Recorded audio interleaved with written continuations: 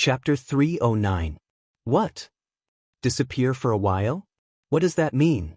In the chess room in Spear District, Thales stared at the air mystic in front of him in astonishment.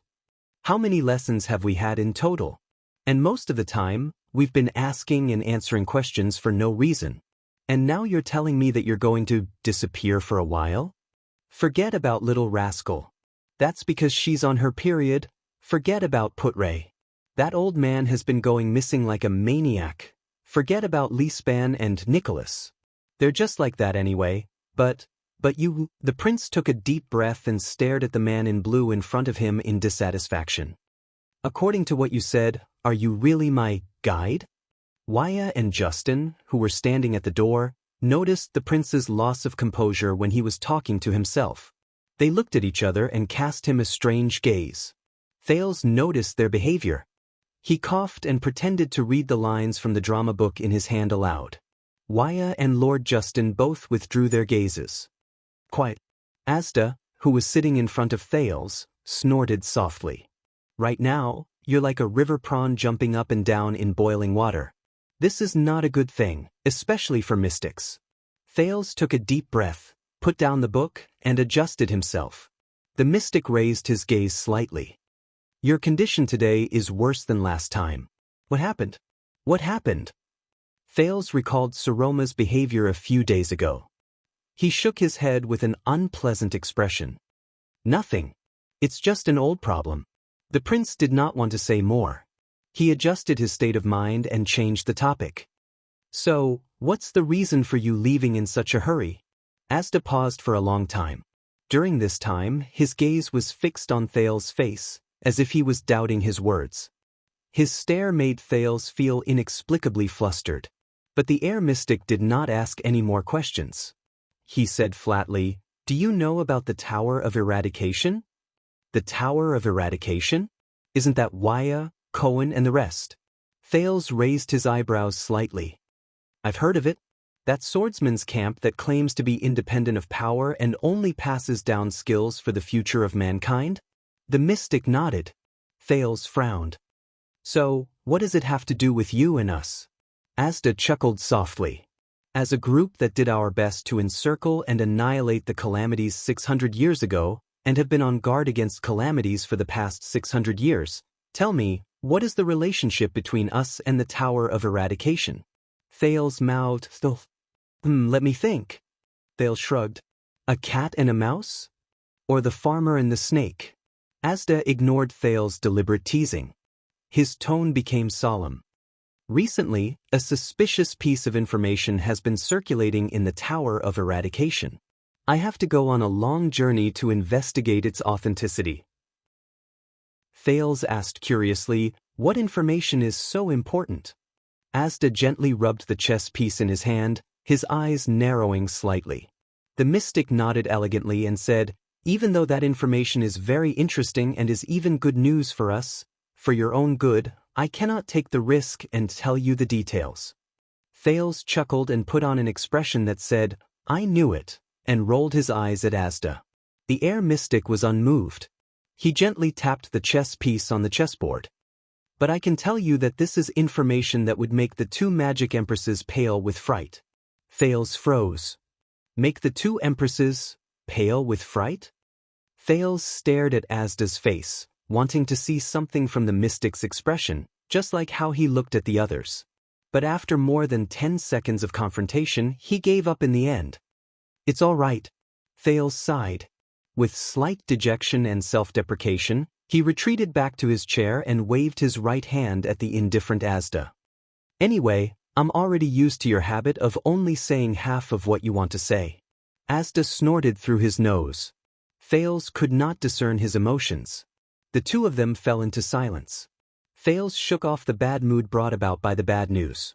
He frowned again and thought about the current situation. How long will you be gone for? I don't know. Maybe a long time. Asda shook his head. It's not easy to get close to the Tower of Eradication. Thales frowned and stared at the air mystic in front of him. He exhaled in annoyance and helplessness. He rubbed his forehead in frustration. Of all times at this time, this is terrible. When Dragon Cloud City is at its most troubled. Ah. Thales sighed softly. You don't seem to be worried that in your absence and Dragon Cloud City isn't peaceful, I'll suddenly be so unlucky that I'll be assassinated? The air mystic narrowed his eyes. Why did you come out to play chess, Thales? Thales tensed up. Maybe you can hide it from others, child. Asda snorted coldly and said meaningfully, but look around you. You already know where you're going. Knowing what he was talking about, Thales coughed awkwardly. In the private room, he turned his head and glanced at the Archduchess guards and patrols on the street, on the opposite building, and at the door. Then, he turned back and flashed the mystic a deliberate and ugly fake smile. The afternoon sun shone on the platform of the open-air private room and dyed the prince's forced smile golden. What's wrong? Despite being under the sun, Asda's expression strangely did not change. He lifted his chin slightly and raised his voice slightly. Looks like you still have expectations of me? Thales rubbed his increasingly furrowed brows and spread his hands helplessly. Yes. There's nothing to hide. The second prince thought hard about the news from the city of faraway prayers. I do treat you as one of my trump cards. If things really reach a point of no return, at least I still have one last option. But now it seems... Thales shook his head and did not continue. In fact, Asda's eyes brightened slightly, and the tone that Thales had experienced countless times in an attempt to bewitch others appeared again. You can choose the last option now. As long as you want to, the door to becoming a mystic will open for you at any time. Do you want to go to the Tower of Eradication with me? But Thales coughed softly as if he did not hear him. He nodded sternly and waved his hand. Farewell. I won't be seeing you off. Asda glanced sideways at his disrespectful student. He was neither angry nor annoyed. He only curled his lips slightly. Thales. A blue light flashed in the mystic's eyes. While I'm away, you can only rely on yourself. Thales, who was still troubled by his situation, exhaled. You speak as if you've helped me a lot in the past few years. Asda snorted softly. Very well. As a parting gift, Thales, the air mystic said softly, let's finish the content of the first lesson. The first lesson? Thales. Asda nodded. You once asked me how the magic empress betrayed us. His expression became serious. It's time to tell you, our greatest enemy and threat. Looking at the unusual expression of this unusual teacher, Thales also became a little nervous because of him. Oh, that's a surprise. Thales nodded awkwardly. Then he looked around suspiciously. Wait, you're not going to suddenly end the class in the next second, are you? The corners of Asda's lips curled up. He sat up straight and personally placed the queen's piece, which he had been stroking for a long time, back on the chessboard. This was really a rare thing for the air mystic. He then said faintly, speaking of the Battle of Eradication, Thales, this was not a quick, one-sided war. Instead, it was a bitter tug-of-war that lasted 10 years. It was about beliefs and standpoints, resistance and compromise. Thales focused. He could not help but notice that Asda did not mention whose beliefs and standpoints it was. He also mentioned who was resisting and who was compromising. On one hand, the war between the warriors and the army, as well as politics and schemes, has been going on and on. On the other hand, the war between the two obscurists and the 6 extremists has never stopped. That war even involved the gods and demons, as well as the dragons and the magic towers. I've read some incomplete records. Listening to the mystic's narration, Thales nodded and muttered, it's about how the king of Renaissance and the dragon rider king mediated and gathered the people's hearts in a complicated political situation, and how the Holy Sun Church repeatedly issued orders to enlist and appeal to the people. I think that the battle that decided the fate of the world might not be as simple as we think it is. No. According to my discussion with Hicks a few days ago, no battle is simple whether it's between us or the enemy, victory or defeat. Asda did not comment. He habitually crossed his fingers and narrowed his eyes slightly. After the magic tower was destroyed, the survivors still worked tirelessly to study the mystic's weaknesses. They also obtained results. The warriors who wore anti-mystic equipment were more or less immune to some of the mystic's abilities, but they were still at a loss as to how to restrict the mystic's movements. Anti-mystic equipment. Thales grasped this familiar yet unfamiliar term. In the next second, Asda's tone suddenly changed. However, the real turning point came in the 11th year. The atmosphere around them was like a chamber with a curtain pulled down. It became dark and obscure due to Asda's gloomy tone. Even Thales could not help but frown. The first mystic to fall was Ban, Asda said calmly, as if he was talking about something that had nothing to do with him. But Thales could clearly feel that he was in a different state. When he once again displayed his terrifying ability and descended upon the nightmares of tens of thousands of people, his chest was pierced by the only enemy who was conscious with an unusual anti-mystic equipment. Ban. Thales vaguely remembered that Giza had also mentioned this name a long time ago. Then, Asda narrowed his eyes slightly. Ban disappeared. Disappeared. After a mystic's chest was pierced by a weapon, disappeared? The mystic's choice of words was very simple, but it made the prince shudder. Thales looked at Asda and recalled what he knew and heard in the past. In his uneasiness, he had a premonition of the ending of the story. This news is very frightening. During those few days, almost all the mystics evolved, knocked on the door, and ascended to their original forms just to search for Ban, who had disappeared from their senses. Asda's expression remained the same, but his tone became deeper. But we could not find any trace of Ban anymore. Only a lump of dead matter was left in the nightmare mystic's world, and it was completely unconscious. A lump of dead matter. Completely unconscious. Thales could not help but recall the moment he knocked on the door, that year, and the various strange things he encountered in that intoxicating darkness. Whether it was the extremists on the battlefield or us who lived in seclusion, all of us were at a loss in our shock and bewilderment. Asda stared at the void. His expression did not change, but the rhythm of his voice made others feel even more uneasy. Giza and Eric believed that the humans had used some sort of method to hide Ban. Hence, they destroyed 9 cities in one night and interrogated 9 kings and suzerains just to find Ban.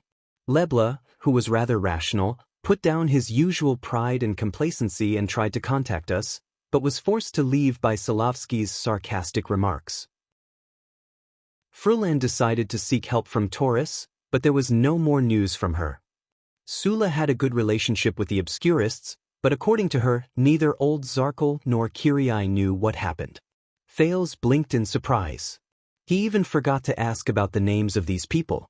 As Asda's tone became more serious, the rhythm of the story also became more urgent. Until we realized that even though such a major incident had happened, other than Taurus, there were 2 other mystics who had not responded. A strange blue light slowly appeared in Asda's eyes. They seemed to be very busy. They did not even have the time and energy to knock on the door and check on Ban. Thales could not help but hold his breath. They are, Blood Spike and Helen. Asda's gaze froze in the air. He nodded slightly. The magic empress who came later. Blood Spike and Helen. 2 empresses. Thales' eyes widened slightly. That means that weapon and the magic empress, they are, Asda turned his head. His emotionless eyes swept past Thales' face, making the latter heart skip a beat. Yes. Unbeknownst to us, the 2 mystics, who had always seemed to be aloof and neutral, had started working with humans and the survivors of the magic tower a long time ago. The air mystic's tone was cold. In the end, they used the existing anti-mystic equipment as the foundation to create the mystic's greatest nemesis. The temperature in the chess room seemed to have dropped in an instant. In the next second, Asda's lips parted slightly. He coldly uttered the combination that Thales had heard countless times. Legendary anti-mystic equipment. The silence between the 2 of them lasted for a while. Thales tried hard to digest the information he just received. Legendary anti-mystic equipment. The 2 empresses. So, legends? They are the 2 empresses' creations? Thales could not help but ask. Asda fixed his gaze on the chessboard, as if there was something on it that he could not miss. He nodded his head at an extremely slow pace. Every legendary anti-mystic equipment in the world was created by the two empresses. Each of them has a corresponding ability. It is as if they were created for every mystic to restrain us. At the same time, once we are injured by these equipment as mystics, we will be severely injured and unable to recover. In the worst case, we will disappear without a trace. The blue light in the mystic's eyes turned into stars and disappeared into the bottomless depths of his eyes. This is the so-called seal. It is the proof of betrayal. From now on, the mystic's 3 deaths commandments. Asda stared at the empty space as if he was looking at the past. He said faintly, "From now on, the mystic's 3 deaths became the 3 deaths and 1 prohibition." What? Thales was stunned again. 3 deaths and 1 prohibition? The prince asked in puzzlement. I seem to have heard it somewhere a long time ago. What is this? But Asda just shook his head. In his most usual manner, he casually said, "You are not at the stage where you can understand it. Understanding it too early will only do you harm and not benefit you." Thales raised his eyebrows in dissatisfaction. But the prince, who knew Asda's temperament very well, sighed in the end and gave up on the idea of getting to the bottom of it. So, what is the principle behind the legendary anti-mystic equipment? Thales suppressed his scattered thoughts and pulled his curiosity back to the current topic. Since it is a seal, does it mean that the sealed mystic is not dead yet? Just like how you were in Eternal Star City 6 years ago, is it just temporary? Ever since they started talking about this topic, Asda's tone became very low. This time was no exception. The secret of the legendary anti-mystic equipment has always been in the hands of the two empresses. We still do not know about it. This is a shackle that has been on our shoulders for nearly 700 years. It is still unsolved. Thales looked at the mystic, who did not seem to be in high spirits. He did not know how to respond. Wait, I thought of a question.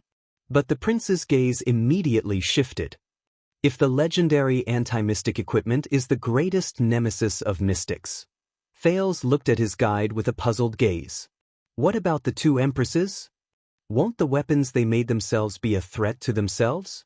Thales took a deep breath and recalled all the legendary anti-mystic equipment he had seen: the masked protector's short sword, the Corleone sisters' black coffin, the fortress flower's shield, the kingdom's wrath's silver-black great bow, the Star Killer's white-hilted saber, the Walton family's soul slayer pike, the Fire Knight's golden saber. They probably have their own abilities and my blood brothers. Thales forcefully suppressed the voice in his memory and said thoughtfully, "Will someone use the legendary anti-mystic equipment they made against the two empresses themselves?" At that moment, Asda's eyes lit up. "Good question." The mystic chuckled. "You are getting closer to the truth of the world, Your Highness." Thales widened his eyes to show that he did not understand. However, Asda only smiled, which was a rare sight. His figure gradually faded away. "Take care, Thales." The air mystic gently pressed his left chest and bowed elegantly. "Class dismissed. See you in Eternal Star City." A few seconds later, the chess room was filled with silence again. Only the dumbfounded Thales was left. He blinked and tried hard to digest the day's knowledge. Legendary anti-mystic equipment, 2 empresses, traitor, and Asda, who is on a long journey. Thales heaved a heavy sigh and slammed his head on the chessboard, as if he had given up on himself. However, the prince's thoughts were soon interrupted. Prince Thales. The former deputy commander of the White Blade Guards, Nicholas' assistant, Lord Justin's voice came from behind him. "Are you done?" "What's wrong?" Thales exhaled with great difficulty. He raised his head with difficulty, extended his hand, and put the queen back into the box. "I remember that it's not time yet." Lord Justin came before the prince and nodded politely but coldly. But the official diplomat group from the city of Faraway Prayers has already arrived in front of Dragon Cloud City. The Lord's words lifted the prince's spirits. "The Archduchess and the Prime Minister, the Regent, have invited you to Heroic Spirit Palace to welcome the guests from the city of Faraway Prayers and attend the welcoming banquet." "Me?" Thales slowly furrowed his eyebrows. It doesn't seem appropriate for a prince from an enemy country to be present at this kind of event.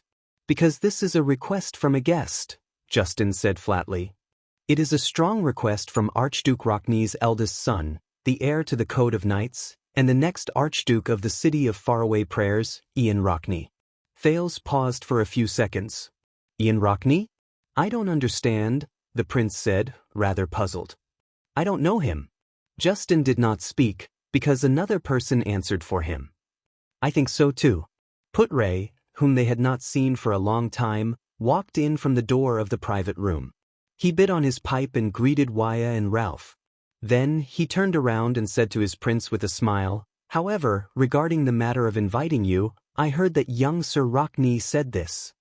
Thales looked at his former vice diplomat and felt his heart tighten. He said. Putray exhaled a puff of smoke and shook his head emotionally. Of course, there must be a witness for a marriage proposal. Chapter 310. When Thales returned on horseback, Heroic Spirit Palace was already prepared. The road north from the first gatehouse to the palace gate was swept and looked brand new. The personal guards and soldiers' armor were especially neat and tidy, and they stood in formation. This was probably the limit for the Northlanders who were used to being rough and violent. Perhaps the next time you come back, you won't bring bad news with you. With a heavy heart, the second prince carefully held Jenny's reins and spoke to Putray, whom he had not seen for a long time, with a straight face. I see. Putray's eyebrows twitched. He narrowed his eyes and revealed a strange expression. The young Rockney proposed to the Archduchess to strengthen the stability of Dragon Cloud City. This is actually bad news for you, Your Highness, huh? The prince was stunned for a second because of this sentence. Then he understood something. He sucked in a breath. Thales slowly turned to Putray and put on his most unpleasant expression. He enunciated each word clearly, you just had to mention, but he was interrupted. Sorry. The thin man smiled profoundly and shrugged helplessly on the horse. Before you flare up, I swear I didn't mean anything else. Putray revealed a harmless smile. You know what that means. Thales widened his eyes. His lips moved a few times in the air, but in the end, no sound came out. The prince could only snort in dissatisfaction and turn his head around. Who could understand the gloominess of having his resentment forced back into his chest by a single sentence? The second prince resisted the urge to fire the former vice diplomat. He slanted his lips and said through gritted teeth, based on the current situation, anything that breaks the status quo can be a threat to us. For example, the Archduchess' sudden marriage and the interests involved behind it. That's what I mean. Of course. Putray still had that infuriating expression. He did not care that Lord Justin's face had darkened behind him. He flicked his pipe and looked at ease. You are a prince, after all. Whatever you say must be true, regardless of whether it is true or not. My God, Thales covered his face and sighed in pain. He gave up on the idea of explaining anything to this stubborn old man. Unbelievable. The prince stared listlessly at the slowly approaching palace gate. These words actually came from the mouth of a subject who did not care about his prince for more than 10 days. Putray snorted, but did not reply. Nicholas was already waiting in front of the palace gate with the Archduchess guards. But this time, when the Star Killer saw Thales, he did not put on a deadpan expression. Instead, he stared at him deeply, then gestured towards the direction of the stables with his chin, signaling him to continue. This was not common. The puzzled Thales got off the saddle in front of the stable. Good luck, Putray said calmly. After the welcoming ceremony, I will wait for you in your room. That's really comforting. The prince, who was already annoyed, waved his hand in dissatisfaction. Thales handed the reins to the coachman. Then, accompanied by Waya and Ralph, he walked towards Nicholas, who was standing at the entrance of the palace. The Archduchess and the Count are in the Hall of Heroes. Go and meet them. Nicholas waved his hand without changing his expression. I still have to welcome the vanguard of the diplomat group here. They are especially formal this time. Because the matter is especially serious? Thales snorted. What happened to the matter last time? You know, regarding the Archduchess. Be good and shut your mouth, Nicholas interrupted him stiffly. "The vanguard of the city of faraway prayers is here." Thales turned his head. As expected, a group of cavaliers with different banners slowly rode out of the first gatehouse. Under the gazes of countless dragon-cloud city guards on both sides, they walked towards the palace gate. Their banners were embroidered with a thick book that was flipped open. The pages were engraved with several letters of the empire, but their meaning was unknown. The Knights Cannon, the emblem of the Rockne family, the legitimate and noble rulers of the city of faraway prayers. It was said that they were a prestigious family of knights that had been stationed in the north since the era of the ancient empire. They had nurtured countless great knights who left their mark in history. Even when the emperor demolished the Temple of Knights and the tradition of knights gradually declined, they still maintained a great reputation in the north. Until the Battle of Eradication. Thales recalled the knowledge given to him by his teachers in Northland over the years. Among the cavaliers, the leading knight looked rather special. His face was dark, his eyes were rather flat, and his temples were shaved, leaving only the short, reddish-brown hair on the top of his head. He had a sturdy body, but he wore light leather armor, which was not commonly seen in Northland. All sorts of small tools that Thales could not understand were tied to the belt around his shoulders. Other than a short knife at his waist, he only had a crossbow on his back and a quiver of arrows hanging on the saddle. What caught people's attention the most was that even though he was riding on a horse, his demeanor and temperament made him look as if he was taking a stroll in a park. The vanguard of the city of faraway prayers diplomat group actually has this kind of attitude? That means, just as Thales furrowed his eyebrows, Nicholas, who was beside him, reacted faster than him.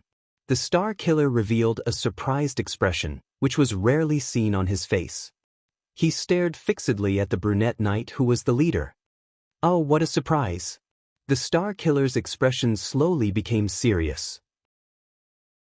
Thales narrowed his eyes and looked at Nicholas, then at the knight in leather armor who was walking forward leisurely. "You know each other?" Nicholas ignored him. Instead, he made a few gestures to his subordinates and went forward alone. It was only then that the prince noticed that a few of the Archduchess guards, who were experienced, also had the same expression on their faces. Thales looked strangely at the brown-haired knight, who did not look like an ordinary Northlander. Nicholas walked slowly to the front of the cavaliers from the city of faraway prayers. He watched them get off their horses in unison with a cold expression. The brown-haired knight was of medium build. He was even slightly shorter than the slightly skinny Nicholas. He held the belt by his waist and stared straight at the Star Killer in front of him without flinching. He flashed a malicious smile. Thales sighed. The sin of Hell's river gathered beside his ear and listened to their conversation. Nicholas and the knight stared at each other for a long time. Then he took a deep breath, pursed his lips, nodded slightly, and snorted coldly. "How could it be you?" His tone was cold and blunt. Thales' heart clenched. It looks like they don't have a good relationship? In the upcoming storm, the relationship between the city of faraway prayers and Dragoncloud City will probably depend on the outcome of this diplomatic mission. And now, as he listened to Nicholas' unfriendly greeting, the brown-haired knight grinned and revealed an inexplicable roguish air. It was only then that Thales noticed that the knight's lips were extraordinarily wide. "A special person," the prince said quietly and rejected Waya's suggestion for him to leave first. The brown-haired knight tilted his head, opened his mouth, and let out a voice that sounded like a gong. He said to Nicholas, "Have you heard a joke?" Nicholas furrowed his brows. There was a man who ran around doing business all year round. He was very worried that his wife in his hometown would be unfaithful to him. The brown-haired knight shook his head and chuckled. So, he snuck home one night. Fortunately, aside from his wife who was sleeping soundly, the man did not find any traces of his adulterer. So, he was gratified and became in the mood to have fun with his wife. Nicholas' brows furrowed even tighter. The brown-haired knight snorted and raised his finger to point at the unhappy Nicholas. After that, his wife lit up the lamp and saw her husband's face clearly. She could not help but exclaim in surprise. The knight widened his eyes, and with an exaggerated expression, he repeated Nicholas' words. "How could it be you?" The entire place fell silent. In the next second, the brown-haired knight burst into laughter. He laughed so hard that he rocked back and forth. Ha! It was as if the joke was really funny. But Nicholas' expression did not change. The companions behind the knight had strange expressions on their faces. They averted their gazes, and someone coughed softly, as if deeply ashamed of their leader's joke. Thales could not help but frown as he listened to all of this from afar. What's going on? Only the brown-haired knight continued to look at Nicholas with a strange smile. He shrugged. Finally, after what felt like a few centuries, Nicholas relaxed his cold expression and let out a long sigh. It's the same as before. Nicholas lowered his head and snorted coldly. It's not funny at all. The brown-haired knight stopped smiling. His expression changed. Oh my God. The knight looked at the star killer with a disappointed expression. Your sense of humor is still as shitty as ever. Thales listened to their conversation curiously and began to doubt their relationship. That brown-haired knight, just who is? Nicholas stared at him quietly. How many years has it been? The star killer asked softly. The brown-haired knight's smile slowly disappeared. 18 years. He stroked his brown hair and snorted softly. Since I returned to the city of faraway prayers, we haven't seen each other for 18 years. The star killer nodded slowly. But the brown-haired knight's expression suddenly became lively again. I guess you still don't have a wife, right? And with your status, it's impossible for you to have an extravagant affair. The noble ladies probably don't like you either. The brown-haired knight looked at Nicholas in disdain and revealed a rather profound, naughty smile. Don't tell me that you still used your hands to settle these 18 years. This time, his companions behind him coughed unnaturally. Nicholas remained motionless as he stared at the brown-haired knight who uttered those indecent words. Then, the corners of his lips curled up, and he suppressed his laughter. Nicholas' laughter and the brown-haired knight's laughter gradually overlapped, as though they had laughed at each other countless times. Thales stared at the star killer's smile in puzzlement. Based on what he knew, aside from sneering and sneering, Nicholas, who could be said to have a dead face, rarely smiled. In the next second, Nicholas and the brown-haired knight swung their right hands almost at the same time. They struck each other. At the moment Thales narrowed his eyes, the two palms violently clasped together in the air, as though they had cooperated with each other thousands of times. Asterisk slap. Asterisk Nicholas held the other person's palm tightly, and a rare smile appeared at the corners of his lips. It's good to see you, Big Mouth. Ha ha. The brown-haired knight threw his head back and laughed, making his mouth even wider. Same to you, Spiky. Thales watched their actions in surprise. It seems like my previous guess was wrong. Their relationship is very good. After all, not everyone can mock and tease the famous star killer without any qualms. That brown-haired knight? Who is he? This guy was sent as a member of the diplomat group from the city of faraway prayers. This means that Archduke Rockney is... Nicholas and the brown-haired knight let go of each other and walked towards the palace gate side by side. The people from the city of faraway prayers seemed to heave a sigh of relief and followed behind them. The brown-haired knight raised his head and observed everything in Heroic Spirit Palace. There was a lot of emotion on his face, as though he was revisiting an old place. So, I heard that you single-handedly killed the boss 6 years ago? The star killer's expression instantly turned cold. You can say that with some help from Byrne and you, Nicholas said softly. Me? The brown-haired knight seemed to be deep in thought. As expected, you used the secret I told you? The star killer's face seemed to turn paler. And I'm not proud of it. Besides, he was already heavily injured at that time. There was silence. Their footsteps did not stop, but their conversation came to a slight halt in the subtle atmosphere. I understand that feeling, the knight said faintly a few seconds later. When the boss recruited us into the guards, you probably didn't expect this day to come. Nicholas did not speak. The brown-haired knight raised his head and looked at the cliff of the sky above Heroic Spirit Palace. His gaze focused on Raikru's statue and he said with a sigh, "It's hard to imagine that in the blink of an eye, we're almost 50. Guards. The boss.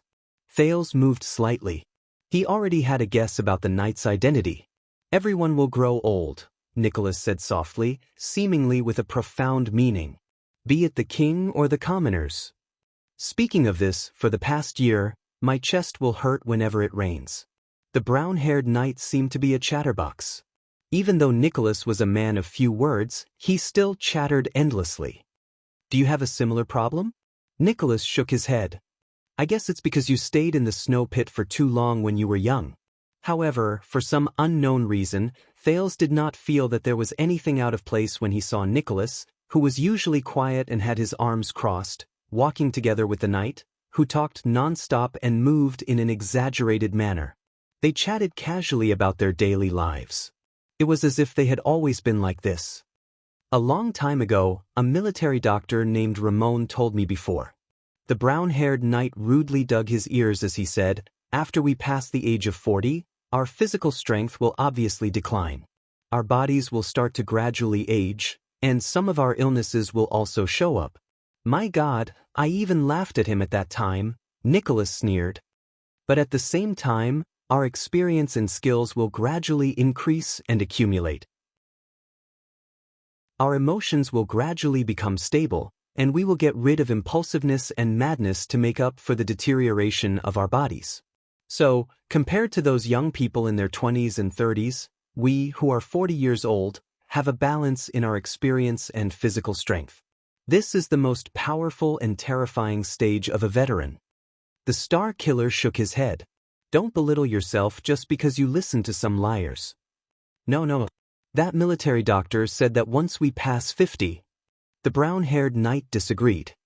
No matter how much we increase our skills and experience, we will never be able to make up for the defects in our physical strength and physique. Every time we get injured, it's a heavy blow that's difficult to recover from. The problems left behind when we were young will follow us like a curse.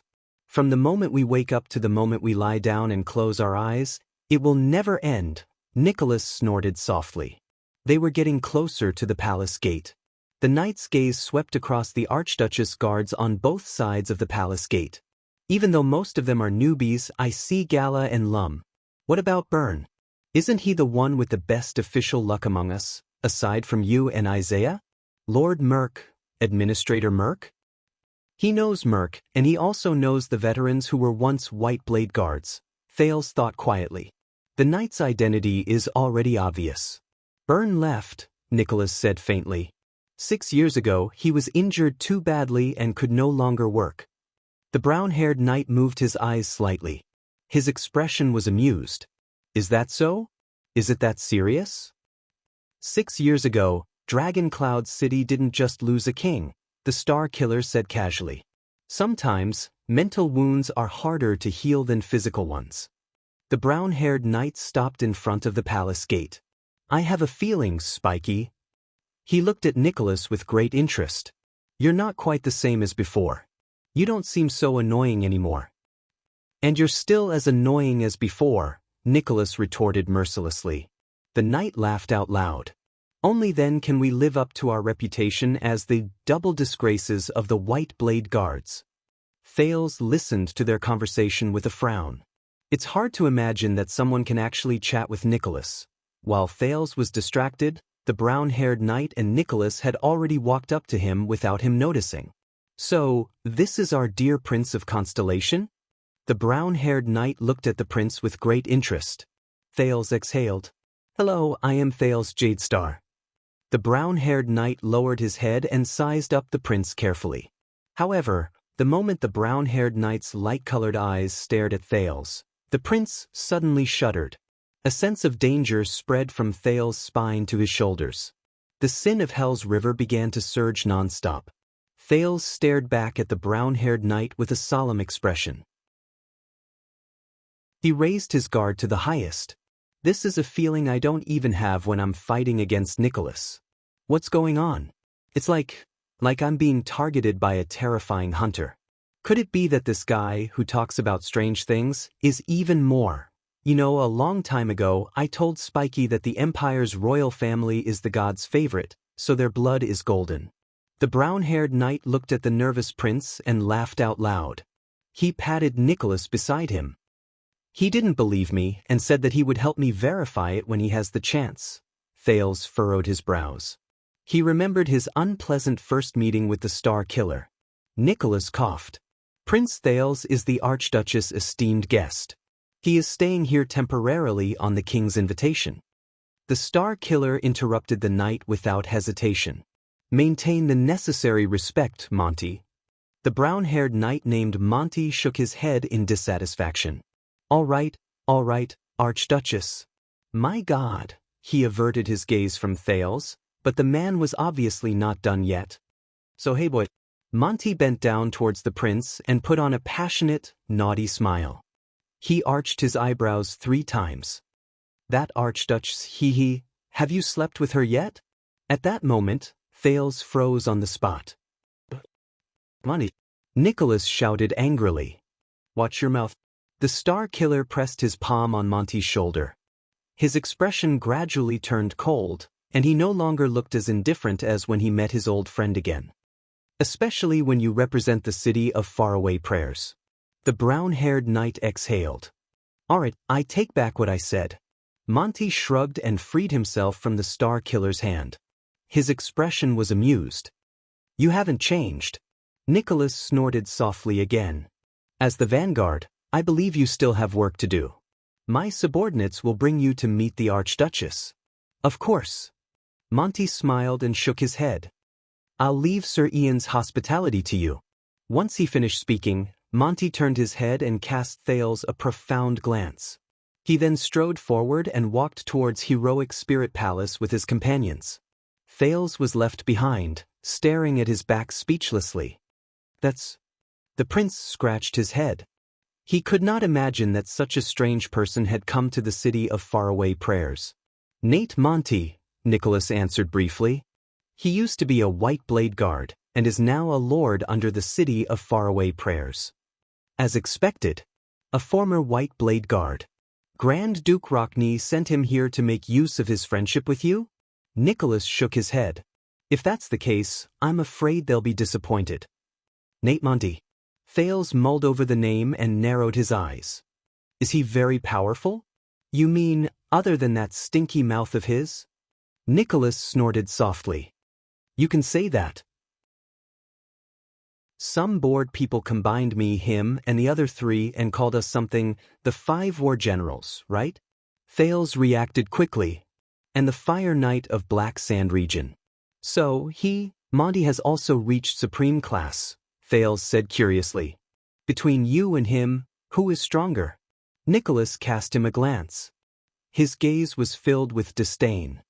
Supreme class, this title has always been deified in many people's hearts. Nicholas snorted softly. But only when you're on the battlefield will you know that in a battle where there are surging tides of people, the effect of a supreme class will be greatly reduced. So, supreme class is more suitable for another type of job where there are fewer people. The Star Killer turned his head and narrowed his eyes slightly. Assassins. Thales remembered the assassin who fell from the sky while waiting for an opportunity to make his move 6 years ago. I feel the same way, he answered gloomily. What does this have to do with Monty? Nicholas stared at Thales. There was a profound meaning in his words. Even though Monty is a warrior, the job he is in charge of is the closest to that of an assassin in the army. Thales moved a little. You mean, back then, he was recruited into the White Blade Guards as an elite sniper crossbowman. Later, Castellan thought highly of his talent and trained him to be a scout. Nicholas nodded. Soon, Monty became the most terrifying scout in all of Extet. Our job is to face our enemies head-on and fight bloody battles. Monty, on the other hand, is better at hiding his tracks and launching sudden attacks. 20 years ago in White Mountain, on the eve of the Battle of the Deep Valley, he snuck into the ancestral altar of the Elven Court alone to spy on the enemy. He left behind countless corpses along the way. It was only when the crow caw he learned was seen through that he escaped from the encirclement and left. From then on, Monty received the nickname Raven of Death. The Star Killer ended his speech. Thales was deep in thought. Raven of Death. That's really not a nice nickname. You haven't told me yet. Both of you are 5 war generals, Thales continued to ask. Between you and him, who is stronger? Monty? Nicholas looked as if he had heard the funniest joke. He stared in the direction Monty left and sneered. Within 10 steps, I can snap his neck in 5 seconds. Thales felt a chill in his heart. That's not right. Then, Thales understood the hidden meaning in his words. With the principle of not letting the dead face be happy, he asked in a considerate manner, what about beyond 10 steps? As expected, in the next second, Nicholas put on the most unpleasant expression he had ever shown Thales, who was like a curious baby. The Star Killer crossed his arms and turned his head to the side. He snorted in dissatisfaction. Thales widened his eyes and scratched his head. As he watched Nicholas turn around and leave, he had a rough idea of the answer. So, he sighed in resignation and walked towards the Hall of Heroes. At that time, Thales thought that Ned Monty was probably the strangest and most unique person he had seen that day. Then, an hour later, he and Saroma met their real guest in the Hall of Heroes. The heir of the Knights Cannon family, and the official envoy from the city of faraway prayers, Ian Rockney. Chapter 311. An hour later, the Prince of Constellation, who had just finished dressing up in the Blood Court, was walking along the corridor towards the Hall of Heroes, accompanied by Ralph and Waya. Thales took a deep breath and walked past a group of guards who were staring at him fiercely. He looked at the familiar layout and furnishings in Heroic Spirit Palace, and his heart was heavy. Are you all right, Your Highness? This was the slightly worried Waya. I can't be better, Thales replied with a straight face. Why do you ask? Because when we were outside just now, Lord Putray said that young Rockney is here to propose. If this bothers you... Waya abruptly stopped talking. He turned his head and saw Ralph clasping his hands tightly on his shoulders. Ralph's gaze was stern as he shook his head forcefully. That's because when we were outside just now, Lord Putray said that Rockney is here to propose.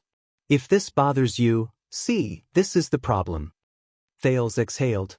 Everyone is thinking in the same direction, even you. Waya and Ralph looked at each other. But the real problem is... Thales' mind raced and he subconsciously clenched his fists. This is impossible. Yes. Propose. What kind of joke is this?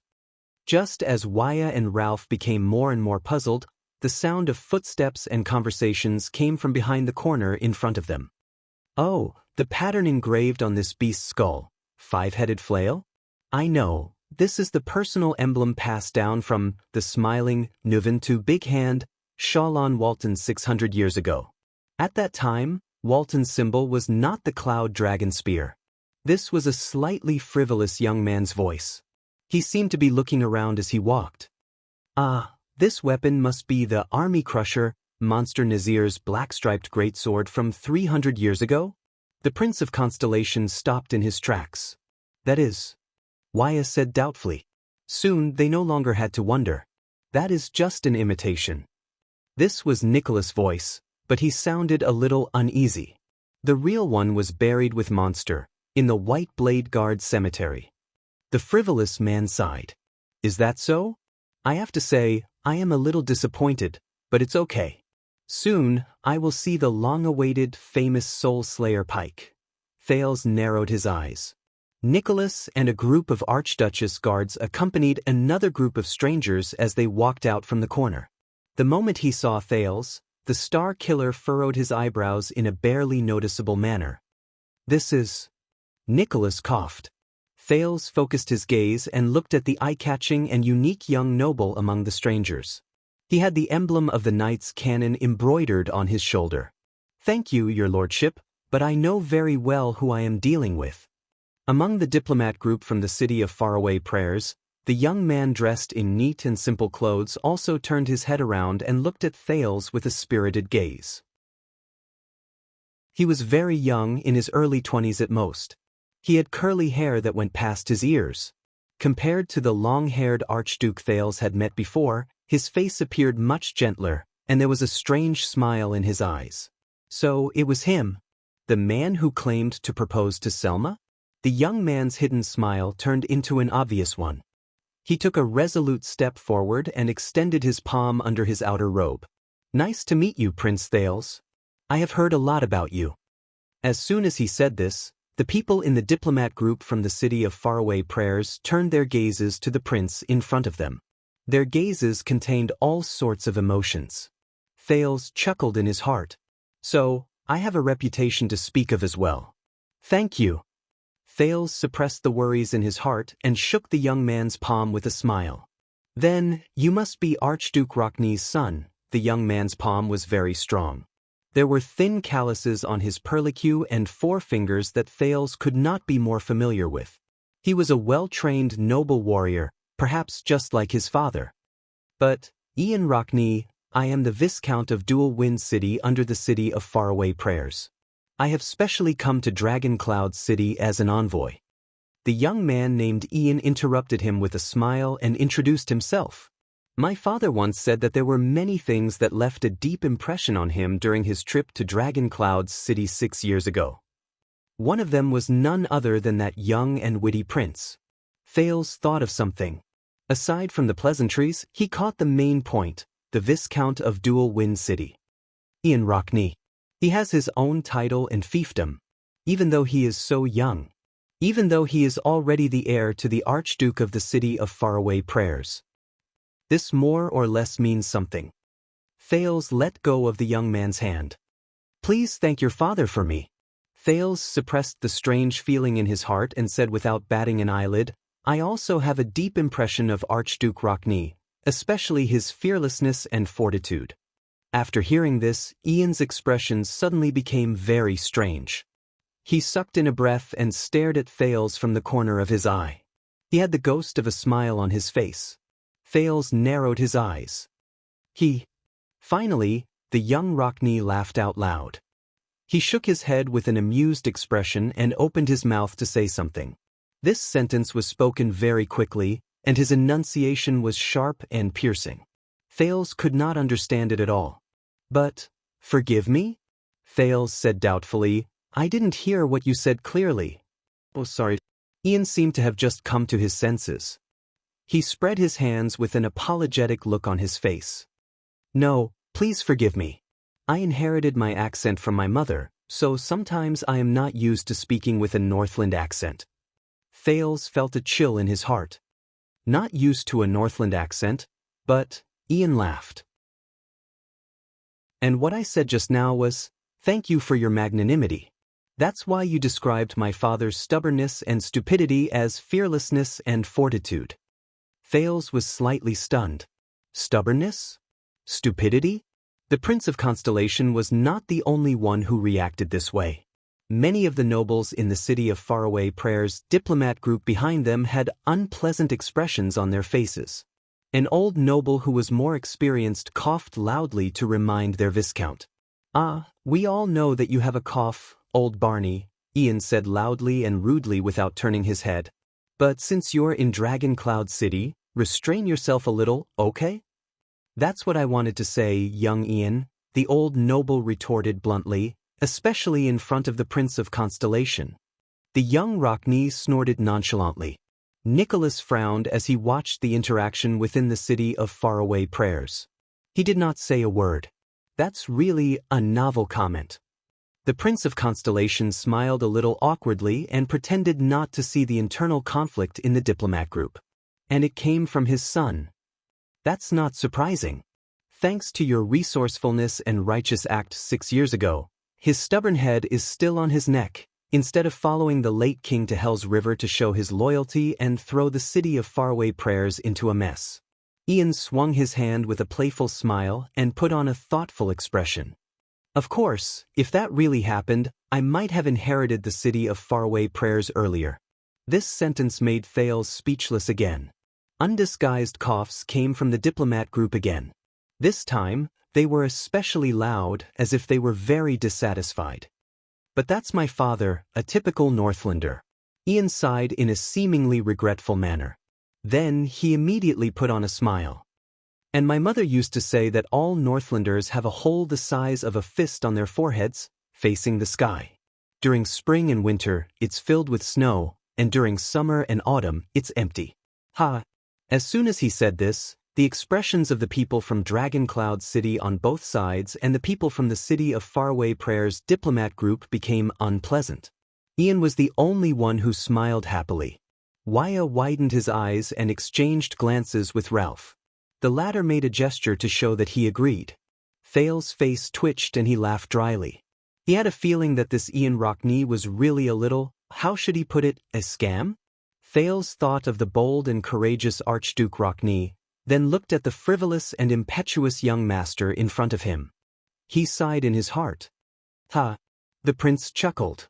I have to say, you are really not like your father's son. But am I really my father's son? The young Rockne laughed heartily, and his words shocked everyone once again. This is also the suspicion that has troubled my father for many years. I say, no wonder my mother died so early. Could it be that she was trying to cover up? Thale's smile froze on his face. A rude and low shout came from the diplomat group, Ian. Ian lowered his head slightly. The light cast a shadow on his face. Then he flashed a smile again. Ha ha. The young Rockne laughed and waved behind him. I was just joking. Look at your expressions. At that moment, Thales knew what that slight feeling of incongruity was. Ian Rockne, this man, the way he speaks and the way he does things are not like a Northlander. Sirs. As the receptionist, Nicholas looked warily at the two people who were chatting happily, at least on the surface. Perhaps we shouldn't let the Archduchess wait for too long? Ian looked at Nicholas and shrugged. Come, Prince. The young Rockne ignored the prince's awkward expression and put his hand on the latter's shoulder. Let's talk as we walk. I believe we will become good friends. Thales instinctively wanted to break free from his hand, but Ian only smiled. Trust me, Prince Thales. He looked elated, but there was a profound meaning in his words. There are many things we can talk about. For example, the Archduchess' marriage. Thales was stunned. Nicholas frowned. His expression was unhappy, but he did not say anything in the end. Also, Ian pushed Thales and moved forward with him. He smiled happily and said, What's more, he smiled happily and said, when facing Northlanders, I think we will definitely get along well. No? Thales gave up on getting rid of Rockne's arm around his shoulder. He sighed. Based on the current situation. Someone who can get along well with you, probably only Ida. Thales gave Waya and Ralph, who had worried expressions on their faces, a reassuring look before he walked forward. Based on what you said just now, your mother is a foreigner? The prince recalled the scene just now and asked keenly, From Camus Union? Oh no, of course she is an extension, the young Rockne answered briskly. And she is a local from the City of Faraway Prayers. A local from the City of Faraway Prayers? Thales frowned slightly. But you just said that her accent is not Northlander. The young Viscount of Dual Wind City raised his eyebrows slightly and put on an expression that said, I knew it. They followed behind Nicholas and slowly approached the Hall of Heroes. You have never been to the City of Faraway Prayers, have you, Your Highness? I have not had that kind of honor. No wonder. Ian shook his head in a slightly profound manner and clicked his tongue. He sighed. When everyone talks about Ekstedt, they always say that it is Northland, the kingdom of Northlanders, as if extensions are Northlanders. Thales' interest was piqued by the follow-up question in this sentence. But they have all forgotten. Ian turned his head and smiled faintly.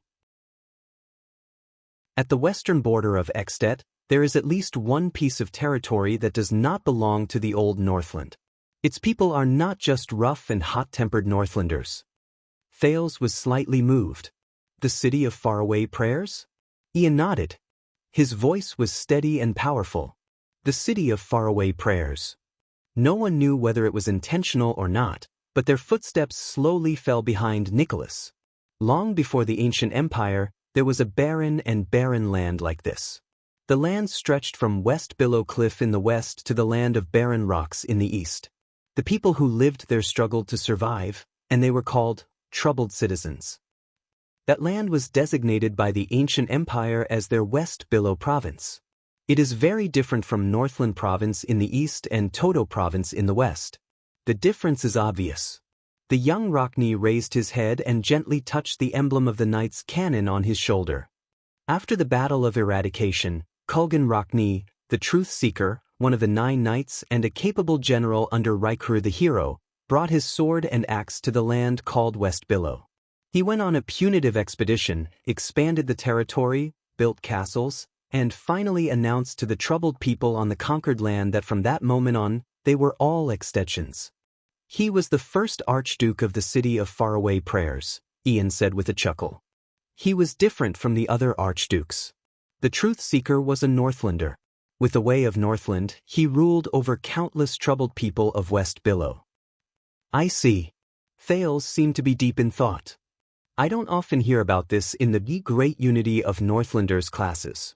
Ian shook his head and sneered. Of course, outsiders rarely care about this difference. Even the extensions from other places are the same. He raised his head with great interest and looked at the decorations around him that were full of Northland style. It's no wonder. Among the 10 great territories of Extet, the Sentinel region and Defense City are on guard against the oldest line of defense of mankind in the north. Glacier Sea and Elefure City have to worry about the threat from the east coast. There's no need to mention the 3 territories in the south, which are near the northern territory of Constellation. Dragon Cloud City and Beacon Illumination City have been the center of Northland since ancient times. They can be said to be the heart of the kingdom. In comparison, the city of Faraway Prayers, which is located in the west, has a vast territory and is sparsely populated. It can only deal with desert bandits and merchants. It seems especially insignificant, doesn't it? Nicholas turned around and gave them an indecipherable look. Ian immediately responded with a bright smile. But you are still a member of Extet. Thales shrugged. You even had a common elected king. Ian snorted softly. 300 years ago, if the Nightwing King had not dealt a heavy blow to the eastern part of the kingdom, he said with a sigh, the common elected throne would never have fallen into the hands of the Rockne family. They would not have been able to wait for King Lissa Rockne's coronation in the city of Faraway Prayers. You can tell a lot from the name, City of Faraway Prayers, praying far away. The young Rockne patted the prince's shoulder and said with a resigned expression, to Extet, the city of faraway prayers is just a faraway part of their territory. It's so far away that no matter what happens in that wasteland, the other people in the kingdom only need to pray from afar, and it'll be considered that they've shown great mercy. Thales did not speak, but his judgment of the situation and his estimation of the city of faraway prayers' intentions had changed many times. But in the next second, Ian lowered his head and moved closer to Thales' ear. He whispered, most importantly, since it's not the land of the Northlanders, why would the Northlanders pay attention to it? Why would they care about whether the troubled citizens of West Billow are dead or alive? Thales shuddered a little. They only need to know that it still belongs to Extet. When they boast to outsiders, they can still use that huge territory to show off Extet's national strength. That's enough, isn't it? Ian still had his hand on Thales' shoulder. He raised a finger and said in a low voice, so, many people of West Billow can't help but think that perhaps the Northlanders only care about the city of faraway prayers on the map. And this is the city of faraway prayers. This is the problem that the Rockne family, as Northlanders, has faced for the past 600 years. It sounds very troublesome, the prince said in a low voice. Presumably, your father often has to worry about the doubts of the people under his rule, the so-called troubled citizens of West Billow? Ian smiled faintly. It's just like Dragon Cloud City, isn't it? Thales did not say a word, but he could already tell what was going on.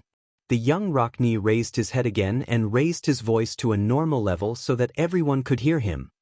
The heavens have taken pity on us. For more than 600 years, we have been taking care of ourselves. Ian turned his head. His smile was gentle. Therefore, 20 years ago, the born king did not hesitate to give the order to aid the West in the name of the king and with the power of the entire city. Only then will the Rockne family remember this kindness forever. Hence, a loyal alliance can be formed. The young Rockney blinked lightly. So, as vassals, we are willing to follow a king like that until the end of his life. Thales raised his eyebrows and said in a low voice, I understand. The prince pondered over Ian's intentions. This Viscount of Dual Wind City seems to be frivolous, meddlesome, and speaks without thinking, but, from just now until now, beneath the surface, what he wants to convey is, Thales raised his head and said in a low voice, Why did you send a message to invite me here, Viscount of Dual Wind City? I am just a prince of a foreign country. Ian lowered his head and revealed a mysterious smile. As I said, in order to propose to the Archduchess, I need a reliable witness. Thales' expression did not change, but he glanced at the people around him and deliberately walked faster. He frowned slightly. How do you know that I am reliable? Ian snorted through his nose. Ian chuckled and said, Because if you are not reliable, you would not have come. Thales was speechless for a moment. A few seconds later, the prince said, What if your estimation is wrong? What if you are looking for the wrong person? I may be wrong. Ian maintained his mysterious smile. But Black Sand region is definitely not wrong. Thales fell silent. Are you serious about proposing to the Archduchess? The young Rockney shrugged. Of course. Otherwise, if the Archduchess marries someone else, what will happen to us? Thales frowned. Us? Ian snorted softly and looked at him meaningfully. He stretched out his voice and repeated the two words softly, S. Thales pondered for a while. Ian let go of his shoulder and looked around with interest. I understand. Thales pondered for a while and said in a low voice, Is there anything important that will take up a lot of time in the audience later? Let me think. The young Rockney scratched his forehead. Other than the hypocritical greetings to each other, there will also be a personal letter from my father written in the style of an ancient knight, and a crying plea for Dragon Cloud City to be merciful and send troops to save us, who are in a terrible predicament. In the end, I will grit my teeth and criticize the king's crimes, and invite Dragon Cloud City to join the camp of justice, that's all. Thales nodded and resisted the urge to ridicule him. Then hurry up and end it. Tonight, I will invite the Archduchess and you to the dining room for a small gathering to discuss the truly important matters. Just the three of us, and perhaps Regent Leespan, if he insists as always. At that moment Ian's eyes lit up. I look forward to it. The young Rockney curled up the corners of his lips. I promise, it will end as soon as possible. In the next second, they finally arrived at the door of the Hall of Heroes. The members of the diplomat group tacitly stopped in their tracks, tidied up their clothes, and looked at Ian sternly. Their gazes made Thales feel rather uncomfortable. Ian could only exhale and flick the emblem of the knight's cannon on his shoulder. Are you ready? Nicholas narrowed his eyes and observed the group. Then he waved his hand. Amidst the heavy rumbling, the two guards pushed the door open steadily. Rows of Archduchess personal guards and the Archduchess throne at the end of the hall were revealed. Behind the throne was the ferocious, pitch-black Soul Slayer Pike. Everyone in the hall turned their gazes to the entrance of the hall and looked at the guests from the city of faraway prayers. Ian narrowed his eyes and looked at the ancient hall that represented Dragon Cloud City. Under the illumination of the sun and lights, the relief sculpture of the Cloud Dragon Spear at the top of the hall was extremely conspicuous. It made the usually dark and heavy Hall of Heroes look even more dignified and steady. Relax. Thales punched his shoulder and snorted. You're much luckier than I was the first time I came. The prince looked at the Hall of Heroes and remembered his unlucky first visit. He could not help but lower his head and sigh. Is that so? Ian snorted softly and walked forward into the hall. Asterisk thud, thud, thud. Asterisk the sound of footsteps rang. Guests from the city of faraway prayers, the herald said. But in the next moment, he was immediately interrupted by an even louder voice. Honorable Archduchess Saroma Walton. Ian walked steadily on the stone floor and shouted loudly over the herald's voice, I am Ian Rockney. On behalf of my father, the Archduke of the City of Faraway Prayers, Culgan Rockney, I extend my sincere greetings to you. What? Everyone in the hall craned their necks in surprise and looked at Ian Rockney, who was walking over slowly and did not treat himself as an outsider at all. Thales sighed. He thought of Croche, whom he had met before, and wondered why there were so many strange people lately. And all of them liked to introduce themselves? The prince subconsciously took a step back and widened the distance between him and Ian. Under the strange gazes of the Archduchess guards, Count Leespan, Viscount Lysden, and other nobles of Dragoncloud City, as well as Nate Monty, who also came from the city of faraway prayers, Ian Rockney did not stop walking. He looked at the Archduchess on the throne with great interest and sized up her appearance. This is my first time in Dragoncloud City. Forgive me for being unable to contain my excitement. In her seat, Saroma, who was dressed to the nines, seemed a little restrained. She pursed her lips and tensed up. Thales subconsciously clenched his fists. The Archduchess took a deep breath and nodded at Count Leespan, who was sitting beside her. She then cleared her throat and said, "Thank you for the concern of the city of faraway prayers." However, once again Ian Rockney from the city of faraway prayers exceeded everyone's expectations. Under the astonished gazes of everyone present, Ian Rockney laughed and interrupted Saroma without hesitation. On behalf of the city of faraway prayers, I sincerely request Dragoncloud City to send troops decisively and join our war against the Alliance of Freedom to protect your grandfather and father's reputation. Also, we really hate that common elected king who doesn't act according to the rules. I believe that all of you feel the same. The young Rockney raised his hands and did not stop talking. The words that came out of his mouth flowed down like an endless river. So, I also sincerely invite you, Archduchess Saroma Walton, to sign on the joint notice that will be pasted all over the country to condemn the king's atrocities. While he spoke without pause, the indifferent Ian did not forget to take out a slightly deformed letter from his bosom. He blew on the obviously damaged seal and handed it to the Star Killer, who stared at him in puzzlement. All the details are written in my father's letter. But I sincerely suggest that all of you remove all the adjectives in it and read it again. It will be much smoother. Ian exhaled, as if he was happy that he had said such a long string of words. A few seconds later, he flashed a bright smile. Then I guess our audience this time is over? His voice faded away. The entire Hall of Heroes was silent. Not a single sound could be heard. For a few seconds. Over? What does he mean? No one seemed to be able to react. Thales also stared at Ian, who stood in the hall, dumbfounded. Very soon, sighs rose and fell in unison from the city of faraway prayers diplomat group behind Ian. Thales even heard the exasperated voice of the old noble from the city of faraway prayers suppressing himself. I knew it would be like this. Saroma recovered from her shock. She seemed to be at a loss. She looked at Leespan, who was frowning more and more, as if asking for help. Then she looked at Thales, who was holding his forehead. I think, just now. Ian raised his index finger and once again snatched the right to speak in the hall. His happy tone made everyone in the hall speechless again. Prince Thales from Constellation invited me to enjoy the Constellatiate delicacies he brought. To be honest, I can't wait anymore. So, why don't we stop here? At that moment, everyone's gazes turned to stare at Thales.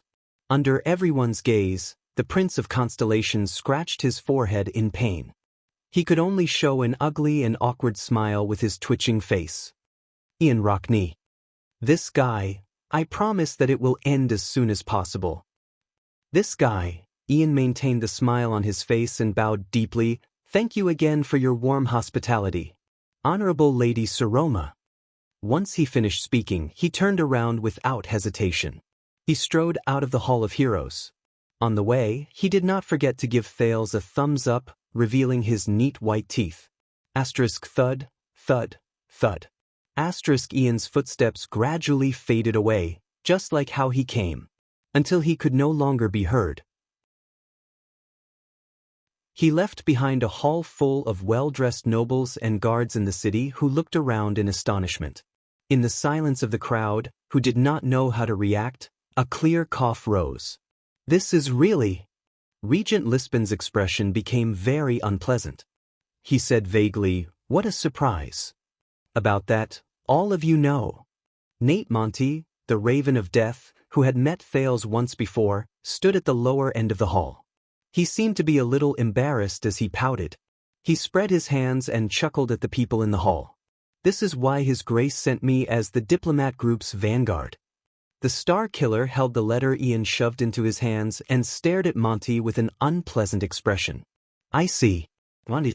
So this is what you meant when you asked me to properly entertain Sir Ian.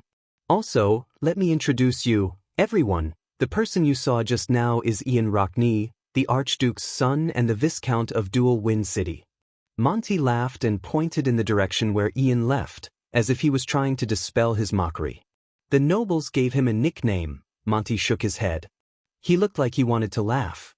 "In the nuisance." The hall became quiet again. It was so quiet that Thales wanted to sneak away. Amidst the awkward atmosphere, a voice suddenly called out to him. Sorry to disturb you again." Everyone turned their heads in unison. Beside the door, Ian Rockney's face reappeared. He still had a smile on his face as he spoke to the people in the hall, who had very interesting expressions on their faces. "Excuse me, where is my room?"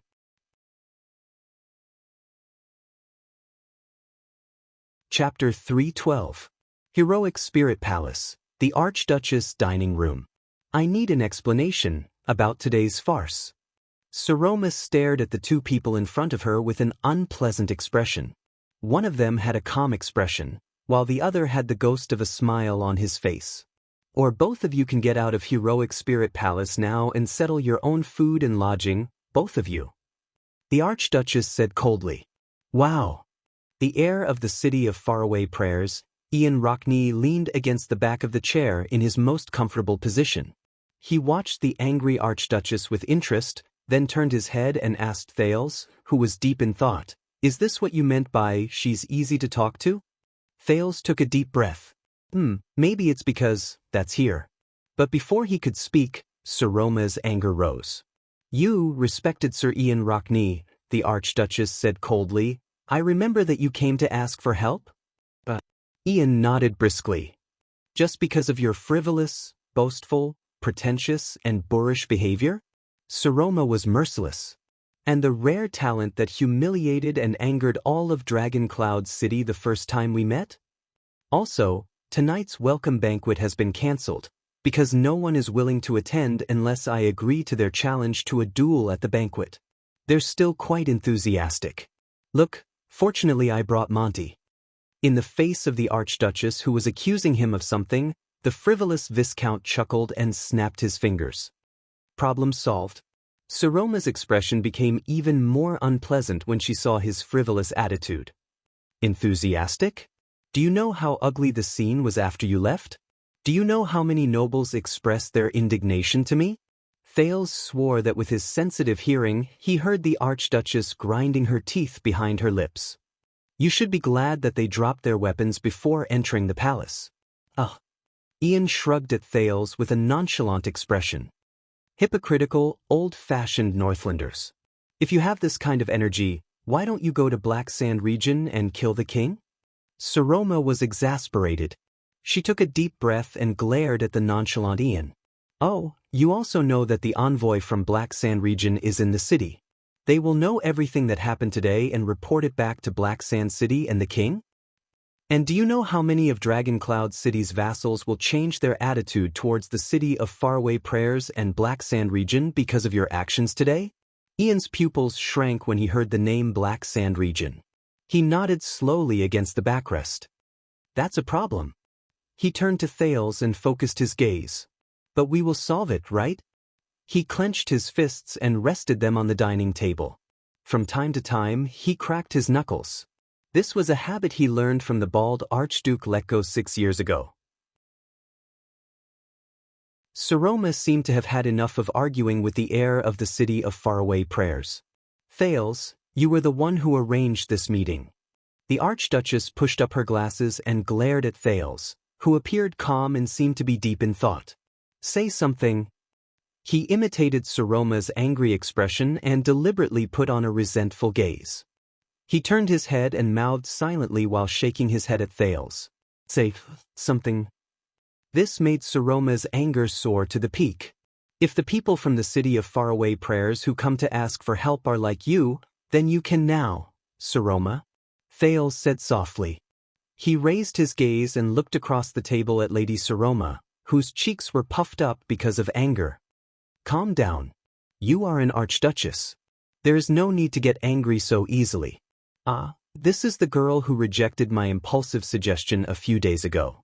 She proposed to stay in Dragon Cloud City and face all the unknown dangers. That little rascal. He misses her, right? The corners of Thales' lips curled up slowly, and he subconsciously smiled. Saroma, who was unable to suppress her anger, felt a little embarrassed by his stare. She remembered the method Thales taught her to calm down and took a few deep breaths. I think. The girl subconsciously averted her gaze and snorted. She glared fiercely at Ian, who was still smiling strangely, but her tone became much gentler. Maybe we shouldn't waste any more time. Ian raised his eyebrows.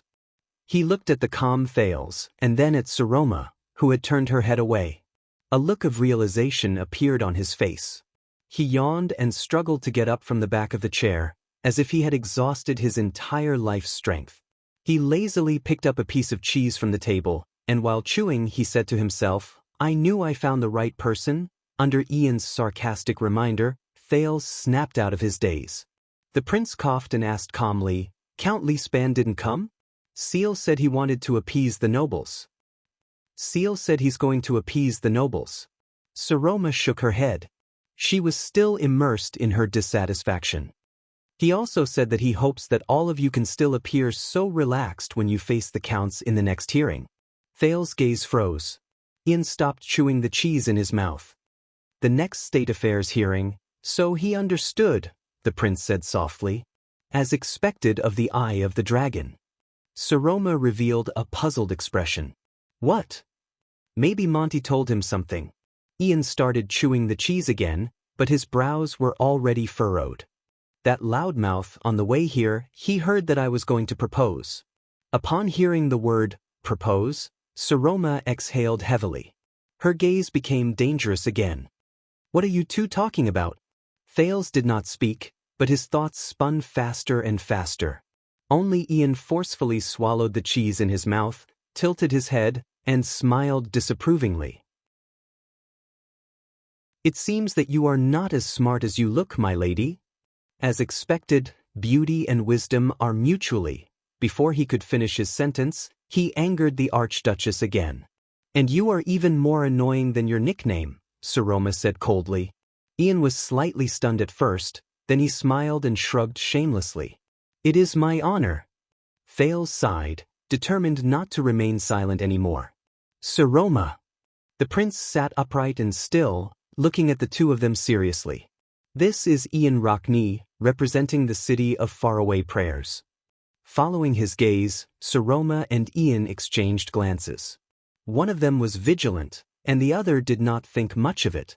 And he is here to propose to you, Thales said flatly.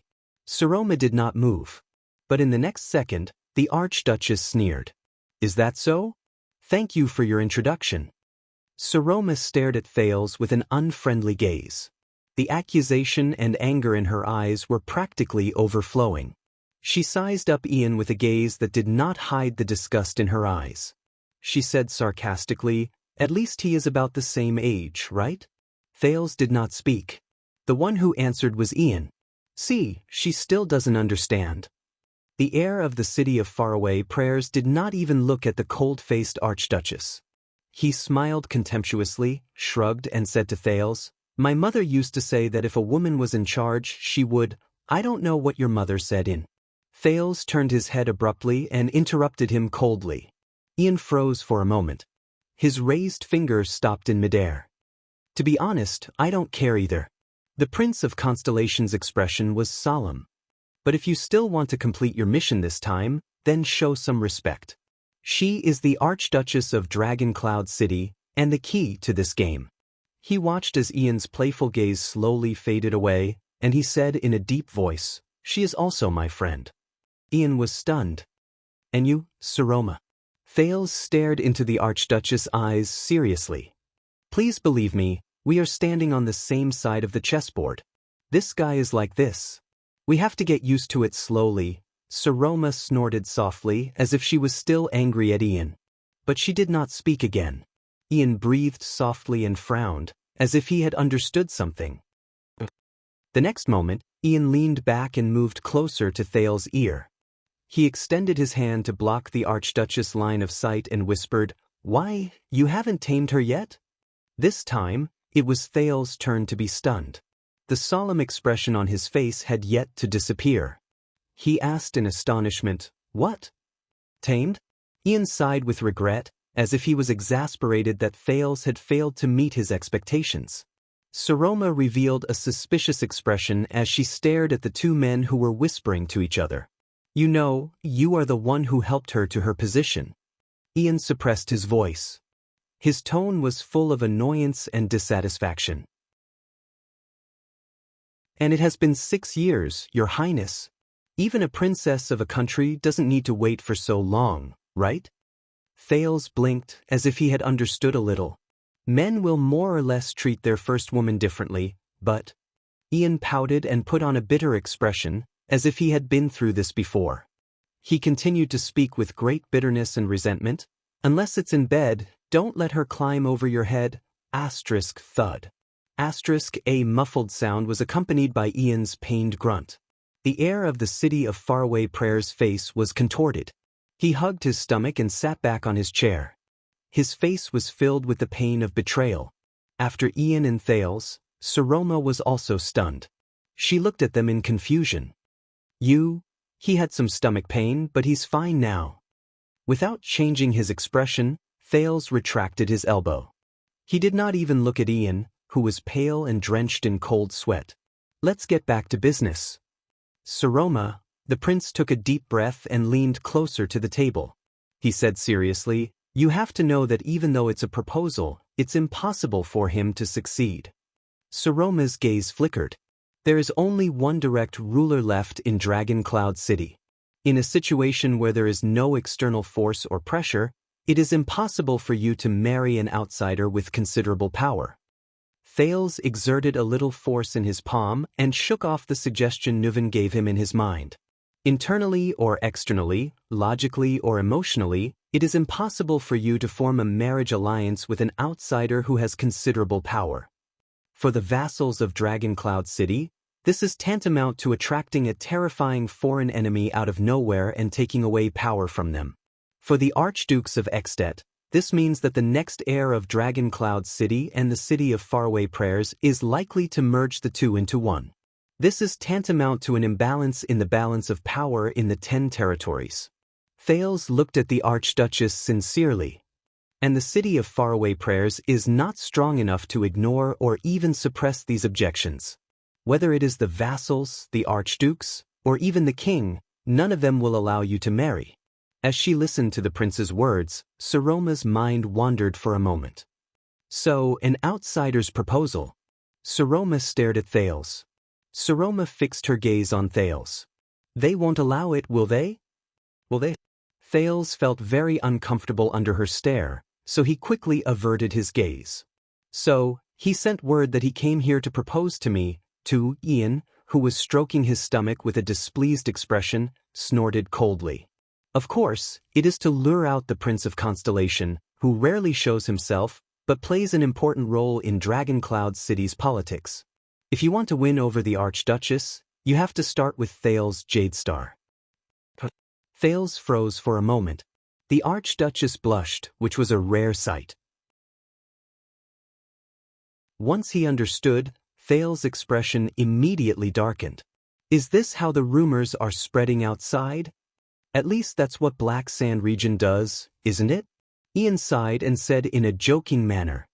What did the king give you in order to win you over? 20 virgins? Thales automatically ignored Ian's joking tone. His nerves tensed up in an instant. What did he give me? It was as if King Chapman's victory was within his grasp and he had him firmly in his palm appeared before his eyes again. Thales resisted the urge to look at Saroma. Damn it. I can't let my guard down against this seemingly frivolous young master. But the second prince asked in return without batting an eyelid, "Are you going to be generous and say, 'I'll give you double'?" Ian flashed an indecipherable smile. "I'd be happy to." Ian shook his head with his usual expression before he slowly added the last sentence, "I'll be happy to." He then added slowly, "If they give you a slap." The Prince of Constellation responded with a cold snort in annoyance. But when he thought of Lampard's words, his heart turned cold. Although it's not a slap. But it's almost there. Saroma sighed softly. Let's get back to the main topic. So, the marriage proposal is just an excuse? It's not just an excuse, it can also explain a lot of things. The smiling Ian had an understanding look on his face. He clicked his tongue at Thales and moved his hands in an exaggerated manner. Look, the moment we mention the Archduchess marriage, with a bang, a living Prince Thales appears. Thales rubbed his forehead and exhaled in pain. How old are you this year, Ian? 19. Ian's smile remained. I'm just 1 year older than the Archduchess. No, 4 years older. Thales quietly added. He exchanged a glance with Saroma in tacit understanding. Is that so? The prince said faintly, I feel like you've just turned 9. In view of your glorious deeds when you were 7 or 8 years old, Ian knocked on the table, picked up another piece of buttered bread, bit into it, and said with a muffled voice, I'll take this as a compliment. Thales exhaled. He gradually grasped the way to converse with the Viscount of Dual Wind City. Thales' thoughts raced as he recalled the conversation just now. From the moment he saw Saroma, Ian deliberately showed disdain for the Archduchess, but unknowingly asked about the Archduchess' relationship with the vassals of Dragon Cloud City, and probed about her control over the territory. He deliberately made the situation go out of control, but in truth, he looked at Thales many times. Perhaps he was observing when Thales would speak up to mediate, and from there, observe his influence on the Archduchess. He also indirectly probed about his actual relationship with the Archduchess. Twice. Both times he tested Black Sand Region's attitude towards Thales, and Thales' attitude towards Black Sand Region. Thales secretly raised his guard in his heart. Ian Rockne, a seemingly frivolous, unruly, flamboyant, and presumptuous noble young master. But in truth, he hid the sharpest blade in his seemingly joking words. This nuisance.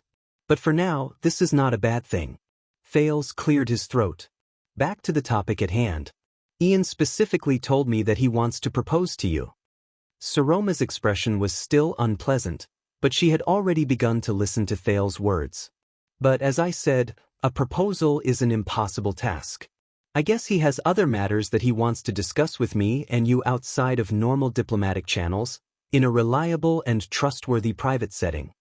So I went to Heroic Spirit Palace in advance. Saroma looked at Ian with a doubtful expression. Ian blinked and swallowed his buttered bread.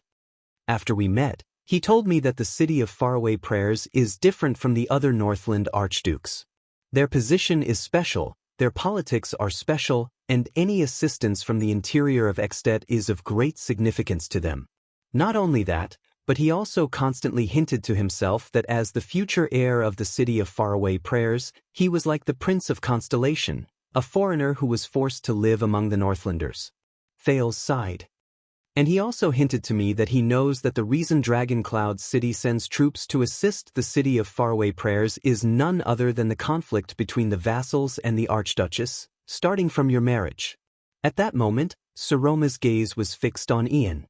Trust me. The Viscount snorted softly and disapprovingly. When it comes to the struggle between the archdukes and their vassals, his gaze became fierce. In all of Extet, I'm afraid that there is no place more affected than the Rockne family in the city of Faraway Prayers. Saroma looked at Thales thoughtfully, and then at Ian. So, what do you want? The Archduchess asked faintly after she calmed down. Ian smiled. He has a suggestion. Thales stared at Saroma with spirited eyes. An unusual way to solve the crisis. The Archduchess bit her lower lip lightly, seemingly more interested in the food on the table. But Thales knew that she was thinking. This is why we don't have time to waste on those boring and unnecessary ceremonies and banquets. The cynical look on Ian's face disappeared. He became solemn and no longer paid attention to the food on the table. This matter requires us to discuss in secret, make a joint decision and plan ahead. And we are pressed for time. I apologize to you, Your Grace. Everything that happened in the afternoon until just now was just a superficial test. Ian enunciated his words firmly. Please believe that the city of faraway prayers is not just a supplicant who came to beg for help.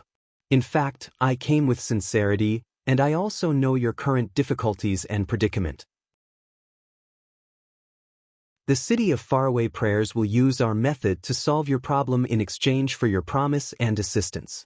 And what I need is just a little bit of your trust. No one spoke.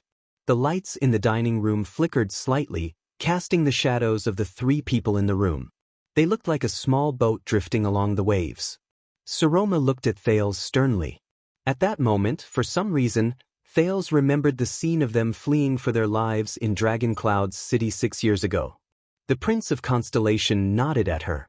Finally, the Archduchess turned her head around. She was serious and calm. And what is your method to help me solve my problem? Ian Rockney of the city of faraway prayers grinned. He nodded slightly at Thales. In the next second, he looked at Saroma gently and spoke softly. He uttered those familiar words again. Propose.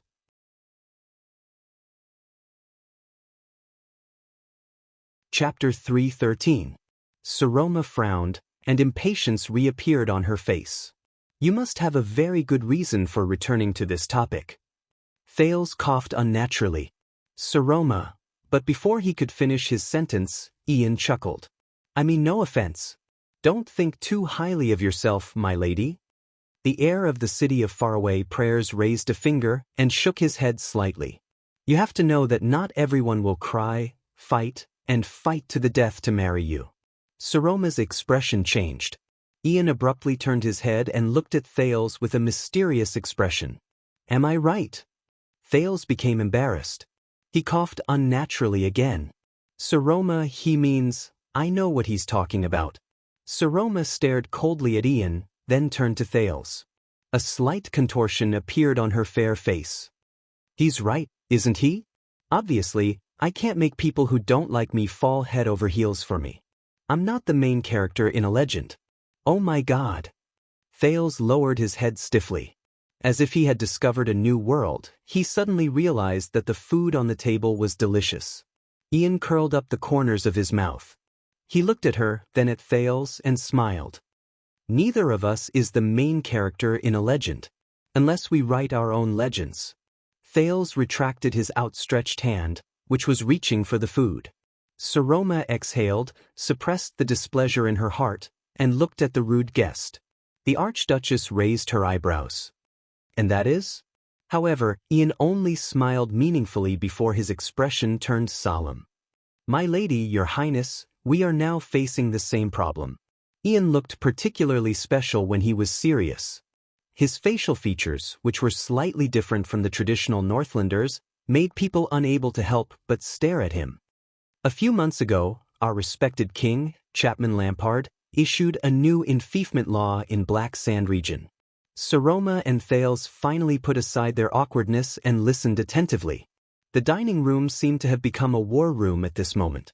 Ian imitated Thales and knocked on the table. Do you know what this means? He tilted his head, his expression serious. The Archduchess frowned slightly, then nodded, unable to hide the displeasure in her tone. Yes, I've heard about it. Everyone is saying that he's imitating the cruel laws of the Empire, eliminating dissidents. For example, setting the standards for a commoner to become a noble.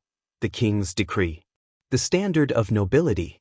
The prince suddenly remembered some knowledge that should not have appeared in this world. He also remembered the discussions he had with Hicks over the past few days, as well as Putre's advice, both overtly and covertly. Thales sighed, shook his head, and interrupted Saroma. No, Saroma, the laws are just the surface. It is not important whether they are strict or not. The real key is the flow of power behind the scenes.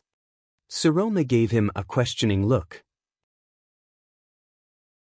King Chapman wrote all the traditional noble rules that have been passed down since before the joint ruling pledge, whether they are obscure or not, written or unwritten, habitual or not, compromising or not compromising, secret or not, and placed them in front of his own city gate. The prince remembered Lampard's words on the carriage. He remembered the courage and will of the terrifying King Chapman, who held the chess piece called Extet in his hand and played a game of chess with the Sage of Constellation from more than 100 years ago. He could not help but feel sentimental. He tried to superimpose the authority of the king on the autonomy of the nobles, and put the interpretation and implementation of the joint ruling pledge in his own hands. He offended the old nobles and vassals who have a long history and supported the Lampard family to rule Black Sand region since the beginning of the kingdom's establishment. If the decree comes into effect, it means that Chapman's will overshadow the traditional customs and rules. The lives and power of the vassals will no longer belong to them, and they will no longer be shared with the king. They will only belong to the king. Saroma did not say anything. Ian sneered and shook his head. The corners of his lips curled up. In other words, he made a huge mess. He made him face the most difficult situation since his coronation. He looked at Thales. There is always a price to pay for change. He wanted to challenge the natural rights of the vassals, but he was also shaking his own natural rights and eroding the foundation of his rule. The old nobles and vassals in Black Sand region objected in unison.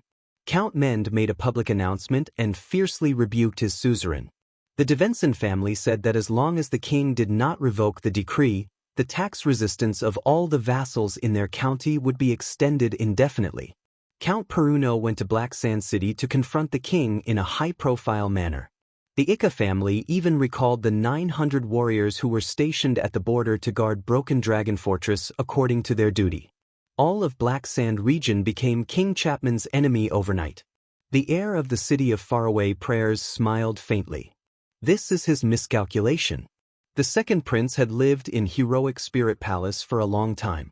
Although he had heard that Lampard had encountered a lot of trouble, this was the first time Thales heard the specific predicament Lampard faced. It sounds terrible. He recalled the king's complicated gaze in the carriage again, and his sentimental words. All the decrees I tried to implement were met with many difficulties. Even in Black Sand region, there was a lot of resistance. My vassals' accumulated resentment is boiling, and they are ready to make trouble. Thales thought of something. He was about to speak, but the Archduchess spoke first. How strange. Saroma furrowed her brows. Seal once told me that the vassals each have their own interests and schemes. They won't easily show their blades to the king, and it's also very difficult for them to gather their standpoint and come together. What's more, they're facing Lampard, and he's the king. If they don't have external help and trump cards, those opponents in Black Sand region might not be so confident, organized, and coordinated. In the face of the Archduchess' question, Ian put on a rather profound expression. The dining room was silent for a few seconds. Wait, it's you. Soon, the Archduchess moved a little and said in sudden realization, it's you, the Archdukes, supporting their actions against the king, and even making promises? Thales' gaze shifted. Perhaps, as the Archduchess of Dragoncloud City, she had improved in the past 6 years. It was just that he had never noticed it in the past. Ian bowed slightly in his chair, displaying a perfect etiquette. This was indeed rare among Northlanders. How can we miss this opportunity? Ian straightened his back, looked at the frowning Saroma, and chuckled. It's not just us. Defense City and Elifure City are also helping. The Viscount nodded complacently. Other than the Archduke of Beacon Illumination City, who has just inherited the throne, and the Stustel family of Sentinel Region, who remains neutral as usual, the Archduke of Glacier Sea has also expressed his willingness to join us. Soon, Prestige Orchid Region and Reformation Tower, who are also in the south, will also send a reply. This is a collective conspiracy. The king in Black Sand Region, who is different from the rest, is our target. Looking at Saroma's unmoving expression, Thales knew that she was thinking of that day 6 years ago. That black ring. That blood-stained crown. That howling girl. Thales's heart was filled with an inexplicable emotion. In the dining room, Ian was like a hunter with a bow and arrow in hand. He flashed a confident smile. The arrow has left the bow, and the sword has been unsheathed. Lampard's bargaining chips are disappearing. His vassals are dissatisfied, his people are suspicious, his taxes are decreasing, and his army is loosening. The prestige and inheritance left by the King of Rebellion, Quisso, and one of the 9 knights, Holt, boiling blood, for the descendants of the Lampard family, whose name is known throughout Northland, is gradually diminishing. The Prince of Constellation carefully recalled Lampard's character and methods. Suppressing his subconscious disapproval, he listened to Ian in silence. Before long, perhaps half a year, or even a few months, the king's rule will be shaken. The natural authority of the Iron Fist family will dissipate, and his decrees will no longer be able to leave the castle. He will become a powerless and lonely king, obediently enduring in his own castle until the next king selection. Ian took a deep breath and suddenly changed the topic. However, when everything was going according to plan, and he was only one step away from success, a small accident happened, he said, somewhat vexed. Saroma lowered her head and pondered. You mean, a crisis broke out in the Alliance of Freedom, and they tried to break away from Ekstedt? Ian flashed a smile of approval. And the city of Faraway Prayers happened to be the first to bear the brunt of this accident, the Archduchess said slowly. Was this really an accident? It is understandable. Reaching the top is imminent, and there will be obstacles. Ian exhaled and nodded. A cornered beast will still fight. Even a half-breed orc on the verge of death has the power to fight back, much less a usurper who killed his elder brother and the king. Hearing Ian's words, Thales could not help but frown. During these few minutes, Thales did not interrupt. He quietly watched the conversation between Saroma and Ian, and suddenly felt an inexplicable sense of unfamiliarity. That little rascal who hid behind me and wiped her tears, Saroma, who has been sitting on the Archduchess' seat with fear and trepidation all these years. When did she become an existence who can play chess with her opponent at the negotiating table and conspire with her ally? Sentimental, gratified, disappointed, frustrated, complicated thoughts formed by countless emotions surged into his heart. Why didn't I realize it in the past 6 years? Why now, when I'm about to? But Thales immediately clenched his fists. No, this is not enough. Her opponent, her ally, this is far from enough. It is precisely because of the archdukes led by the city of Faraway Prayers and their external support and guarantee that the old nobles in Black Sand region can rebel against the king without hesitation. Ian sighed. But we cannot turn a blind eye to the Alliance of Freedom. To be honest, based on the information I recently received, the situation in the Alliance is already irreversible. A peaceful solution is impossible. But if the army of the city of Faraway Prayers is busy on the campaign, and the Rockney family's hands are tied to the stake known as the Alliance of Freedom, he spread his hands and shrugged. Then, to the king's opponents, the promise of the city of Faraway Prayers will not be so reliable. Thales snapped out of his thoughts and quietly took over the conversation. At the same time, it will be easier for the king to suppress the opponents who are isolated and helpless, get through the crisis, and even further consolidate his authority and reshape Black Sand region that belongs to him. Asterisk clap. Asterisk Ian clapped his hands softly. If Lampard gets through this storm, believe me, for us, it won't be as simple as a failed hunt. Ian put on his most sincere expression, sweeping away the frivolity and deliberate provocation from before. He slowly said, "That is something we do not want to see." As for what exactly it was that we do not want to see, he did not say it out loud. Saroma paused for a moment and asked in puzzlement, "So, that's why Dragoncloud City is so important in this storm?" "That's right." Ian looked at the Archduchess with a certain gaze. "Among the 9 great territories, Dragoncloud City is the closest to us. It is also the only archduchy with abundant military power, financial resources, and an undeniable reputation that can dispatch troops to join us in the expedition against the Alliance of Freedom." "The closest? The only one?" "I can read a map." The Archduchess put on a disapproving expression. Do you think Archduke Letko of Defense City is a dead man? Mph, that old bald man who plays it safe? Ian sneered. He's not much different from a dead man. Saroma raised her eyebrows slightly. Saroma, Thales organized his thoughts and said, the city of faraway prayers and Black Sand region, Archduke Rockney and King Chapman are on opposite ends of a scale known as the crisis of the Alliance of Freedom or the crisis of the King's Decree. You are the supreme suzerain of Dragon Cloud City. Your decisions, your army, and your vassals are the biggest chips in this game of chess. The prince looked at Ian cautiously and said, if Dragon Cloud City promises to dispatch troops to the west and help the Rockney family conquer the Alliance of Freedom, Ian and the others' chances of toppling the king will increase greatly. If you stand by and do nothing, the pressure on King Chapman will be greatly reduced. Saroma pondered quietly. But Thales took a deep breath. Once you send out your troops, your vassals, Saroma raised her head. The coldness in her eyes startled both of them. My marriage, the Archduchess said flatly, I understand. Ian and Thales exchanged glances and nodded. Lampard must have done something. That's why your vassals are revealing their desire for power and disrespect for the Archduchess at this moment. Once you decide to dispatch troops, they will use this as a threat and force you to marry. Thales' expression became more and more solemn. And you will be forced into a dilemma because of your family's honor.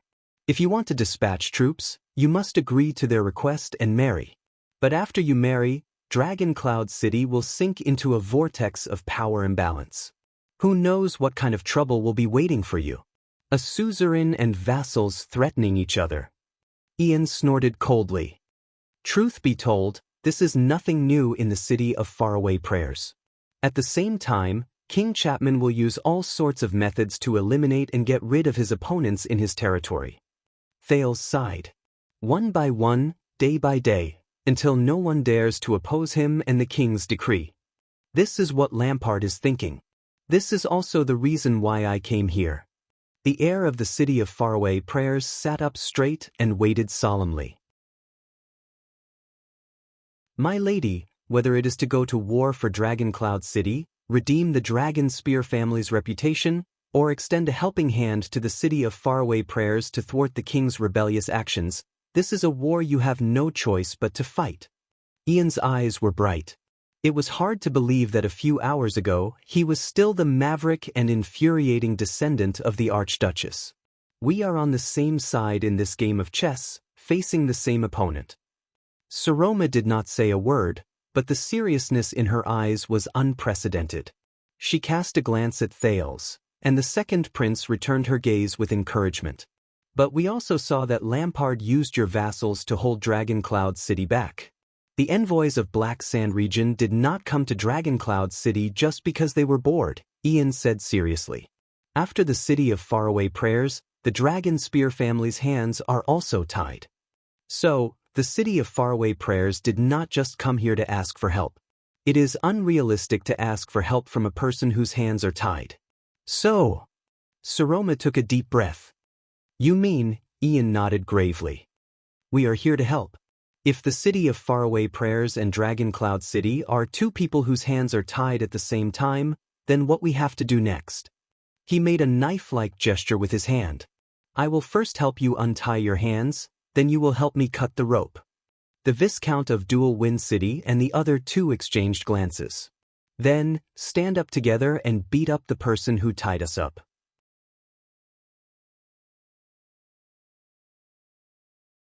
Chapter 3:14.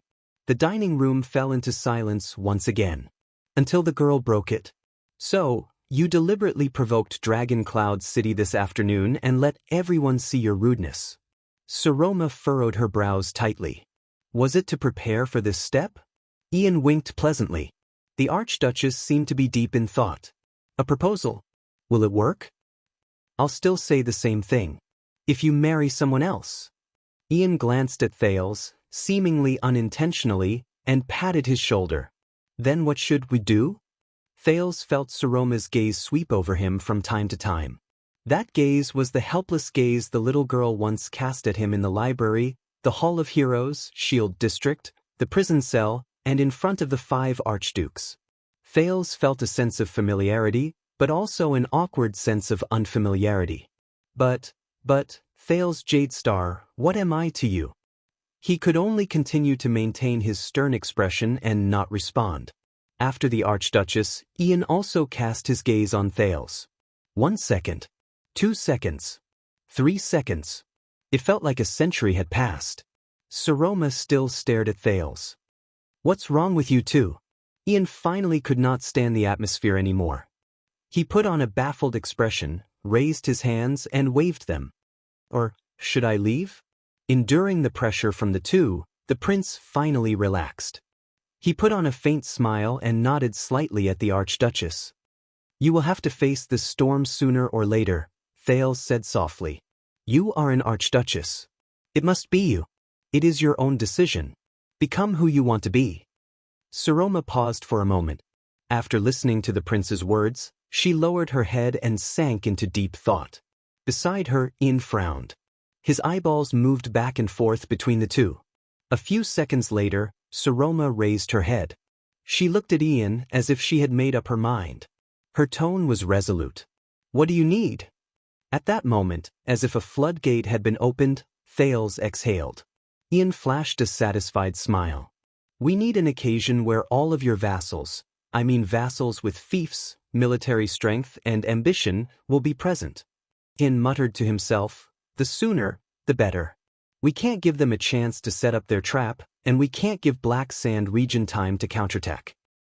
We will be there to cut your ropes and break your chains. You too.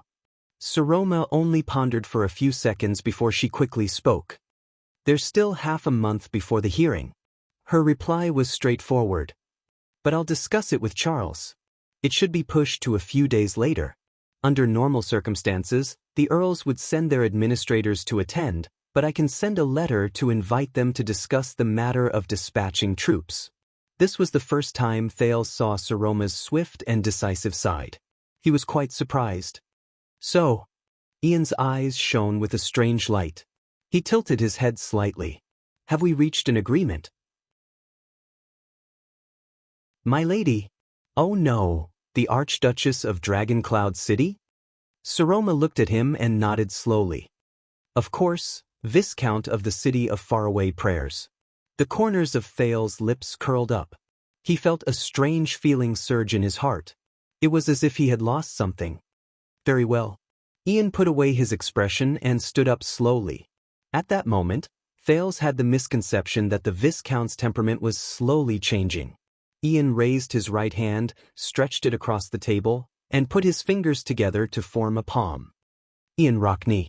At that moment, there was no extra playfulness on his face, nor was there any deliberate seriousness on his face. There was only a simple indifference. For our alliance. Thales stared at him silently. He stared at Ian, who had an indifferent expression. Perhaps this is the real him.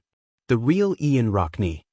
The Archduchess took a deep breath and stood up with a stiff expression. She extended her palm towards Ian. Saroma Walton, the young girl said coldly, for our goal. But when her palm was about to touch Ian, it paused in midair. Ian was slightly startled. Saroma slowly turned her head and looked at the only person left in the hall. That foreign prince with a complicated expression. Ian came to his senses. He smiled in realization and looked at Thales as well. This time, it was Thales who raised his eyebrows. I want it too? He asked in astonishment. You are the witness of this covenant, Thales. Don't underestimate yourself, Ian said with a chuckle. Or do you want to be an indifferent outsider who listens to the entire conspiracy? Saroma stared at the prince expressionlessly. Although her gaze was complicated, it did not leave for even a moment. Thales sighed and stood up helplessly. Thales Jadestar. The prince followed his memory of the 5 archdukes' action of swearing an oath of alliance. He extended his right hand and subconsciously closed Saroma's palm. For, he muttered to himself for a moment before he said coldly, for our common enemy. Ian stared at the 2 tightly clasped palms and raised half of his eyebrows. He sighed and shrugged, closing the back of Thal's hand from the outside. The three palms clasped together and shook vigorously in the air. The covenant was formed. And you have to attend as well, Thales. We and Dragon Cloud City can't be the only ones at that kind of event. There must be outsiders with sufficient status as witnesses to give them considerable pressure. Ian let go of his hand and gestured to the south. But inviting Black Sand region is obviously a bad idea. Thales frowned. Do you need anything else? No. The faster, the shorter, and the simpler it is. Ian pursed his lips, seemingly a little anxious. The higher our chances of winning. But a few seconds later, the serious Ian revealed his true colors and returned to smiling. Of course, our Prince of Constellation can also write a letter and ask Constellation to dispatch troops from Western Desert Hill, cross the Great Desert, and attack the Alliance of Freedom from the south. And with us being attacked from both the east and the south, Ian laughed and picked up another piece of cheese to ease the tension. The war will end in less than 2 months. Thales rolled his eyes. Right? Then I'll be in trouble when I'm a hostage in Extet. Guess, will Lampard publicly order the execution or hire an assassin? I think, rather than Constellation, you should ask for help from the orcs in the desert. It's more realistic. Ian mumbled and began to struggle with the cheese. Saroma's expression darkened. What are our chances? Ian shook his head and said vaguely, let's see how far we can go. He did not even look at them. His gaze was focused on the food in his hand. His cheeks moved back and forth as he chewed, but the words he said could not help but startle them. As I said, we are writing our own legend. It was a pleasure talking to you, madam, your highness. Ian swallowed the last mouthful of cheese, turned around without hesitation, and walked out of the dining room without the slightest bit of politeness. Thales was left behind, deep in thought. And the baffling Saroma. The two of them looked at each other in silence in the dining room. Saroma sat down and did not say a word. Thales watched her quietly. After a while, the young girl suddenly said, a proposal, right? Did you know from the beginning, or did you only realize it after? There was no need for anyone to remind them. The atmosphere instantly became awkward. Thales exhaled and said awkwardly, that was just a tactic, Saroma. But the Archduchess immediately interrupted him. You believe him? She looked outside the door, her emotions indiscernible. Thales looked at the young girl's side profile and forced a smile. But I believe you. Saroma's expression changed slightly. Thales walked to the window and looked out at the lights outside Heroic Spirit Palace. 6 years. Dragon Cloud City. What is this city to me? The second prince closed his eyes and shut Dragon Cloud City out of his sight. He sighed. Promise me, Saroma. On the next day of the council hearing, no matter what happens, don't do anything stupid. Saroma was stunned. What? Don't care about others. Don't care about anything else. Don't hesitate or hesitate. Just choose the path that suits you and the Archduchess best. That's enough. Thales turned around. His expression was as cold as ice, as if he was about to face the most difficult test in the world. I will solve the rest of the problems. Saroma looked at him, wanting to say something but hesitating. But in the end, she closed her mouth and did not say anything. Thales forced a smile. He nodded slightly, turned around, and walked out of the dining room. The young girl behind him was left behind. Thales walked out of the corridor. He walked past Ging's, the female officer's still cold and solemn gaze, past the maid's pointing fingers and whispers, and past the guard's malicious gazes. Just like how he had walked past them countless times in the past 6 years. Then, as he was about to leave the palace gate, he was stopped. This afternoon in the hall, I noticed the way they looked at you. Thales frowned and turned around. Ian Rockney was standing at the corner. He called out to him while flashing a fake smile at a guard who did not look like someone who was easy to deal with. The heir of the city of faraway prayers turned around and quickly caught up with Thales, leaving behind the guard's knife-like gaze. He smiled and said, I don't think she can protect you, especially among these Northlanders. Thales sighed slightly. So, you did it on purpose. You pushed me to the front of the stage again to be scrutinized. They walked past a pair of patrolling guards in the corridor. They seemed to be the Archduchess' personal guards. The leader narrowed his eyes and sized up the pair. Ian shrugged slightly and said in a low voice, "You know, the city of faraway prayers is the most remote territory in Extet. It is far away from the king's tentacles, and we are adjacent to the great desert." Thales raised his eyebrows. So, if you are in the city of faraway prayers, you don't have to worry about the king's threat. My father also welcomes you. Ian winked. And from where we are, as long as you cross the desert, you don't even have to pass through other archduchies to return to Constellation's western desert hill. Thales paused and shook his head helplessly in his heart. But the premise is that Dragon Cloud City and King Chapman will allow me to leave. And if you're really kind enough to let me go, to let a chess piece that can be used to threaten Constellation leave. Ian raised his head and revealed his signature unruly smile again. If things go wrong, please remember that the climate in the city of faraway prayers is much better than here. I can't thank you enough, Thales said without batting an eyelid. I will keep it in mind. The two of them walked side by side towards the palace gate. They could already see Waya, Ralph, and a few guards from the city of faraway prayers waiting at the gate. Ian, you said that you want to write your own legend, Thales asked softly. What do you mean? Ian raised his head. He rubbed his chin, as if his interest was piqued by the question. What do I mean? He chuckled. The Rockney family hasn't had a king for more than 300 years, and Dragoncloud City just happened to give up its monopoly on the throne. And the city of faraway prayers has always been neglected. Ian turned his head. His smile made him look like he was joking. Maybe it's time to balance the distribution of power in Extet. What do you think? Thales' gaze froze. He understood what Ian meant and thought of the long-haired, resolute warrior. Archduke Rockney intends to fight for the throne? Ian shook his head. Ah. He lowered his head and flicked the knight's cannon emblem on his shoulder. He hid his gaze in a corner where Thales could not see. Of course not. Ian raised his head. His eyes shone with an indecipherable light. With a rhythmic tone, Ian said softly, "At least it's not him." Thales stopped walking. Waya bowed respectfully to him from a distance when he was still more than 10 meters away from the palace gate. Ian also stopped walking and looked back at Thales with a calm and composed expression. The prince chuckled. You know that you're going to face Lampard, perhaps the most difficult king in Extet's history? Ian also smiled. Yes, my father has to remind me at every meal how terrifying the person under the crown is. The two of them looked at each other. But Ian's smile slowly disappeared. Since we're going to write our own legends, we can't leave too much ink for the supporting characters.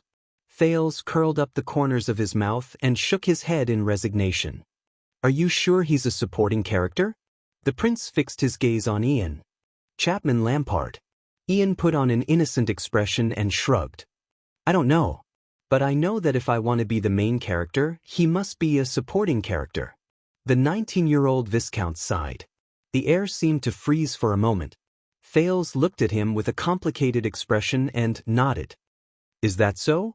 Ian pursed his lips. All successful legends are written in this way, there are no exceptions. The second prince of Constellation and the heir of the city of faraway prayers stared at each other for a few seconds. Both of their expressions gradually disappeared. Now I'm starting to believe it. The second prince slowly narrowed his eyes. Ian raised his eyebrows and said in a clear tone, Believe in what? Ian Rockney. There's no doubt about it. Thales exhaled deeply and sighed a little. You are indeed your father's son.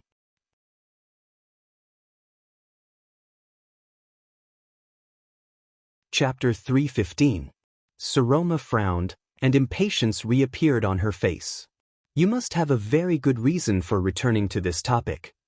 Thales coughed unnaturally. Saroma. But before he could finish his sentence, Ian chuckled. I didn't mean to offend you. Don't think too highly of yourself, madam. The heir of the city of faraway prayers raised a finger and shook his head slightly. You have to know that not everyone will cry and fight to the death to marry you. Saroma's expression changed. Ian abruptly turned his head and looked at Thales with a mysterious expression. Am I right? Thales became embarrassed. He coughed unnaturally again. Saroma, he means, I know what he's talking about. Saroma stared coldly at Ian, then turned to Thales. A slight contortion appeared on her fair face. He's right, isn't he? Obviously, I can't make people who don't like me fall head over heels for me. I'm not the main character in a legend. Oh my God. Thales lowered his head stiffly. As if he had discovered a new world, he suddenly realized that the food on the table was delicious. Ian curled up the corners of his mouth. He looked at her, then at Thales, and smiled. Neither of us is the main character in a legend. Unless we write our own legends. Thales retracted his outstretched hand, which was about to reach for the food. Saroma exhaled, suppressed the displeasure in her heart, and looked at the rude guest. The Archduchess raised her eyebrows. And that is? However, Ian only smiled meaningfully before his expression turned solemn. My lady, your highness, we are now facing the same problem. Ian looked particularly special when he was serious. His facial features, which were slightly different from the traditional Northlanders, made people unable to help but stare at him. A few months ago, our respected king, Chapman Lampard, issued a new enfeoffment law in Black Sand region. Saroma and Thales put aside their awkwardness with great difficulty and listened attentively. The dining room seemed to have become a war room at this moment. Ian imitated Thales and knocked on the table. Do you know what this means? He tilted his head, his expression serious. The Archduchess frowned slightly, then nodded, unable to hide the displeasure in her tone. Yes, I've heard about it. Everyone is saying that he's imitating the cruel laws of the Empire, eliminating dissidents. For example, setting the standards for a commoner to become a noble. The king's decree. The standard of nobility. The prince suddenly remembered some knowledge that should not exist in this world. He also remembered the discussions he had with Hicks over the past few days, as well as Putre's advice, both overtly and covertly. Thales sighed, shook his head, and interrupted Saroma. No, Saroma, the laws are just the surface. It is not important whether they are strict or not. The real key is the flow of power behind the scenes. Saroma gave him a questioning look. King Chapman wrote all the traditional noble rules that have been passed down since before the joint ruling pledge, whether they are obscure or not, written or unwritten, habitual or not, compromising or not compromising, secret or not, and placed them in front of his own city gate. The prince remembered Lampard's words on the carriage. He remembered the courage and will of the terrifying King Chapman, who held the chess piece called Extet in his hand and played a game of chess with the Sage of Constellation from more than 100 years ago. He could not help but feel sentimental. He tried to superimpose the authority of the king on the autonomy of the nobles, and put the interpretation and implementation of the joint ruling pledge in his own hands. He offended the old nobles and vassals who have a long history, and who have even supported the Lampard family to rule Black Sand region since the beginning of the kingdom's establishment. If the decree comes into effect, it means that Chapman's will overshadow the traditional customs and rules. The lives and power of the vassals will no longer belong to them, and they will no longer even be shared with the king. They will only belong to the king. Saroma did not say anything. Ian sneered and shook his head. The corners of his lips curled up. In other words, he made a huge mess. He made him face the most difficult situation since his coronation. He looked at Thales. There is always a price to pay for change. He wanted to challenge the natural rights of the vassals, but he was also shaking his own natural rights and eroding the foundation of his rule. The old nobles and vassals in Black Sand region objected in unison. Count Mend made a public announcement and fiercely rebuked his suzerain. The Devenson family said that as long as the king did not revoke the decree, the tax resistance of all the vassals in their county would be extended indefinitely. Count Peruno went to Black Sand City in a high-profile manner to confront the king. The Ika family even recalled the 900 warriors who were stationed at the border and guarded Broken Dragon Fortress according to their duty. The entire Black Sand region became King Chapman's enemy overnight. The heir of the city of faraway prayers smiled. The second prince had lived in heroic Spirit Palace for a long time. Although he had heard that Lampard had encountered a lot of trouble, this was the first time Thales heard about the specific predicament Lampard was facing. It sounds terrible. He recalled the king's complicated gaze on the carriage and his sentimental words. Thales thought of something. He was about to speak, but the Archduchess beat him to it. How strange. Saroma furrowed her brows. Seal told me before that the vassals each have their own interests and schemes. They will not easily show their blades to the king, and it's also very difficult for them to gather their standpoint and come together. What's more, they're facing Lampard, and he's also the king. Without external help and trump cards, those opponents in Black Sand region might not be so confident, organized, and coordinated. In the face of the Archduchess' question, Ian put on a rather profound expression. The dining room was silent for a few seconds. Wait, it's you guys? Soon, the Archduchess moved a little and said in sudden realization, it's you, the Archdukes, who are supporting their opposition to the king and even making a promise. Thales' gaze shifted. Perhaps, as the Archduchess of Dragoncloud City, she had improved in the past 6 years. It's just that I never noticed it in the past. Ian bowed slightly in his chair, displaying a perfect etiquette. This was indeed rare among Northlanders. How can we miss this opportunity? Ian straightened his back, looked at the frowning Saroma, and chuckled. It's not just us. Defense City and Elifure City are also helping. The Viscount nodded complacently. Other than the Archduke of Beacon Illumination City, who hasn't inherited the throne for long, and the Stustel family of Sentinel region who remains neutral as usual, the Archduke of Glacier Sea has also expressed his willingness to join. Soon, Prestige Orchid region and Reformation Tower, who are also in the south, will also send a reply. This is a collective conspiracy. The king in Black Sand region, who is different from the rest, is our target. Looking at Saroma's unmoving expression, Thales knew that she was thinking of that day 6 years ago. That black ring. That blood-stained crown. That howling girl. Thales' heart was filled with an inexplicable emotion. In the dining room, Ian was like a hunter with a bow and arrow in hand. He flashed a confident smile. The arrow has left the bow, and the sword has been unsheathed. Lampard's bargaining chips are disappearing. His vassals are dissatisfied. His people are suspicious. His taxes are decreasing, and his army is loosening. In the Lampard family, which is famous in Northland, the uprising king, Quisso, and one of the 9 knights, Holt, the Boiling Blood, have left their descendants a legacy of prestige. The Prince of Constellation carefully recalled Lampard's character and methods. Suppressing his subconscious disapproval, he listened to Ian quietly. Before long, perhaps in half a year, or even a few months, the king's rule will be shaken. The natural authority of the Iron Fist family will dissipate. His decrees will no longer be able to leave the castle. He will become a powerless, lonely king who will obediently endure in his own castle until the next king selection. Ian took a deep breath and suddenly changed the topic.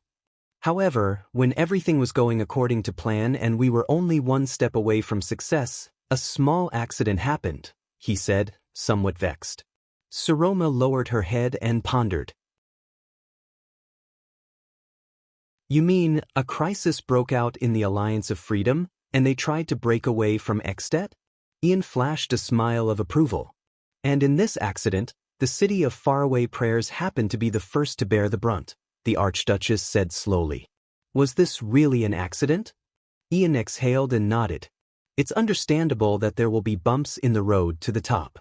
Even a mongrel orc who is on the verge of death has the power to fight back, let alone a usurper who killed his elder brother and the king.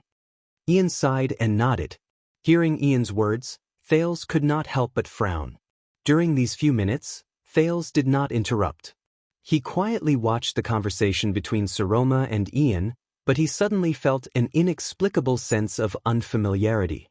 That little rascal who hid behind me and wiped her tears, Saroma, who has been sitting on the Archduchess' seat with fear and trepidation all these years. When did she become an existence who can play chess with her opponent at the negotiating table and conspire with her ally? Sentimental, gratified, disappointed, frustrated. Complicated thoughts formed by countless emotions surged into his heart. Why didn't I realize it in the past 6 years? Why now, when I'm about to? But Thales immediately clenched his fists. No, this is not enough. Her opponent, her ally, this is far from enough. It's precisely because of the archdukes led by the city of faraway prayers and their external support and guarantee that the old nobles in Black Sand region can rebel against the king without hesitation. Ian sighed. But we can't turn a blind eye to the Alliance of Freedom. To be honest, based on the information I recently received, the situation in the Alliance is already irreversible. A peaceful solution is impossible. But if the army of the city of faraway prayers is busy on the campaign, and the Rockney family's hands are tied to the stake known as the Alliance of Freedom, he spread his hands and shrugged. Then, to the king's opponents, the promise of the city of faraway prayers will not be so reliable. Thales snapped out of his thoughts and quietly took over the conversation. At the same time, it will be easier for the king to suppress the opponents who are isolated and helpless, get through the crisis, and even further consolidate his authority and rebuild Black Sand region that belongs to him. Clap. Ian clapped his hands lightly. If Lampard gets through this storm, believe me, for us, it won't be as simple as a failed hunt.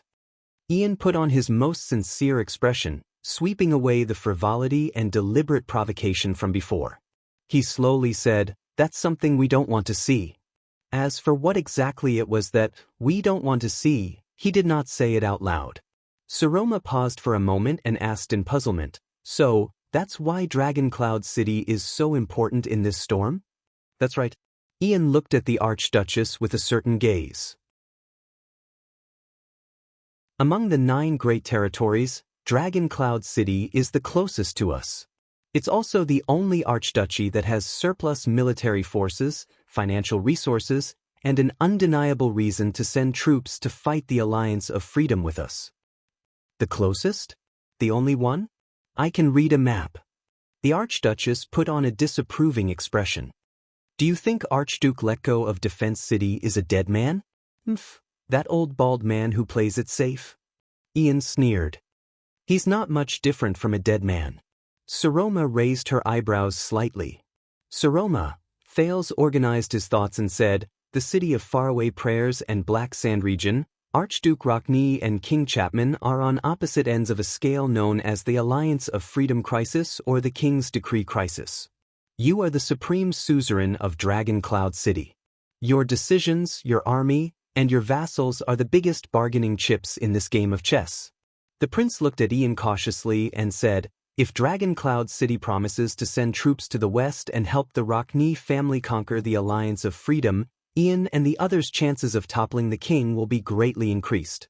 If you stand by and do nothing, the pressure on King Chapman will be greatly reduced. Saroma pondered quietly. But Thales took a deep breath. Once you send out your troops, your vassals, Saroma raised her head. The coldness in her eyes startled both of them. About my marriage, the Archduchess said flatly. I understand. Ian and Thales exchanged glances and nodded. Lampard must have done something. That's why your vassals are revealing their desire for power and disrespect for the Archduchess at this moment. Once you decide to send troops, they will use this as a threat and force you to marry. Thales' expression became more and more serious. And you will be forced into a dilemma because of your family's honor. If you want to send troops, you must agree to their request and marry. But after you marry, Dragon Cloud City will fall into a vortex of power imbalance.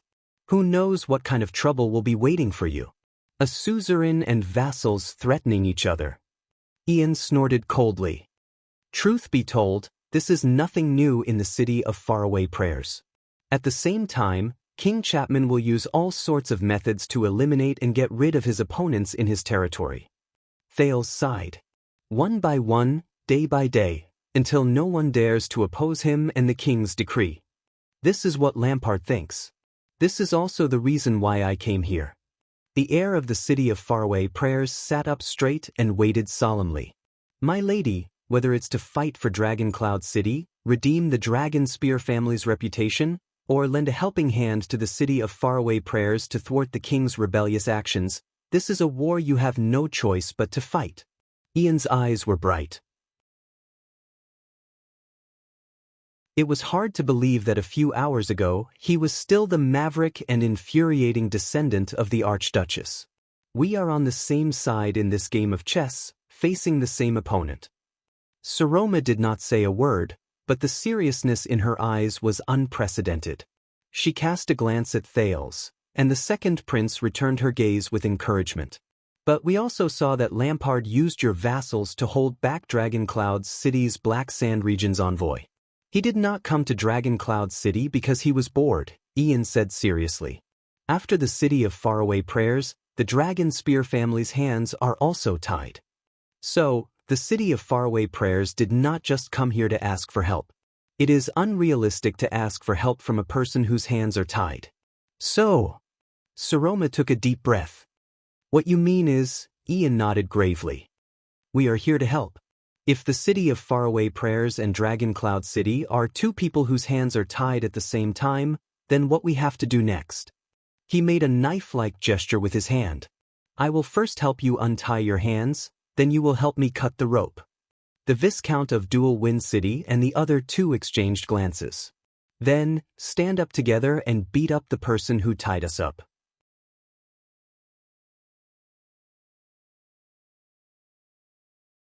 Chapter 3:16. Stepping into the Hall of Heroes, Thales immediately saw the large fireplace that had an indissoluble bond with him, as well as the black and ferocious spear on the gun rack above. In the hall, there were already quite a number of Dragoncloud City's vassals who were qualified to participate in the state affairs hearing. Thales looked at the scene in the Hall of Heroes and frowned. The layout of the hall had changed. Other than the Archduke's seat in front of the fireplace, many seats had been placed on both sides of the oval stone hall. The sides faced the Archduke, and the seats faced each other. Only the middle area was empty. But even in such a solemn occasion, the Northlanders still showed their boorish and unrestrained side. Obviously, some nobles were not satisfied with the position of the seats. After sitting down, they deliberately adjusted their seats, sometimes taking 1 or 2 steps, as if they wanted to compete with the arranged seats. From afar, the meeting hall, which was originally in the shape of a 3-sided pocket, gradually became messy and scattered after the arrival of the vassals. In addition, the Northland nobles were either meeting their acquaintances or meeting for the first time. The entire hall seemed a little messy. It reminded the Prince of Ekstedt's banquet in the past. But Thales noticed that the 6 seats closest to the Archduke's left and right did not move at all. Even though the many vassals behind them were moving their seats, no one dared to cross or even touch those 6 seats. Looking at those 6 seats, Thales, who had expected it, already knew what was going on. Thales' arrival seemed to have startled quite a number of people, and the noise became much quieter. Many Northland nobles turned their heads and looked at the foreign prince, who had not appeared often for 6 years, with all sorts of gazes. The prince lowered his head and deliberately avoided eye contact with these people. Under Lord Justin's lead, he came to an extremely remote seat, far away from the dense group of Northland nobles. Ralph stood against the wall behind him. Listen, just keep a low profile, Lord Justin said coldly. If anything happens, I have already instructed the people around us. They know what to do, but the Lord's words came to a halt. With the sound of a chair being dragged on the floor, a young man unceremoniously moved his seat to Thales' side and sat down with a loud thud. Thales was also startled. I've never liked Northlanders' meetings. Every meeting is like a quarrel between guerrillas. A familiar voice came from beside him. It chattered endlessly and vividly. You know, male guerrillas in heat beating their chests and roaring at their rivals in love. While Thales was dumbfounded, Lord Justin's expression became very unpleasant. Viscount Ian Rani. As the envoy of the city of faraway prayers, your seat doesn't seem to be here. Beside Thales, Ian, who was beating his chest like a gorilla, closed his mouth, which had formed an O shape. He retracted his hands and nodded nonchalantly. I know, my seat is over there. Thales turned to the other side of the hall, following the direction of his finger. The Raven of Death, Nate Monty, whom he had met a few days ago, sat boldly on the chair belonging to the City of Faraway Prayers diplomat group. He laughed loudly. Behind him, a group of nobles from the City of Faraway Prayers diplomat group glared at him with ashen faces. They stared at their theoretical leader, Ian Ronnie, from afar. I promised to introduce him to a few beautiful widows who were bold and unrestrained in Wind City, so Monty agreed to help me hold back those old men. Ian sighed. But I didn't tell him that in Wind City, the people of West Billow actually have a different aesthetic standard from ours. Thales sighed as well.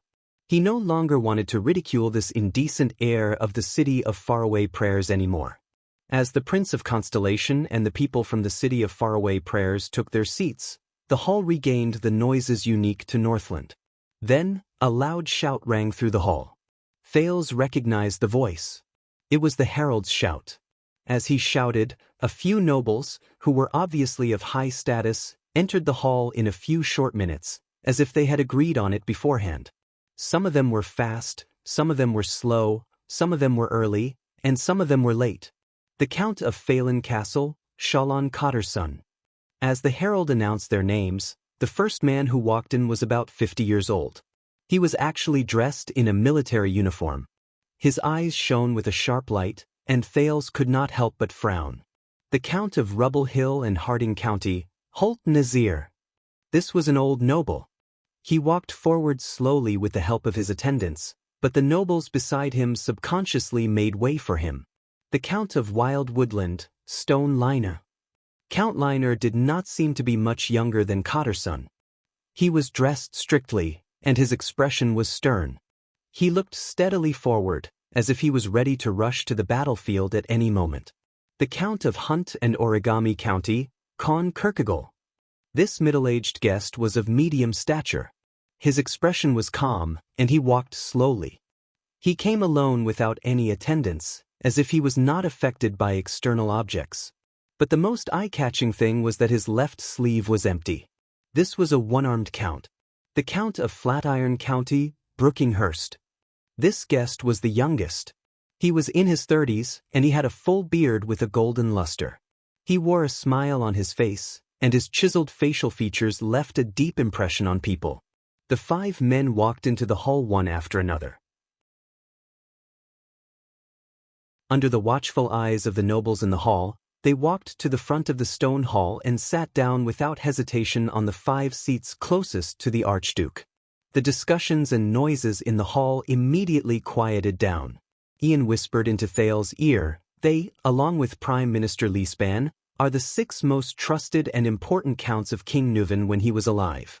It is said that the strength of each of these 6 families is comparable to that of a country, and they can summon more than 20,000 warriors without hesitation to go to war, almost twice the number of the Walton family.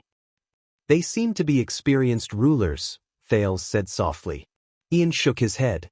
King Nuvan did not allow his subordinates to have people who held positions without doing anything, or those with low abilities. That's why the people you saw were all heroes who served under him for decades and helped him spread his fame in Dragoncloud City and even in Extet, unlike the people from the City of Faraway Prayers. Forget it, let's not talk about it. In short, this is one of King Nuvan's legacies. It also made Dragoncloud City the strongest and most terrifying force in Extet. Thales observed the 5 counts seriously and added, "That was in the past, when King Nuvan was still around." Ian shook his head disapprovingly. "And now?" Thales nodded. But then he heard the interaction between the 5 counts. "How is your territory, Count?" Count Cotterson, who was dressed in martial attire, said in a voice that was as hard as iron, "Ever since His Majesty broke the neck of their previous Archduke, the bastards in Beacon Illumination City no longer dare to provoke you, right?" "Cut the crap." The one-armed Count Con Carkagel did not give Cotterson any face. His expression did not change, and he looked as if he was 1,000 miles away from him. "We all know why we don't bother with small talk here." Cotterson, who had asked for a snub, snorted coldly and turned his head away. The Soul Slayer pike is still as sharp as before. Count Nazir, who seemed to be the most senior among them, fixed his gaze on the Soul Slayer pike behind the Archduke's seat and sighed. But the person sitting under it, the person we are loyal to, is no longer here. These words caused the expressions of the 5 earls to sink. Nazir shook his head. His gaze was melancholic. When was the last time we gathered together? 6 years ago, Count Liner, who was as stern as ice, answered coldly behind him. He shifted his seat forcefully, as if everything around him was an eyesore. First it was Constellation, then the Calamities, then the Dragon, and finally Black Sand region. When we arrived with our men, there was only His Majesty's funeral left. The 5 of them were silent for a moment. Before Liner could finish speaking, he shook his head coldly. A ridiculous king selection. 5 outsiders and Leaspan decided who we would be conferred as kings, turning the most powerful Dragon Cloud city into the biggest joke in Extet. Liner. The golden-bearded Count Hurst interrupted him angrily. For the sake of the Sunset Goddess, save your grumbling. When Thales heard this, he could not help but feel a shadow cast over his heart. Saroma, what kind of vassals have you been facing for the past 6 years? Count Liner snorted disdainfully and was about to speak. The Count of Eagle County and Bloodshed Land. The herald's voice rang again. Regent of Dragon Cloud City, Seal Leaspan. Finally, Thales saw a familiar face. Count Leaspan was still as steady and calm as ever. He stepped into the hall with an unquestionable expression. Unlike before, the nobles quietened down the moment Regent Leaspan entered the hall. Only the 5 counts stared at him without showing any signs of weakness. Count Liner even snorted softly. Regent Leaspan walked in front of the 5 counts with an indifferent expression. Everyone, it is my honor to welcome you with your presence. It's not you, Seal. Count Nazir shook his head and flashed an unpleasant smile. It's not you. We are here in response to the Lord's summons. Leaspan turned his head and glanced at Nazir. Of course, the regent said softly. He turned around and sat down on the seat closest to the Archduke's seat. As for the other 4, they did not even look at Leaspan.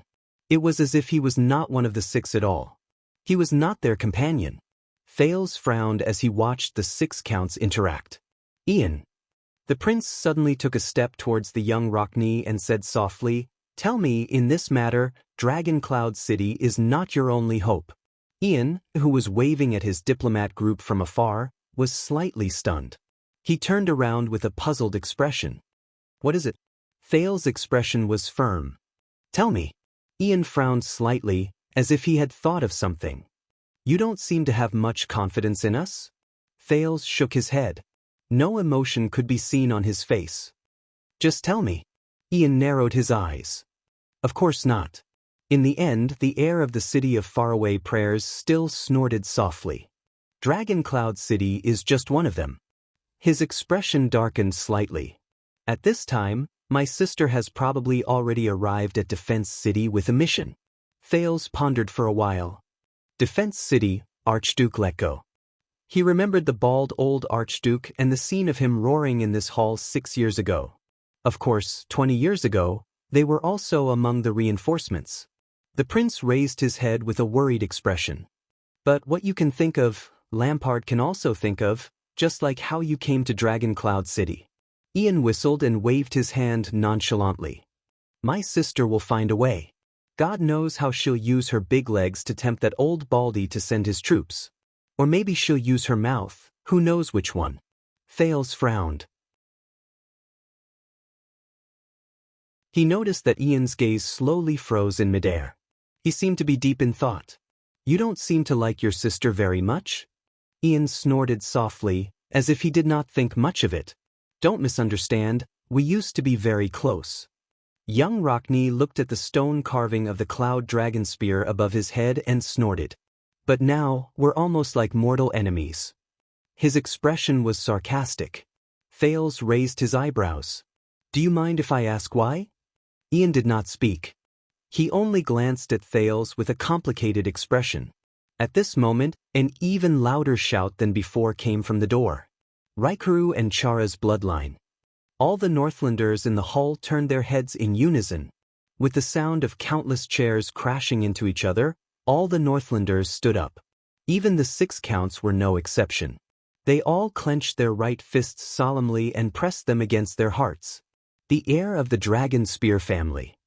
Ian let out a sigh and slowly stood up. Under the urging of countless dissatisfied gazes, Thales quickly stood up as well. The ruler of Dragon Cloud City. Amid the thunderous shouts, Thales saw a lithe figure through the gaps between the layers of shoulders. She walked over slowly with heavy footsteps. It's her.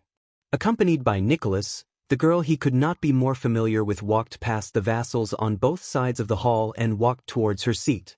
That was the only seat. The girl's expression was calm. Her posture was elegant and appropriate as she walked forward. You asked me why. Ian's voice traveled slowly into his ears. Look, this is why. The Prince of Constellation was instantly stunned. He turned his head. What? Ian curled his lips into a mocking smile. 6 years ago, the first Archduchess in Eksted's history succeeded the throne in this hall in Dragon Cloud City. Ian's gaze turned cold. He turned his head and glanced at the Soul Slayer pike on the fireplace, then at the girl who walked slowly towards him from the center of the hall. There was a hint of melancholy in his voice. Since then, my dearest twin sister, the woman who was conceived in my mother's womb with me. She did not just see me as her dearest brother. Thales was stunned. Asterisk thud, thud, thud. Asterisk through the crowd, the young Archduchess' footsteps continued. She endured the unscrupulous gazes of countless men. She swept past countless men's overt or covert discussions. She walked past the coarse floor tiles of Heroic Spirit Palace, which had a long history, and entered the meeting hall that only male nobles had the right to enter for centuries. Step by step, she walked towards her seat. There was a moment when Thales wished he did not have nimble hearing or clear vision.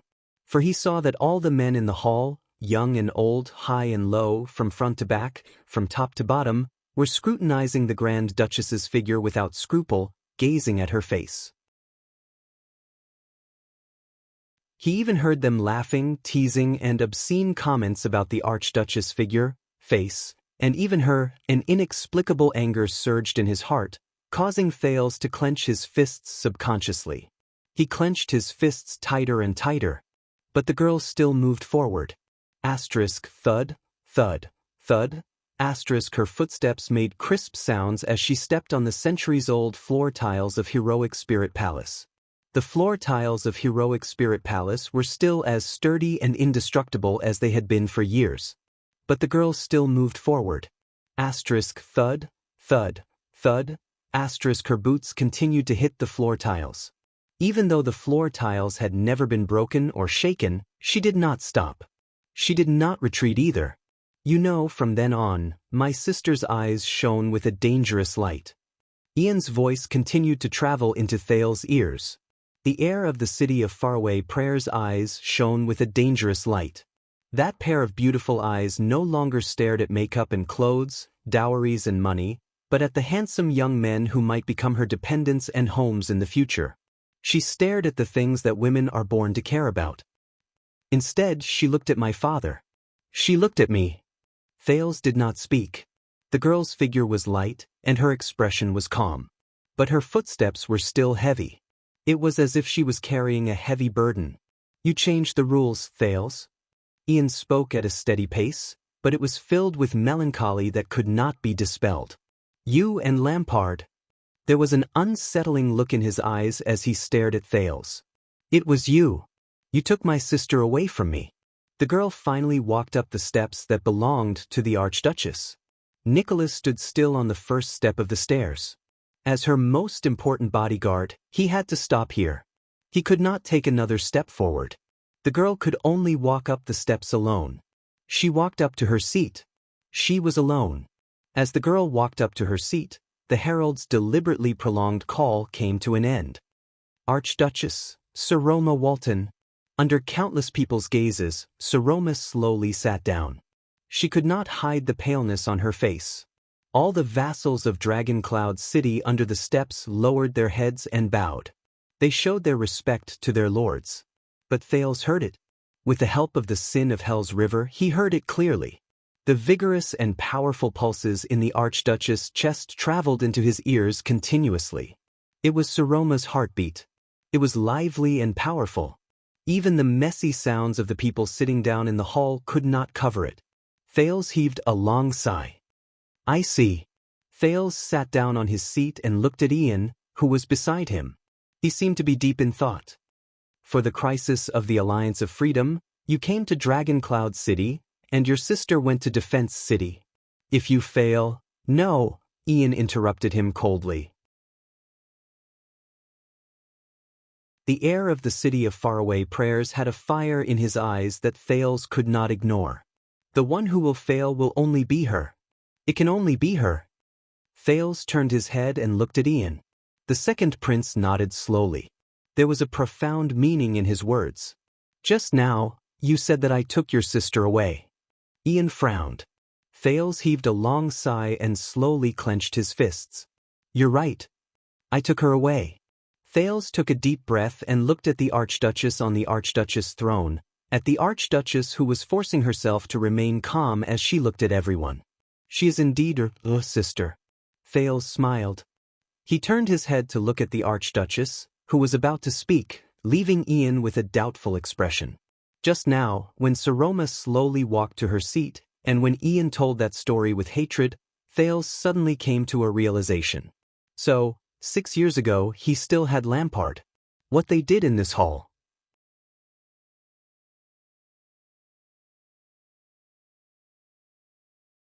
Chapter 317. Stepping into the Hall of Heroes, Thales immediately saw the large fireplace that had an indissoluble bond with him, as well as the black and ferocious spear on the gun rack above. In the hall, there were already quite a number of Dragoncloud City's vassals who were qualified to participate in the state affairs hearing. Thales looked at the scene in the Hall of Heroes and frowned. The layout of the hall had changed. Other than the Archduke's seat in front of the fireplace, many seats had been placed on both sides of the oval stone hall. The sides faced the Archduke, and the seats faced each other. Only the middle area was empty. But even in such a solemn occasion, the Northlanders still showed their boorish and unrestrained side. Obviously, some nobles were not satisfied with the position of the seats. After sitting down, they deliberately adjusted their seats, sometimes taking 1 or 2 steps, as if they wanted to compete with the arranged seats. From afar, the meeting hall, which was originally in the shape of a 3-sided pocket, gradually became messy and scattered after the arrival of the vassals. In addition, the Northland nobles were either meeting their acquaintances or meeting for the first time. The entire hall seemed a little messy. It reminded the Prince of Ekstedt's banquet in the past. But Thales noticed that the 6 seats closest to the Archduke's left and right did not move at all. Even though the many vassals behind them were moving their seats, no one dared to cross or even touch those 6 seats. Looking at those 6 seats, Thales, who had expected it, already knew what was going on. Thales' arrival seemed to have startled quite a number of people, and the noise became much quieter. Many Northland nobles turned their heads and looked at the foreign prince, who had not appeared often for 6 years, with all sorts of gazes. The prince lowered his head and deliberately avoided eye contact with these people. Under Lord Justin's lead, he came to an extremely remote seat, far away from the dense group of Northland nobles. Ralph stood against the wall behind him. Listen, just keep a low profile, Lord Justin said coldly. If anything happens, I have already instructed the people around us. They know what to do. But the Lord's words came to a halt. With the sound of a chair being dragged on the floor, a young man unceremoniously moved his seat to Thales' side and sat down with a loud thud. Thales was also startled. I've never liked Northlanders' meetings. Every meeting is like a quarrel between guerrillas. A familiar voice came from beside him. It chattered endlessly and vividly. You know, male guerrillas in heat beating their chests and roaring at their rivals in love. While Thales was dumbfounded, Lord Justin's expression became very unpleasant. Viscount Ian Rani. As the envoy of the City of Faraway Prayers, your seat doesn't seem to be here. Beside Thales, Ian, who was beating his chest like a gorilla, closed his mouth, which had formed an O shape. He retracted his hands and nodded nonchalantly. I know, my seat is over there. Thales turned to the other side of the hall, following the direction of his finger. The Raven of Death, Nate Monty, whom he had met a few days ago, sat boldly on the chair belonging to the City of Faraway Prayers diplomat group. He laughed loudly. Behind him, a group of nobles from the City of Faraway Prayers diplomat group glared at him with ashen faces.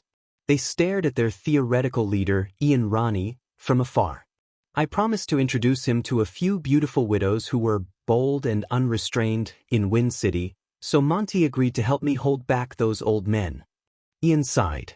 But I didn't tell him that in Wind City, the people of West Billow actually have a different aesthetic standard from ours.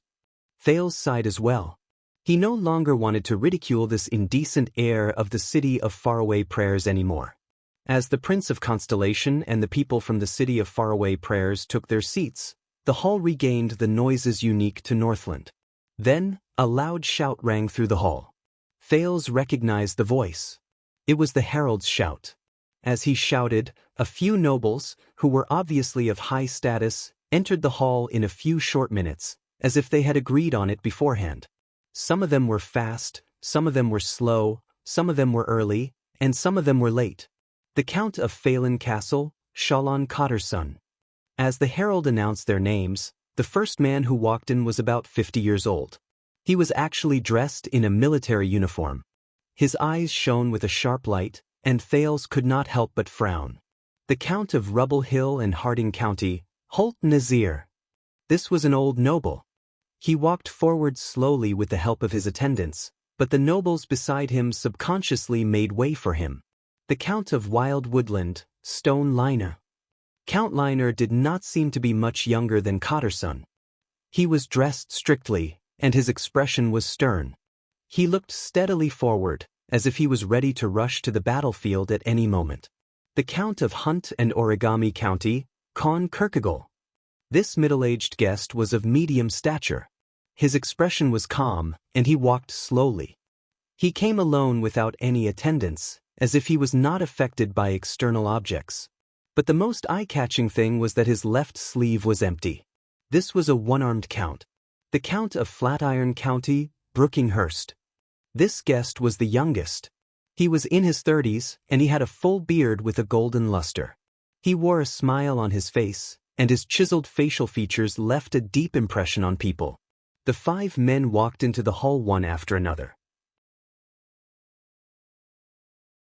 Under the watchful eyes of the nobles in the hall, they walked to the front of the stone hall and sat down without hesitation on the 5 seats closest to the Archduke. The discussions and noises in the hall immediately quieted down. Ian whispered into Thales's ear, "They, along with Prime Minister Leespan, are the 6 most trusted and important counts of King Nuvan when he was alive. It is said that the strength of each of these 6 families is comparable to that of a country, and they can summon more than 20,000 warriors without hesitation to go to war, almost twice the number of the Walton family. They seem to be experienced rulers," Thales said softly. Ian shook his head. King Nuvan did not allow his subordinates to have people who held positions without doing anything, or those with low abilities. That's why the people you see are all heroes who served under him for decades and helped him spread his fame in Dragoncloud City and even in Extet, unlike the people from the City of Faraway Prayers. Forget it, let's not talk about it. In short, this is one of King Nuvan's legacies. It also made Dragoncloud City the strongest and most terrifying force in Extet, Thales added as he observed the 5 counts seriously. That was in the past, when King Nuvan was still around. Ian shook his head disapprovingly. And now? Thales nodded. But he then heard the interaction between the 5 counts. "How is your territory, Count Cotterson, who was dressed in martial attire, said in a voice that was as hard as iron, "Ever since His Majesty broke the neck of their previous Archduke, the bastards in Beacon Illumination City no longer dare to provoke you, right? Cut the crap." The one-armed Count Con Carkagel did not give Cotterson any face. His expression did not change, and he looked as if he was 1,000 miles away from him. "We all know why we don't bother with small talk here." Cotterson, who had asked for a snub, snorted coldly and turned his head. The Soul Slayer pike is still as sharp as before. Count Nazir, who seemed to be the most senior among them, fixed his gaze on the Soul Slayer pike behind the Archduke's seat and sighed. But the person sitting under it, the person we served, is no longer here. These words caused the expressions of the 5 earls to sink. Nazir shook his head. His gaze was melancholic. When was the last time we gathered together? 6 years ago, Count Liner, who was as stern as ice, answered coldly behind him. He shifted his seat forcefully, as if everything around him was an eyesore. First it was Constellation, then the Calamities, then the Dragon, and finally Black Sand region. When we arrived with our men, there was only His Majesty's funeral left. The 5 of them were silent for a moment. Before Liner could finish speaking, he shook his head coldly. A ridiculous king selection.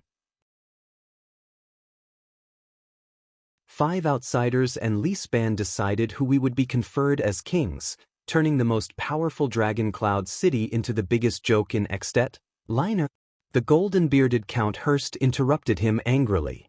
For the sake of the sunset goddess, save your grumbling. When Thales heard this, he could not help but feel a shadow cast over his heart. Saroma, what kind of vassals have you been facing for the past 6 years?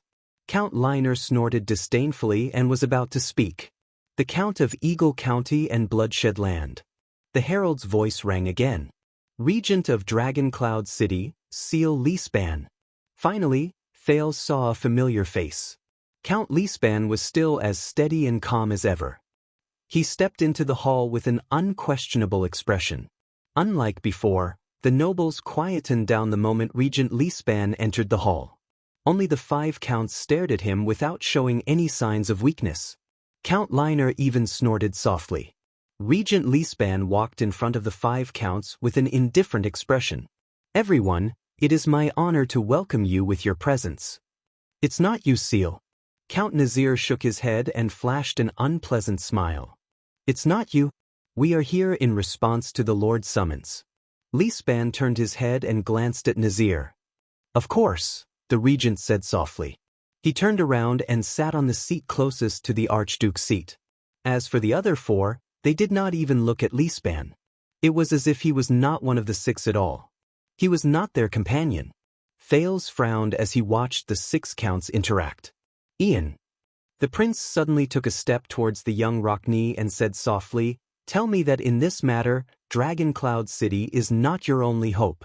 Ian, who was waving at his diplomat group from afar, was slightly startled. He turned around with a puzzled expression. What is it? Thales' expression was firm. Tell me. Ian frowned slightly, as if he had thought of something. You don't seem to have much confidence in us? Thales shook his head. No emotion could be seen on his face.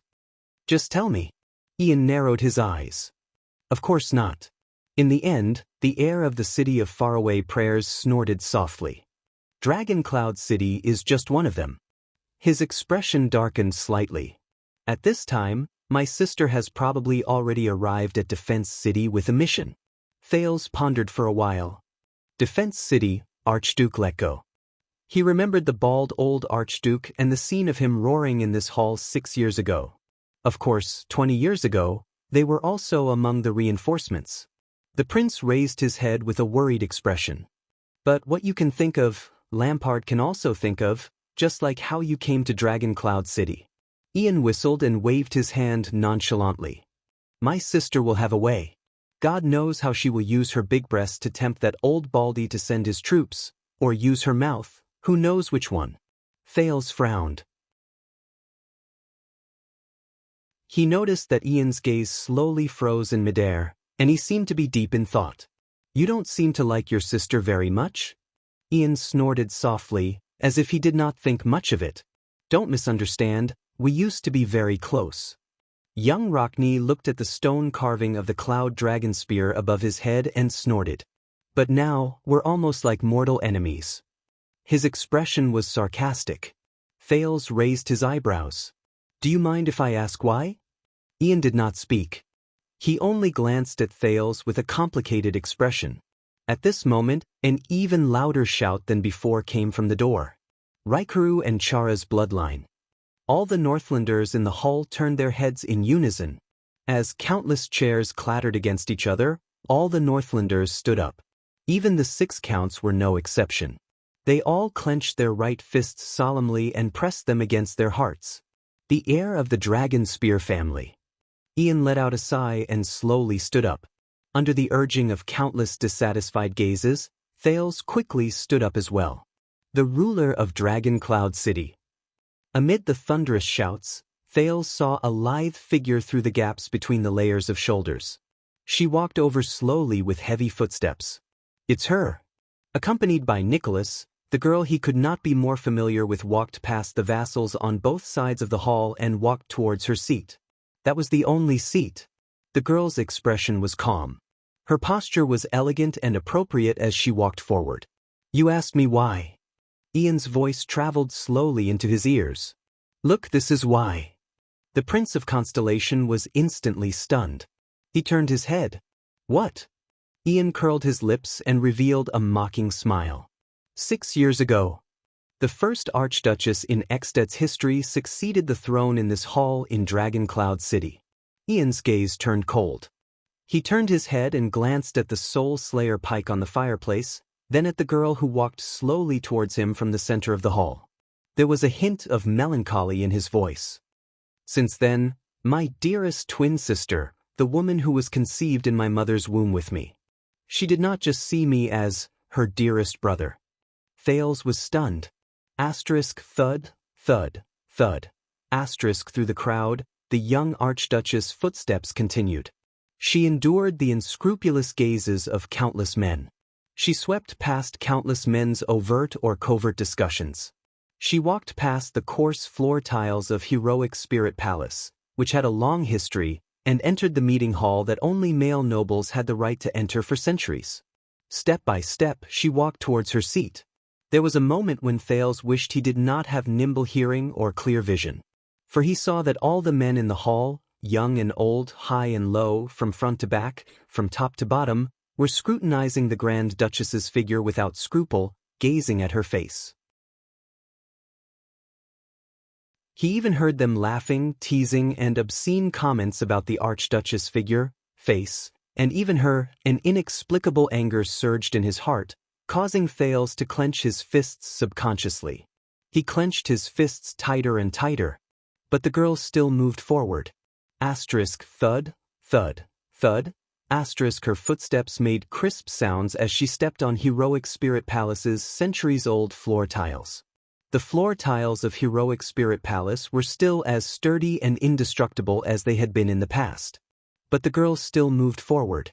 Asterisk thud, thud, thud. Asterisk her boots continued to hit the floor tiles. Even though the floor tiles had never been broken or shaken, she did not stop. She did not retreat either. You know, from then on, my sister's eyes shone with a dangerous light. Ian's voice continued to travel into Thales' ears. The heir of the city of faraway Prayer's eyes shone with a dangerous light. That pair of beautiful eyes no longer stared at makeup and clothes, dowries and money, but at the handsome young men who might become her dependents and homes in the future. She stared at the things that women are born to care about. Instead, she looked at my father. She looked at me. Thales did not speak. The girl's figure was light, and her expression was calm. But her footsteps were still heavy. It was as if she was carrying a heavy burden. You changed the rules, Thales. Ian spoke at a steady pace, but it was filled with melancholy that could not be dispelled. You and Lampard. There was an unsettling look in his eyes as he stared at Thales. It was you. You took my sister away from me. The girl finally walked up the steps that belonged to the Archduchess. Nicholas stood still on the first step of the stairs. As her most important bodyguard, he had to stop here. He could not take another step forward. The girl could only walk up the steps alone. She walked up to her seat. She was alone. As the girl walked up to her seat, the herald's deliberately prolonged call came to an end. Archduchess, Sir Roma Walton. Under countless people's gazes, Sir Roma slowly sat down. She could not hide the paleness on her face. All the vassals of Dragon Cloud City under the steps lowered their heads and bowed. They showed their respect to their lords. But Thales heard it. With the help of the Sin of Hell's river, he heard it clearly. The vigorous and powerful pulses in the Archduchess' chest traveled into his ears continuously. It was Saroma's heartbeat. It was lively and powerful. Even the messy sounds of the people sitting down in the hall could not cover it. Thales heaved a long sigh. I see. Thales sat down on his seat and looked at Ian, who was beside him. He seemed to be deep in thought. For the crisis of the Alliance of Freedom, you came to Dragon Cloud City, and your sister went to Defense City. If you fail— No, Ian interrupted him coldly. The heir of the City of Faraway Prayers had a fire in his eyes that Thales could not ignore. The one who will fail will only be her. It can only be her. Thales turned his head and looked at Ian. The second prince nodded slowly. There was a profound meaning in his words. Just now, you said that I took your sister away. Ian frowned. Thales heaved a long sigh and slowly clenched his fists. You're right. I took her away. Thales took a deep breath and looked at the Archduchess on the Archduchess throne, at the Archduchess who was forcing herself to remain calm as she looked at everyone. She is indeed your sister. Thales smiled. He turned his head to look at the Archduchess, who was about to speak, leaving Ian with a doubtful expression. Just now, when Saroma slowly walked to her seat, and when Ian told that story with hatred, Thales suddenly came to a realization. So, 6 years ago, he still had Lampard. What they did in this hall.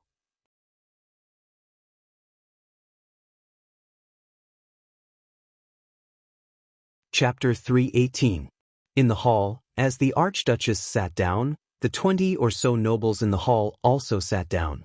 Thanks to the Archduchess, Thales had received a lot of Northland's characteristic noble education during his 6 years as a hostage. Compared to the knowledge that Gilbert taught him in a hasty month, which was so old that it had faded, he was actually very familiar with Ekstedt's glorious history. For example, Dragon Cloud City's State Affairs hearing. It originated 90 years ago from the Archduke of Dragon Cloud City, the 43rd common-elected king, Nuvan VI, the grandfather of the late king, Nuvan VII. He was the one who started the heyday of the Walton family's monopoly on the throne for 3 consecutive generations. He was a king worth remembering. Under his rule, the kingdom of the Great Dragon fought against constellations several times at the border after the death of the virtuous king. Faced with the Northern Territories' Arund family, Overwatch City's Samunto family, and Lonely Old Tower's Fries family, the king never suffered a single defeat. He pushed Ekstedt's southern border to the front of Broken Dragon Fortress, turning the eastern and western pine forests into Northlanders' exclusive land. He supported the new Alliance of Freedom in a few wars. Faced with the sudden rise of Khemu Union, he forcefully stopped their momentum of expansion and firmly controlled the eastern end of the Golden Passage. He even repaired the glacial Quaker defense line, and once again banished the glacial orcs to the north of the 38th century ground. Internally, starting from the scheming Nuvan VI, it became a tradition for the vassals of Dragon Cloud City to regularly greet and report to the Archduke.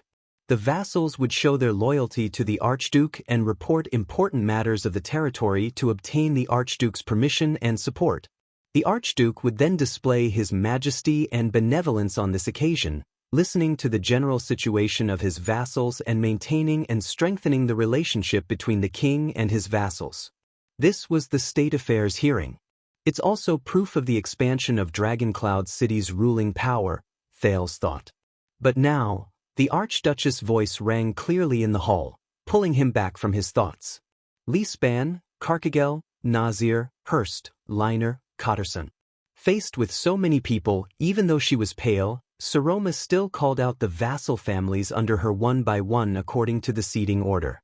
Every suzerain nodded slightly when they were called. Banner, Hudson. Saroma called out the names of nearly 20 families in one breath. Among them, there were 2 families with the same name, and they had to be distinguished by territory. Almost every noble who had a seat nodded respectfully or at the very least, respectfully. If this was constellation, Thales could not help but recall the grand occasion during the national conference, the 6 great clans, the 13 distinguished families, and the Jadestar family's direct vassals. Just calling out the names of these families. The prince sighed. God, I hope they have a roster. Welcome everyone.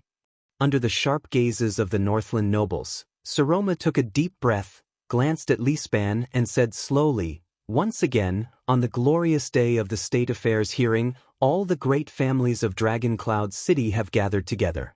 Because of your arrival, the Cloud Dragon Spear has become sharper. With your loyalty, the Walton family has become stronger." The crisp female voice echoed in the stone hall, gradually fading away. The moment the Archduchess finished speaking, almost all the vassals solemnly raised their right fists and smashed their chests 3 times in a row, as if by prior agreement. Don't. In response to Feng Jun. The dull sound resonated with each other in the hall. It was as if the entire heroic spirit palace was shaking. "See, you understand what I mean, right?" Beside him, Ian had a bored expression that said, "I told you so." He made a gesture of hitting his chest and whispered in Thales's ear, "Gorilla." Thales raised his eyebrows. Saroma did not move an inch in the midst of the banging, but Thales, who was very familiar with her, could feel that under the girl's calmness, there was a sense of nervousness and anxiety. The day of the State Affairs hearing begins now. The Archduchess cleared her throat. "Seal?" Sitting to her left, Count Lispan bowed slightly in his chair and turned his head to look at the audience. The 5 counts at the forefront finally set their gazes on the regent. But Thales noticed that their gazes were not as friendly as he had imagined. 6 years ago, at King Nuven's funeral, what was the attitude of these 5 important people? Thales recalled. As a rule, Regent Lispan's steady and gentle voice rang in the hall, just like how it had been for King Nuven countless times during the Imperial Conference over the past 30 years. "My lords, is there anything you would like to ask the lady?" No one spoke. As far as Thales could see, the 20 or so vassals did not even whisper to each other. They only fixed their sharp gazes on Lispan, as if they wanted to cut the old count apart, especially the 5 most powerful vassals. Thales could not help but clench his fists.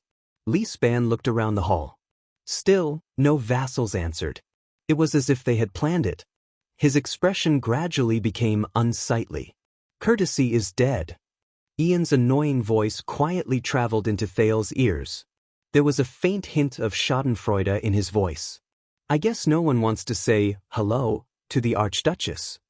In the silence where a pin drop could be heard, Ian's words were a little grating. Many Northlanders turned to look at him with cold gazes. Ian put on an expression of someone who was caught doing something bad and smiled at them apologetically. This was the first time Thales participated in a state affairs hearing in 6 years. It was also the first time he saw the suzerains of Dragon Cloud City's attitude toward their vassals. As he watched Saroma force herself to remain calm on the stage, Thales felt a stab of pain in his heart. In the 6 years since he stepped into the Hall of Stars and became the 2nd Prince of Constellation, his journey had been very difficult. But at this moment, compared to her, Saroma, and the first Archduchess of Ekstedt, all the difficulties he thought he had faced, very good. It seems that everyone is doing well. "There's no bad news," Lispan said coldly. He bowed slightly at Saroma. "My lady." The gazes that were focused on Lispan turned to the Archduchess in unison. Thales looked at the lonely Saroma with pity. The girl cleared her throat unnaturally and subconsciously avoided the vassals' gazes. But, "Everyone, I know you don't like to talk nonsense." Saroma's voice was a little fast and trembling. "So, I'll get straight to the point." Compared to the silence in the hall when Lispan spoke, the moment the Archduchess spoke, many of the vassals lowered their heads and whispered among themselves. This is a good sign. At least the Archduchess has the ability to ease the atmosphere, Ian mocked in a low voice. Thales sighed. The Archduchess continued speaking. "I believe all of you already know that last month, the king's envoy came from Black Sand region. A few days ago, the diplomat group from the city of Faraway Prayers also arrived in Dragon Cloud City." Someone interrupted her. "Are you talking about that farcical audience, my lady?" Cotter's son, the Count of Phelan Castle, who was dressed in martial attire and sitting on the 3rd seat to the Archduchess left, said coldly, "Of course, the dignified and entertaining Dragon Cloud City has been completely dominated by a young brat." Count Cotterson's choice of words was very rude. Quite a number of people laughed softly, but even more snorted coldly. Saroma's face became even paler. Thales frowned slightly. He turned his head and saw that the Viscount of Dual Wind City, who was the culprit, was laughing foolishly without realizing it. He seemed to find this very entertaining. Is it funny? Thales' gaze was as sharp as a sword. After seeing Thales' displeased gaze, Ian, who realized something, instantly put away his smile. He coughed softly in a seemingly serious manner. I'm sorry. Dragon Cloud City is faced with a choice. After the Archduchess adjusted her breathing, she continued speaking. And I respect all the suzerains who have served under my grandfather for many years. So, we will discuss our choice here, on the most important day of the council hearing. Just when Thales thought the vassals were going to fall silent again, a clear male voice unexpectedly rang. We respect you, my lady, just like how we respected your grandfather. The count who spoke was sitting on the second seat to Saroma's right. His tone was amiable and respectful, which was rare. His golden beard moved up and down as he spoke. So, we are here in Flatiron County, responding to your summons. Count Hurst from Flatiron County looked at the Archduchess with a gentle gaze and said, as if she had found her savior, Saroma smiled and looked at the person who spoke gratefully. Thank you, Count Hurst. Hurst, who was in his 30s, shook his golden beard and nodded with a smile. Thales frowned. He looked at the enthusiastic Hurst and shifted his but unnaturally. This damn chair is so hard to sit on. My God, Thales, did you see the way he looked at that girl? Ian interrupted at an inopportune moment. I bet that every time he looks for a woman, he imagines her to be. Thales, who was in a bad mood, turned his head abruptly. Will you die if you don't speak? The prince replied coldly. Ian quickly raised his hands and stuck out his tongue innocently. Then he opened his mouth, maintained his smile, and silently mouthed, yes. Thales was so angry that he did not want to talk to him anymore. Count Hurst's words seemed to have stirred up the vassals' conversation. Cotterson, who had just made a sarcastic remark, touched his chin and snorted. Phelan Castle is the same, Cotterson said slowly. But I noticed that we are not the only ones who responded to the summons. Count Cotterson moved his finger and pointed at a corner of the hall. That is, everyone's gaze followed his finger. Thales' heart skipped a beat. Why is he here, my lady? Cotterson twisted his wrist and pointed coldly at the Prince of Constellation. This person from the Empire is at the most important meeting in all of Dragon Cloud City? The hall immediately erupted in a lot of discussions, and there was even a clamor. At that moment, Thales became the center of attention. Worry and nervousness appeared on the Archduchess' face. Leespan narrowed his eyes. Nicholas, who had been wearing a cold expression, furrowed his eyebrows. All right, no matter how much I want to keep a low profile, Thales sighed. I am here at the request of the Archduchess and the invitation of the heir of the City of Faraway Prayers, the second Prince of Constellation said coldly.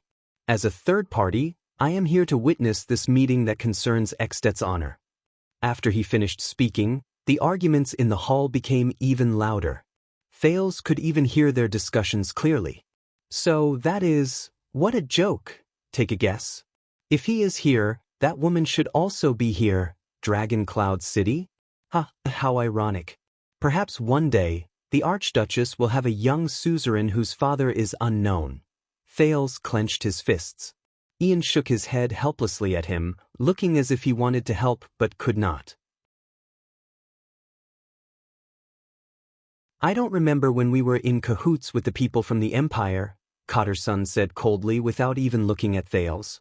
Chase him out. A lot of noises of agreement erupted among the vassals. Order, my lords. Nicholas' voice interrupted the conversation. As the Archduchess guard, the Star Killer looked down at the chaotic nobles from above. He was not polite at all. You are standing on Dragon Cloud City's land, Count Cotterson. You are standing in Raikuru's heroic spirit palace, and this is the Hall of Heroes. In front of the Archduchess, Nicholas' expression became stern. It is not up to you to give orders. Perhaps it was because the Star Killer was indeed famous, or perhaps it was because he had followed King Nuvan for more than 20 years, but the hall slowly quietened down. Then, Cotterson replied without giving any face. "Shut up, Your Grace. You have no right to talk to me about King order." Cotterson gritted his teeth and stared at the Star Killer on the stairs as if he was looking at an enemy. "King Nuvan promoted the lowly you to be his personal guard and gave you the title of nobility. Yet, you repaid him with your negligence and incompetence. You caused His Majesty's death, and caused us and Dragoncloud City to fall into this state." At that moment, a rare flush appeared on Nicholas' pale face. Thales had seen him like this before. It was a sign that the Star Killer was angry. "If I were you, incompetent person, I would find a place with no one around and commit suicide as soon as possible, instead of shamelessly staying by the Archduchess' side and pretending that nothing has happened." Count Cotterson's words traveled clearly into everyone's ears. The disgrace of the White Blade who killed the king. Bah! Quite a number of Northland nobles snorted coldly in unison. Nicholas lowered his head abruptly so that no one could see his expression clearly. But he did not say anything. Thales could see that his fists were clenched together and trembling violently. The prince knew that the king's death under the protection of the White Blade Guards was the greatest trauma in the Star Killer's life. In the hall, Nate Monty of the City of Faraway Prayers diplomat group frowned. This raven of death looked at Nicholas, who was behaving abnormally, and sighed softly. "Enough, Cotterson." The Archduchess finally spoke. Her words were subconsciously laced with a hint of anger. "Lord Nicholas fought against the calamities until the last moment for the king. He does not deserve such an evaluation. Based on what my administrator told me, my lady, this Prince Thales is perhaps the most troublesome person from the Empire in the world. He even caused the ugly brawl on the last day of the council hearing," the oldest Count Nazir said slowly. His words sounded fair and rational. He brought the topic back to the prince. "I sincerely suggest that when we discuss our own affairs, we show our hospitality, and let him rest in his room." The old count narrowed his eyes slightly. "Do you know what the rumors outside are about you and him?" All the gazes gathered on the prince again. They even moved back and forth between the Archduchess and him from time to time. Saroma's expression changed, and she was momentarily speechless. Thales closed his eyes. Beside him, Ian's expression was rich. He opened his mouth and was about to say something in Thales' ear. "Not now, Ian." The moment Ian was about to speak, Thales' cold words froze his enthusiasm in his throat. "They did it on purpose, the vassals of Dragoncloud City." Thales remembered the filthy nobles in the Hall of Stars in Renaissance Palace 6 years ago. He told himself in his heart, so they're attacking the Archduchess' prestige step by step. And now, no, I can't speak. I can't refute him. Otherwise, it will only make the situation worse. Thales clenched his teeth tightly. "He is the lady's guest, Cotterson, Nazir." Regent Leespan spoke in a timely manner. He stared coldly at the two counts. "This is the lady's promise, so he will stay. And if you can't stand him appearing in your sight and would rather ignore the lady's honor, then close your eyes or go out on your own. Choose one." Cotterson snorted coldly. He seemed to be very displeased with the regent. "Don't forget about your blood feud, lady. The legal heir before you, Prince Mariah, died in Constellation.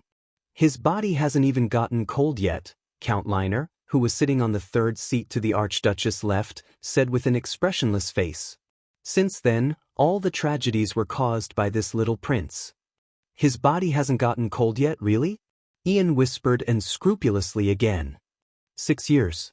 Even if it's a great dragon's corpse, it should be cold by now." Thales could not even be bothered with him anymore. Saroma inhaled sharply, as though she was adjusting herself. "That tragedy has already been settled, Line." The Archduchess glanced at Thales from afar. She gritted her teeth and said, "It happened when the late king was still alive. And Prince Thales is now our guest, and we should return to proper business." "You think that the death of your own blood relative is not proper business?" Liner suddenly raised his voice.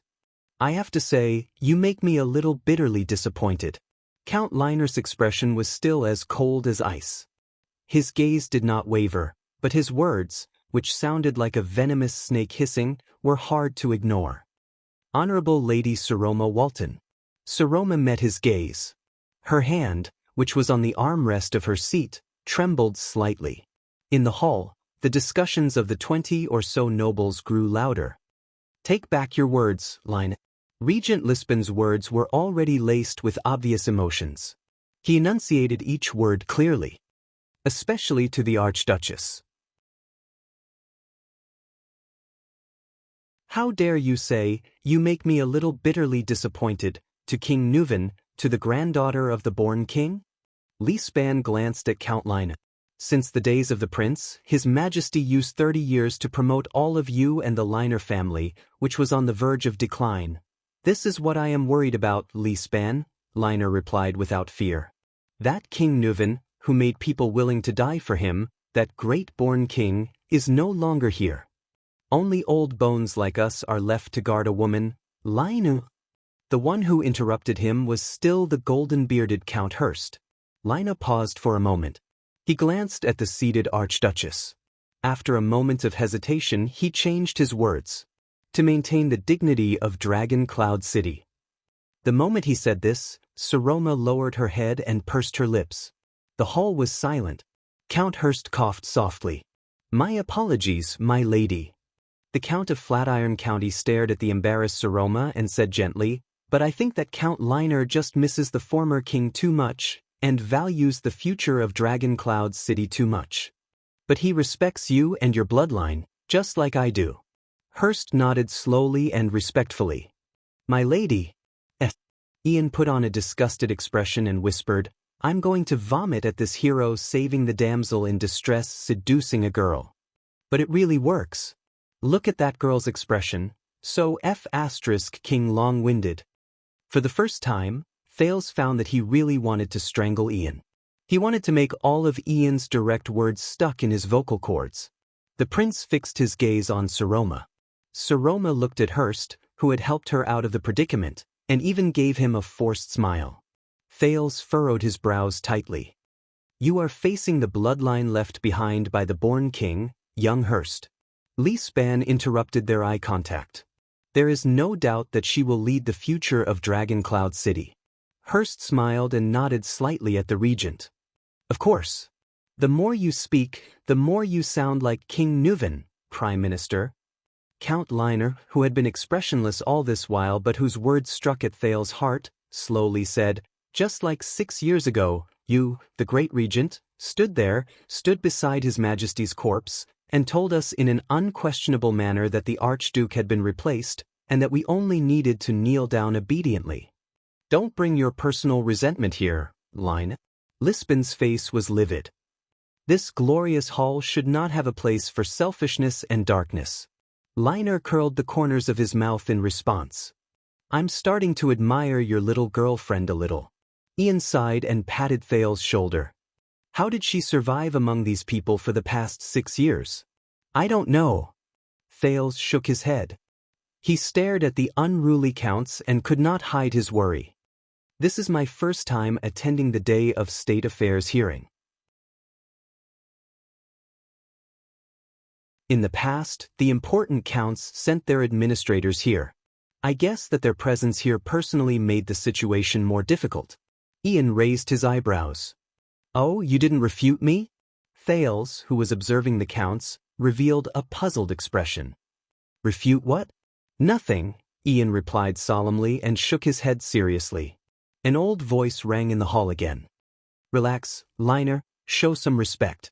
Nazir, who was the most senior among them, sighed and said, You're facing the most powerful count in Dragon Cloud City, the Eye of the Dragon, Lisban, who has controlled Dragon Cloud City for 6 years. You don't want to provoke the regent of Dragon Cloud City. He has countless ways to punish you. Lisban and Nazir looked at each other in the air. Even the air seemed to have turned cold. Ian narrowed his eyes. Oh, I think what he really wanted to say was, CKU Lisban. Thales agreed wholeheartedly. Since he wants the constellations here, Let him be, Nazir said softly. After all, Dragon Cloud City is no longer what it used to be. Lispan stared at Nazir, who was the same age as him, and spoke softly, but very clearly, Really, Nazir, old friend? My old friend died 6 years ago, Count Nazir said unhurriedly. He died together with His Majesty in the whirlpool of power. During the time Lispan and Nazir stared at each other, the counts did not utter a single word. It was as if this was their arena. Saroma, on the other hand, was at a loss. If I were to guess, Ian's whisper cut into the conversation at an inopportune time. When they were young, one of them slept with the other's wife? Thales shook his head slowly. He lowered his head, looked at his right hand, and sighed. The situation is very disadvantageous. We can't go on like this. Go in. We need you. In the next moment, a scream suddenly rang through the entire hall. The voice was so loud that it was like a whirlwind in the silent Hall of Heroes. All the nobles, including Saroma and Lispan, turned their heads in bewilderment and looked at the source of the voice. Among the hall full of nobles and vassals, one person suddenly jumped up. The Viscount of Dual Wind City from the city of faraway prayers, Ian Rockney, was standing on a chair, holding his waist. His expression was contorted as he stared at the person beside him in disbelief. Beside him, Prince Thales withdrew his hand expressionlessly and sat upright with a serious expression. It was as if the person who had just grabbed Ian's waist and twisted it with all his might was not him. Ian gritted his teeth in exasperation and mouthed, "How dare you?" at Thales. But the prince did not move an inch, as if he did not know him at all. Ian took a deep breath and raised his head. It was only then that he noticed that all the gazes in the hall were focused on him. The Viscount of Dual Wind City revealed an embarrassed smile. About that, the 5 counts frowned at the same time. Sir Ian. Lispan's gaze moved back and forth on Thales before he returned to Ian without a word. Is there anything I can help you with? Ian exhaled and glared at Thales with a murderous gaze. The prince's expression was indifferent. He gestured a thumb at the side of his knee. Go for it. Good luck. Ian could only sigh. With a reluctant expression, he first bowed slightly to the Archduchess, then tilted his head to look at the counts. Although I am very happy to enjoy the plot of Dragon Cloud City's internal strife, shouldn't we talk about serious matters first? Thales' face was filled with reluctance. Ian flashed his pearly white teeth and smiled faintly. You know, lunchtime is very important. It cannot be delayed. The attendants of the City of Faraway Prayers diplomat group who were sitting together had ashen faces. The vassals of Dragon Cloud City stared at him in surprise and bewilderment. It was the first time many of them had seen Ian in person. And where did you come from? Count Cotterson looked as if he wanted to eat someone alive. He cast a sidelong glance at Ian and sneered. Clown? Ian blinked. In the face of this insulting title, the smile on his face became even wider. Where did I come from? The Viscount spread his arms and smiled like a child. From the circus, of course. At that moment, Count Cotterson's cold smile froze on his face. Thales exhaled. He felt that the oppressive atmosphere was instantly relieved. I have come to remind all of you that it is time. Everyone, take your positions. Ian glanced at the Archduchess on the stairs, then at Thales beside him. He shrugged and announced loudly to the hall full of vassals in high spirits. We are about to begin. On the other side of the hall, the people from the City of Faraway Prayers, led by Nate Monty, lowered their heads and let out a long sigh. Their expressions were sorrowful.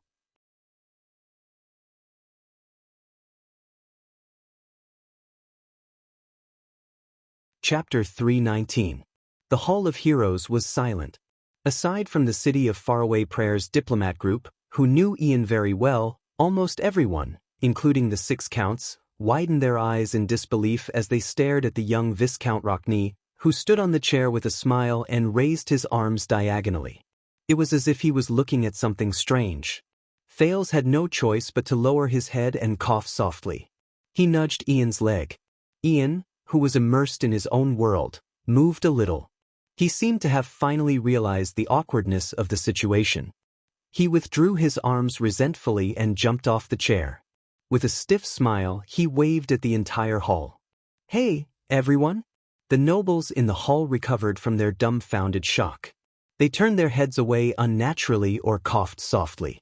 They seemed to be ashamed of the scene in the Hall of Heroes. The 5 counts, who had been aggressive before, did not say a word. They just sat where they were with unpleasant expressions and stared at each other. Thales chuckled in his heart as he watched from the side. "Good job, Ian. You interrupted their increasingly aggressive questioning. How should they react when faced with such an unreasonable person and such an inexplicable situation? Did this clown get your permission to stand here and insult all of us?" Count Cotterson turned to the Archduchess. His gaze was cold and his expression was stiff. Together with his martial attire, he looked like an ice wall. "My lady," Saroma was about to answer. "My lady, my lords." Among the diplomat group from the city of faraway prayers, the noble who had reprimanded Ian, old Bonnie suddenly stood up shakily. With a tragic and pained expression, he bowed to the Archduchess on the chair. "This is just a joke. On behalf of the city of faraway prayers, Ian's behavior."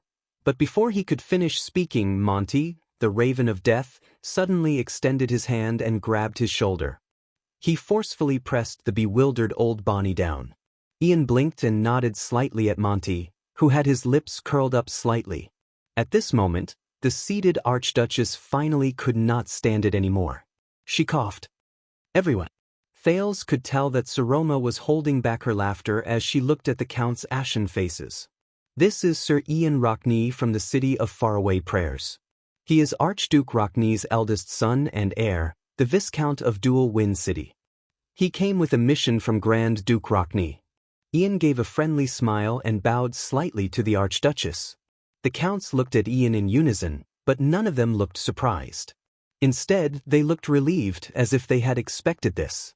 This made Thales think that perhaps they already knew who Ian was. "City of faraway prayers, Rockney." Cotterson sized up Ian from afar. There was a slightly solemn look in his eyes. "I've met your father before. Long hair, Colgan is a respectable man.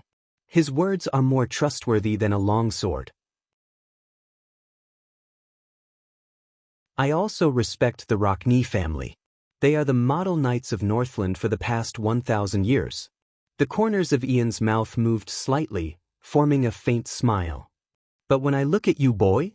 Count Cotterson shook his head in disdain. "I really feel ashamed for your father and family." Laughter came from the vassals. Thales saw Ian's gaze flicker slightly. Likewise. The heir of the city of faraway prayers sat down in the most relaxed manner possible. "When I see you, I also feel ashamed for Dragoncloud City and the Archduchess." Ian snorted softly. A count who hid outside the city when calamity befell, and was unharmed when his king died in battle. Count Cotterson's expression turned cold. "If I were you, coward," Ian yawned pretentiously and repeated the words Cotterson used to criticize the Star Killer just now, "I would find a place with no one around and commit suicide as soon as possible, instead of shamelessly staying by the Archduchess' side and pretending that nothing happened." Beside the Archduchess, the Star Killer furrowed his eyebrows slightly. This sentence was like a wave that was thrown into a lake, and it caused a huge ripple. The nobles in the hall instantly burst into an uproar. The nobles, especially the 5 earls, stared at Ian, who had a nonchalant look on his face, as if he was their father's murderer. Thales breathed a sigh of relief. This young Rockney sure has guts." Count Cotterson gritted his teeth and emphasized Ian's title. "I'll say it again, Viscount. Then you and I can duel." Ian laughed out loud. "Of course." He waved his hand boldly. "Duel?" Thales was shocked. "Wait, Ian is..." But before he could understand what was going on, the heir of the city of faraway prayers snapped his fingers, flipped his hands without any qualms, and pointed at the diplomat group from the city of faraway prayers with a relaxed expression. "And I will appoint Lord Nate Monty of the city of faraway prayers to represent my honor in a duel with you. Life or death? What do you think?" In the distance, Monty, who was scratching his neck, instantly froze. The Count's expression stiffened again as they looked at Ian. Ian maintained his smiling expression. Looking for a representative in a duel? Is this guy really a Northlander? Thales exhaled. Fortunately, Ian is still Ian. He won't suddenly become a heroic man who is unafraid of death. You're hiding behind the Raven of Death in the face of a duel? Count Cotterson looked at the resigned Monty, then at Ian. His voice was filled with unbearable anger. Coward, you're a disgrace to us Northlanders. The nobles in the hall snorted disdainfully, sneered, and even cursed. But Ian gladly endured these gazes, as if he did not feel anything. You flatter me. Ian crossed his legs, crossed his arms, and shrugged. It's my honor to bring shame to you. The atmosphere in the hall exploded again. The Northlanders' protests and curses surged forth like a tidal wave. Thales sighed softly and patted Ian's shoulder. You're really something, bro. At this moment, when the order was about to go out of control, the Archduchess' clear and pleasant voice suddenly rose in the buzzing hall. Everyone, everyone! Saroma's high-pitched and shrill female voice stood out among the row of men's protests. Now is not the time for us to fight amongst ourselves. Thud. Nicholas punched the wall beside him fiercely. The noise in the hall gradually became softer. Following the Star Killer's actions, the Archduchess guards in the hall raised the weapons in their hands and smashed them against the wall beside them with straight faces, as if they had rehearsed it. Thud. The dull but deafening sound resonated in the hall, causing all the enraged nobles to quieten down. They could not hide the expressions on their faces. They all looked at the highest seat. Saroma glanced at Regent Leespan. After receiving his affirmation, she tried her best to finish what she wanted to say. No matter how we view this, Sir Ian, we cannot ignore the most important matter at the moment. The city of Faraway Prayers has brought bad news from the Golden Passage. The Archduchess inhaled. 20 years ago, the Alliance of Freedom, which bowed to the late king's army, recently tore up the agreement they signed with my grandfather. Everyone, the dignity we took back for Ekstedt with our own hands 20 years ago has been violated again. The Archduchess' voice faded away. Ian snapped his fingers. Under the disdainful gazes, he spread his hands and made a gesture that said, "That's how it is." No one spoke. Thales closed his eyes. It's here. The real drama. They seemed to be thinking. Then, the old Count Nazir spoke slowly. The cowards in the West have finally become strong-willed for once. The Count of Rubble Mausoleum and Harding County side. However, history always repeats itself, and people still don't remember their lessons. Perhaps the state affairs of Ekstedt seemed to have attracted the Count's attention a little, or perhaps it was related to the war they once fought. In any case, the Counts no longer bothered about the disgrace of the city of Faraway Prayers. Even Count Cotterson only snorted coldly and turned his head around. It seems like... Thales observed everyone's expressions, and his heart sank.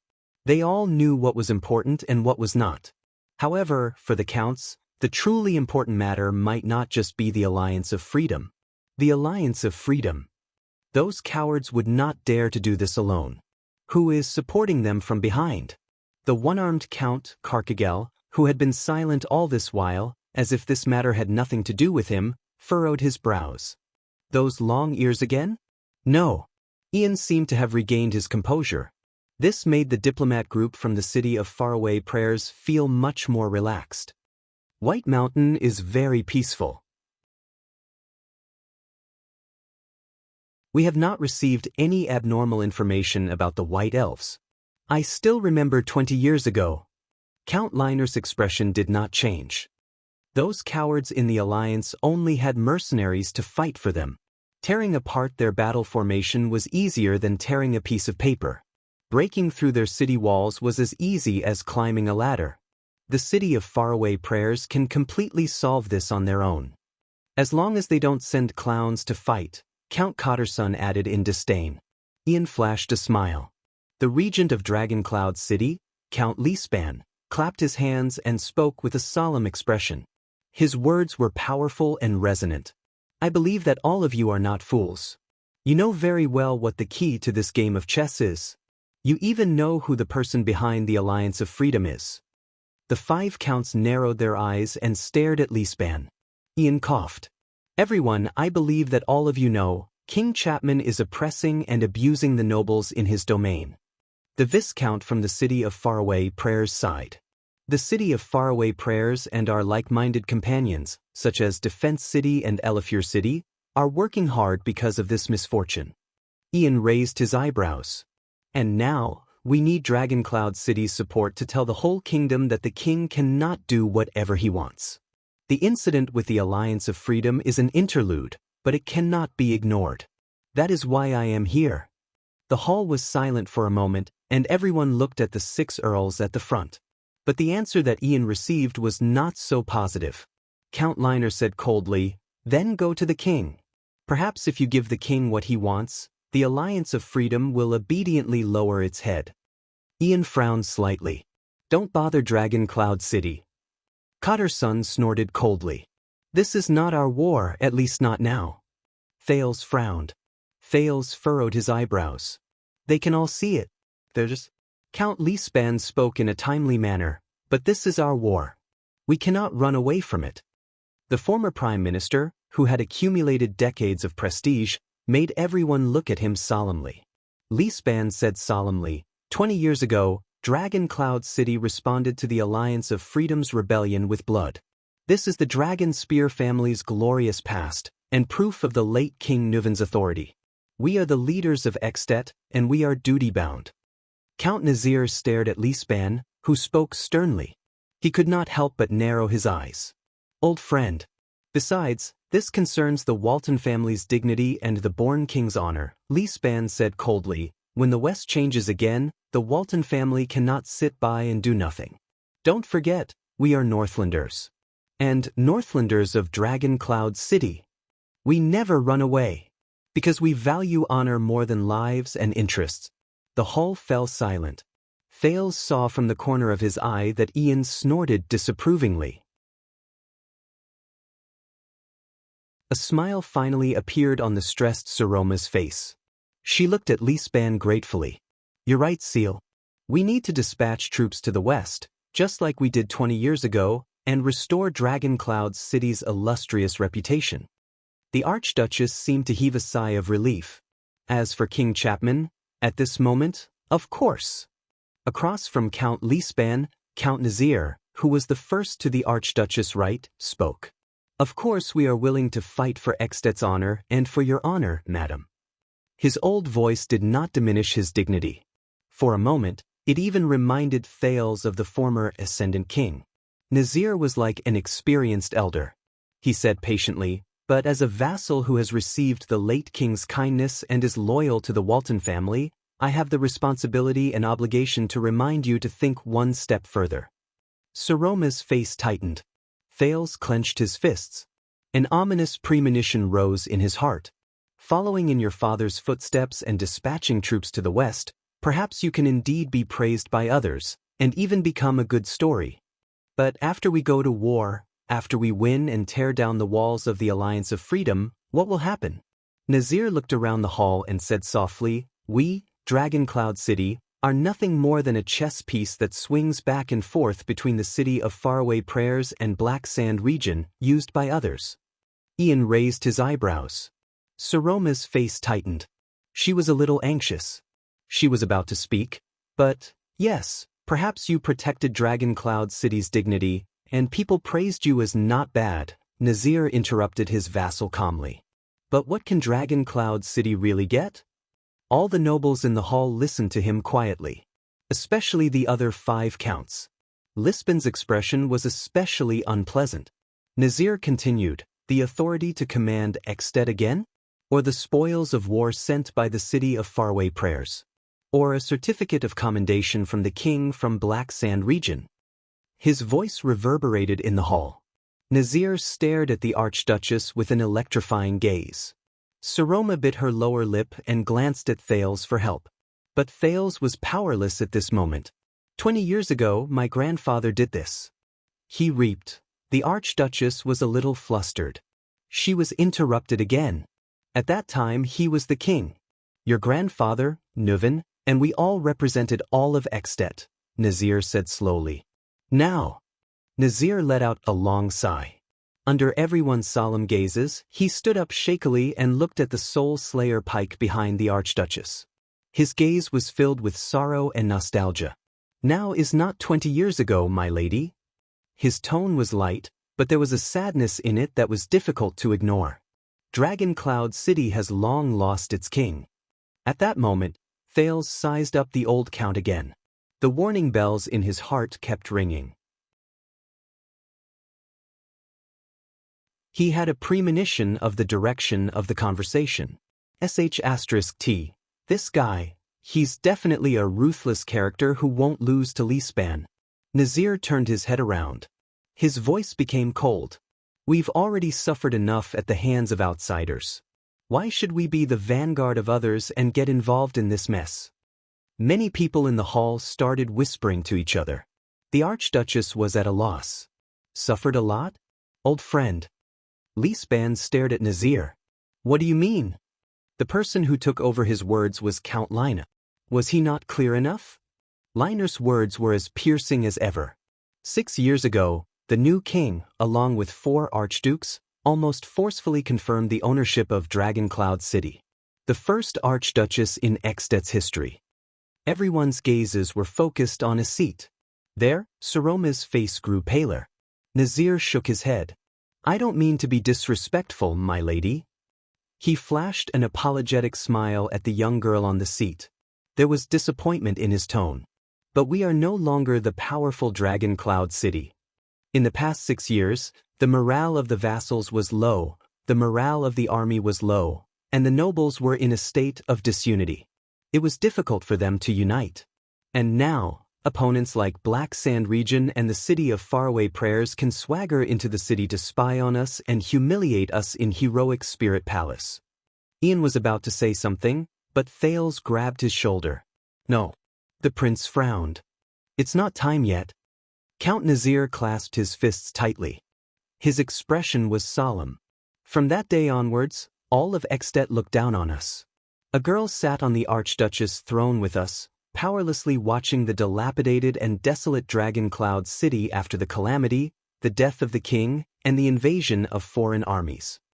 The Archduchess bit her lip hard and did not say a word. Opposite her, Lispan's gaze was so sharp that it could almost shoot lightning. You want us to send troops, protect the Walton family's dignity, restore Dragon Cloud City's prestige, and win back our place in Extet. Of course we can. It is also necessary. Nazir nodded, regaining his respectful and indifferent demeanor. But you may have overlooked the greater crisis we are facing, and also the way to truly restore our prestige and stabilize Dragon Cloud City. What are you talking about? Under the gazes of the entire hall, the Archduchess said with difficulty, the real way. Nazir shook his head and did not say anything. I think the Count is saying that it has been 6 years. In other people's eyes, the Archduchess of Dragon Cloud City is a young and weak orphan girl. She has neither a husband nor children, and the Walton family is on the verge of collapse. Cotterson said sarcastically, even we, the vassals of Dragon Cloud City, feel that we are like the setting sun in the west. The atmosphere in the hall became more and more unbearable. Thales stared at Saroma, whose lips were wriggling weakly on the stage, like a powerless fish on a chopping board. He clenched his teeth tighter and tighter. Are all of you criticizing me? Saroma said with difficulty. Clap. Nazir clapped his hands. No, we care about you. We care about you, my lady. Nazir said in a gentle tone, just like how we love Dragon Cloud City and are loyal to the late king. That is why we need you to become strong. Dragon Cloud City can no longer waste away in a state of weakness and unrest, and I am also tired of fighting against Seal endlessly. We were once friends who trusted each other through life and death, but now, because of you, we have become enemies. Nazir and Lispan exchanged glances. Both of them saw the wariness in each other's eyes. And disappointment. You, Count Nazir, are you saying? The Archduchess' words were a little intermittent. She lowered her head and pressed her arms tightly against the chair.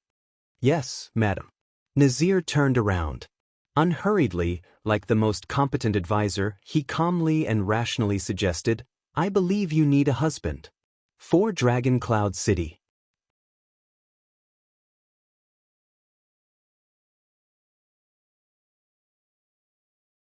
Chapter 320. The moment Nazir uttered the last word, the entire Hall of Heroes sank into a strange atmosphere. It was not the silence of dead silence, nor was it the liveliness of the crowd.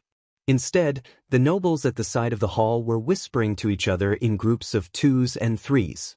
Amidst the barely discernible buzzing sounds, they would raise their heads from time to time and glance at the seated Archduchess with strange and distant gazes. It was as if thousands of ants were lurking in the wood of the tall and sturdy beams. The rustling sounds of them gnawing and eating the beams made people agitated. They wanted to break the wood to search, but they disappeared without a trace. In the Archduchess' throne, Saroma's expression froze on her face. Even though the young lady had already expected this due to the treacherous atmosphere during the previous day's state affairs hearing, as well as Lispan and Thal's direct admonishment or indirect reminders, the Archduchess still could not help but tense up when this moment truly arrived. It was as if a veil covering imperfections had finally been mercilessly torn down. Thales listened to the whispers by his ear and watched the girl's expression. He could not describe the feelings in his heart. Lispan, who sat to the right of the Archduchess, had a dark expression on his face. His eyelids were slightly lowered, and hints of coldness seeped out of his eyes, like an eve that was about to shatter into pieces of ice. Count Nazir. After a long while, the expressionless girl slowly said in a clear but cold voice, Is this your suggestion? My marriage? For Dragon Cloud City? The moment she spoke, the whispers in the Hall of Heroes instantly disappeared. They were like ants that had stopped gnawing and were hiding. Nazir quietly watched the girl who was staring at him coldly.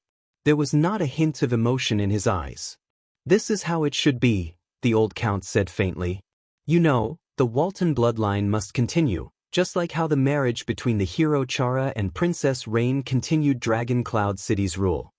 The Walton family also needs a legitimate son and male heir to comfort the restless vassals, intimidate our opponents, and tell the outside world that Dragon Cloud City is under sufficient protection and is as stable as before. Nazir remained calm, but with every word he said, the whispers in the hall decreased by a notch, and the girl's face turned paler. For that reason, I suggest that you select a young, promising, and responsible man from the vassals and their equally noble and loyal families as your husband. Count Nazir had a solemn expression on his face. As the father of your future children, as well as the father of the future members of the Dragon Spear family. The Archduchess did not reply immediately. However, Thales could sense that the girl's gaze subconsciously shifted in his direction, but she stopped abruptly halfway and focused on the floor tiles in the middle of the hall. Those were the floor tiles of Heroic Spirit Palace. Even after 1,000 years, they were still as sturdy as ever. So, you think that as a woman, Saroma said softly, I don't have the right to sit on this seat and inherit everything from the Archduke of Dragon Cloud City? The panic and discomfort in her voice gradually disappeared, but there was a hint of bitterness and desolation that was the same as her master's. So you want me to get married early and give birth to a real heir to Dragon Cloud City who is qualified and powerful? The hall became completely quiet. The vassals who had been loyal to the Walton family for generations no longer whispered to each other. Instead, they raised their heads and waited for the development of the situation in the hall. The 5 counts had different expressions, but they all stared at their suzerain in silence. Lispan's gaze was fixed on Count Nazir, but the latter did not notice it. When he saw this, Thales sighed. Beside him, Ian shrugged. Quite the opposite. It is precisely because you have the right to rule Dragon Cloud City as a descendant of the Walton family. Nazir's voice traveled into the hall again. Compared to the Archduchess' lightness and even coldness, his words were steady and powerful. That is why this is even more necessary. As the closest direct descendant of the family, it is your duty to continue the Walton family. Saroma lowered her eyelids, and her gaze stopped on her long dress, which was at her knees. At that moment, Thales, who had been watching this scene from the sidelines, suddenly realized that the 6 years he had been away from the treacherous affairs of the palace was both unfortunate and fortunate. Finally, a low, cold, and angry bellow echoed in the hall. As far as I know, we are talking about responding to the lady's summons. We are talking about dispatching troops to the Alliance of Freedom. Regent Lisbon's voice was like a blizzard during the day before the bitter cold. It instantly swept away the last traces of smiles on the faces of the nobles in the hall. Not rudely changing the agenda and rudely interfering with the lady's private affairs. This is practically no different from a rebellion. Lisban finished his words coldly. Across from him, Nazir turned his head and looked at Lisban, as though he was his greatest enemy today, and as though his earnest teachings to the Archduchess just now were just a careless reminder. The old count fixed his gaze on the regent. His gaze did not shift for a long time. We are talking about the future of Dragon Cloud City, Lisban. In the next second, as though he intended to go against Lisban, Nazir used the calmest language to say something that caused Lisban's expression to change drastically. This concerns the fate of Dragon Cloud City. Do you think that we will be so muddle-headed as to allow it to be controlled by some powerful minister with ulterior motives? Aside from the two of them, the other 4 counts also reacted slightly. Among them, Liner and Cotterson snorted coldly without bothering to hide it. Only the silent Archduchess continued to stare at the long skirt between her legs. It seemed that the pattern on it was very pretty. Lisban stared back at Nazir, no longer hiding his displeasure. The regent sneered. So, you forced the Archduchess to marry the person you liked? Holding Dragon Cloud City firmly in your hands is not called muddle-headed, right? The argument between the two lords echoed in the hall, but no one dared to interrupt them. Thales listened to their conversation coldly. Lisban and Nazir were 2 Northland families with equally long histories. When it came to achievements, they did not even lose to the 9 Knights of Riker. Since the era of the King of Dragon Knights, they had been the Walton family's left and right arms. Together, they supported the flag of the Cloud Dragon Spear in Dragon Cloud City. And now, a second later, Nazir and Lisban averted their complicated gazes from each other. No one has ever been able to force an archduke to do anything, not even the king. Nazir lowered his voice slightly and changed the topic of the conversation. But the reason why the archdukes have the right to stand in this position and accept the vassal's loyalty is precisely because they know where their responsibilities lie. Nazir no longer looked at Lisban. On the contrary, he was staring at Saroma with a strange gaze. Her face was livid, and her gaze was unmoving.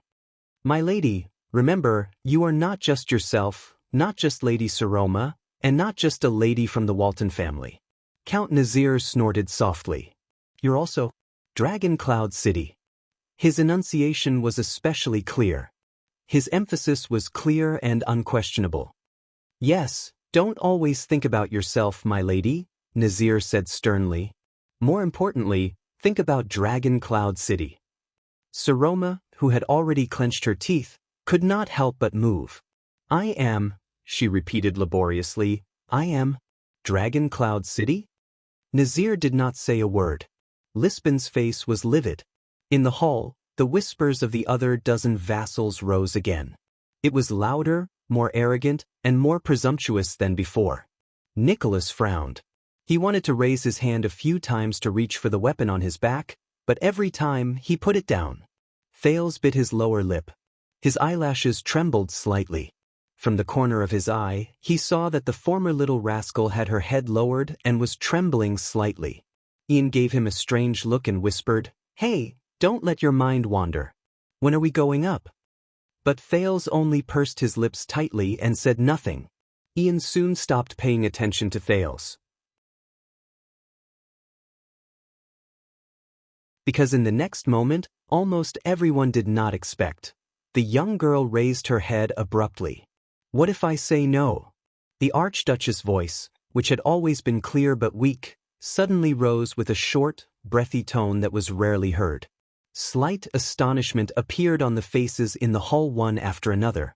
With a tone filled with rejection, Saroma's eyes flashed with anger that had not been seen for a long time.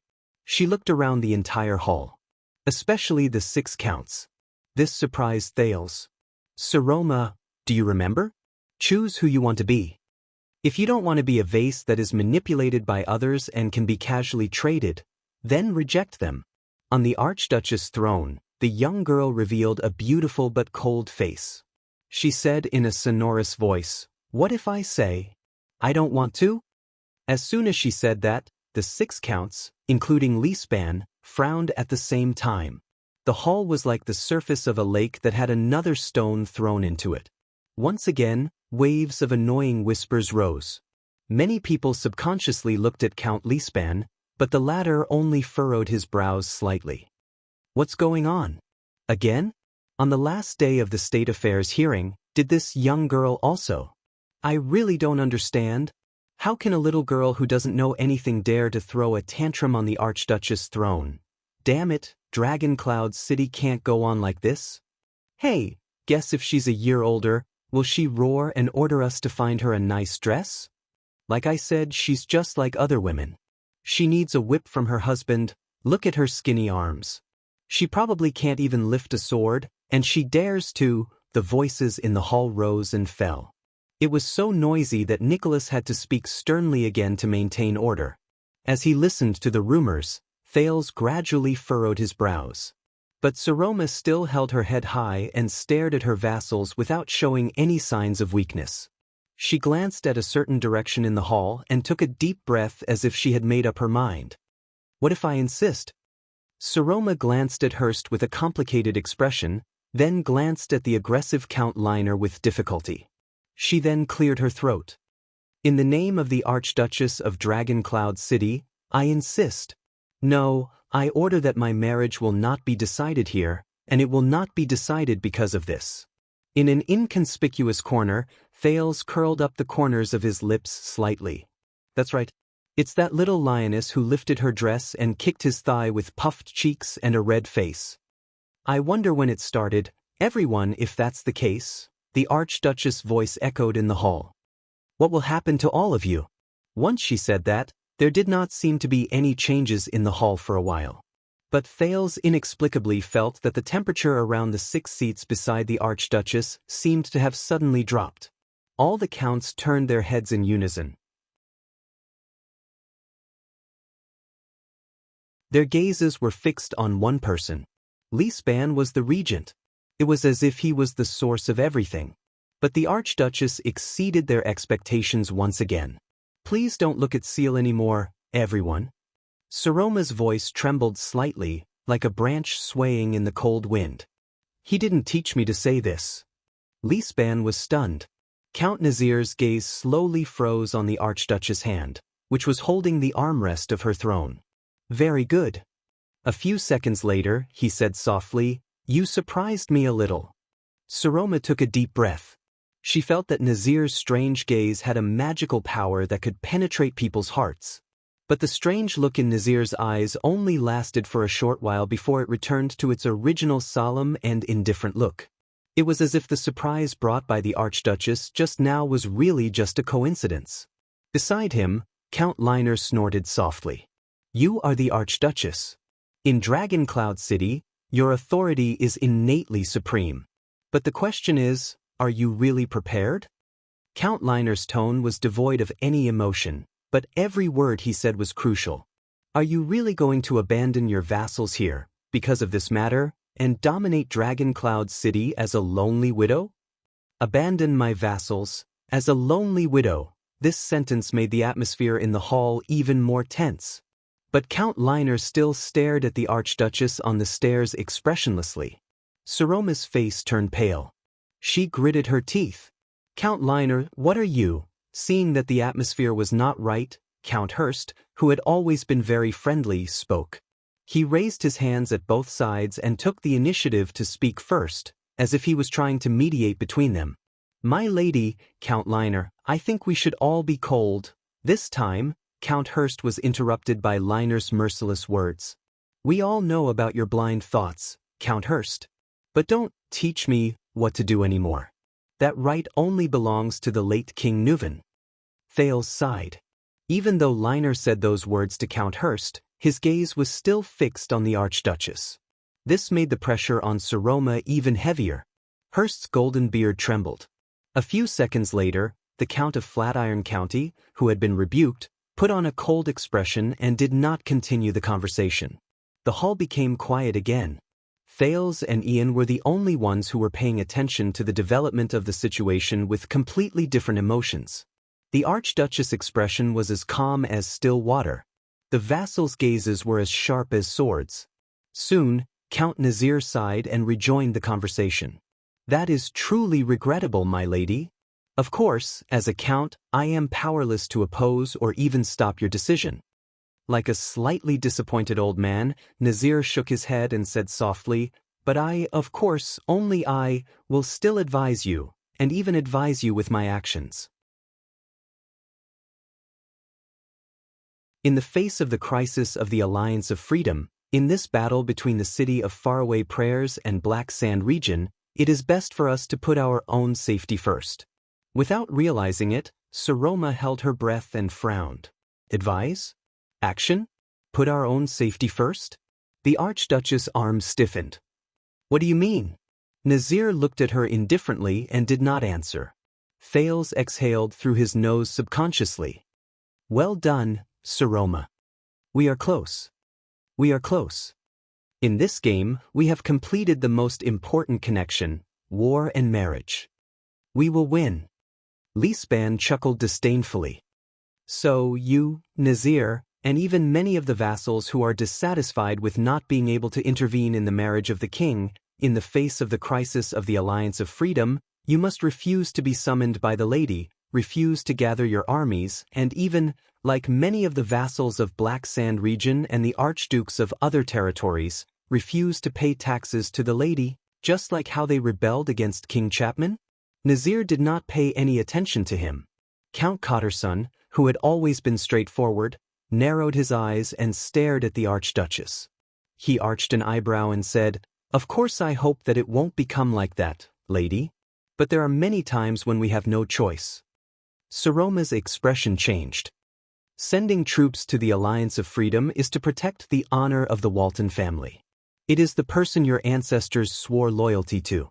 If we watch the war of the Alliance of Freedom with folded arms and refuse the city of Faraway Prayer's request for help, then we, as the Archduchess of Dragon Cloud City, and all of you as the Dukes of Dragon Cloud City. The Archduchess gritted her teeth and said coldly, "We will all become laughingstocks.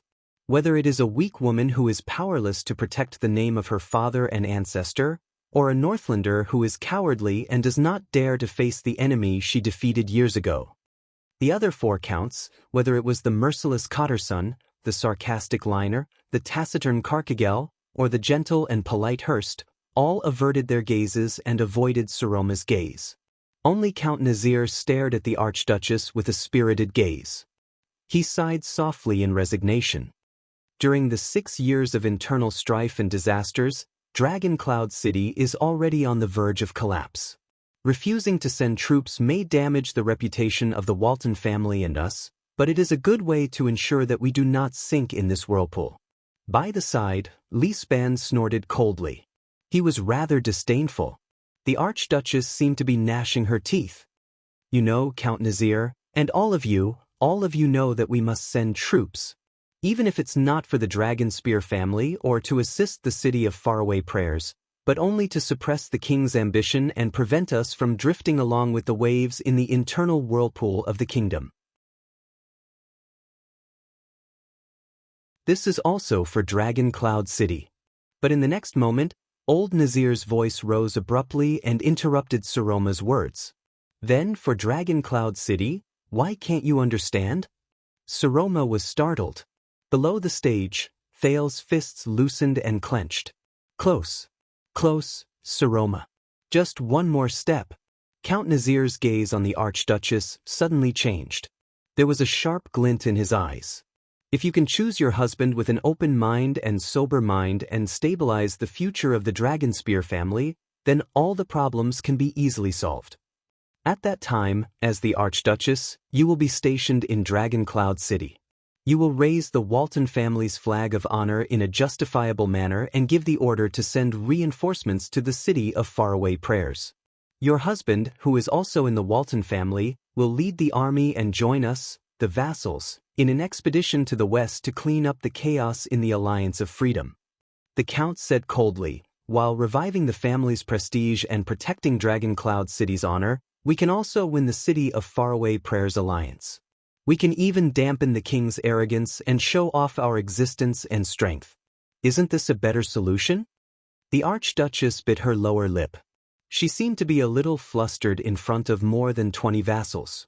At this moment, Saroma's regent, Count Leespan, spoke in a timely manner. Deal with the king? Is that true? Regent Leespan snorted softly. At this juncture where the City of Faraway Prayers and the king are playing chess, all of you are deliberately using the suzerain's marriage to obstruct us? Are the benefits offered by Black Sand region and the bones left behind by King Chapman that easy to lick?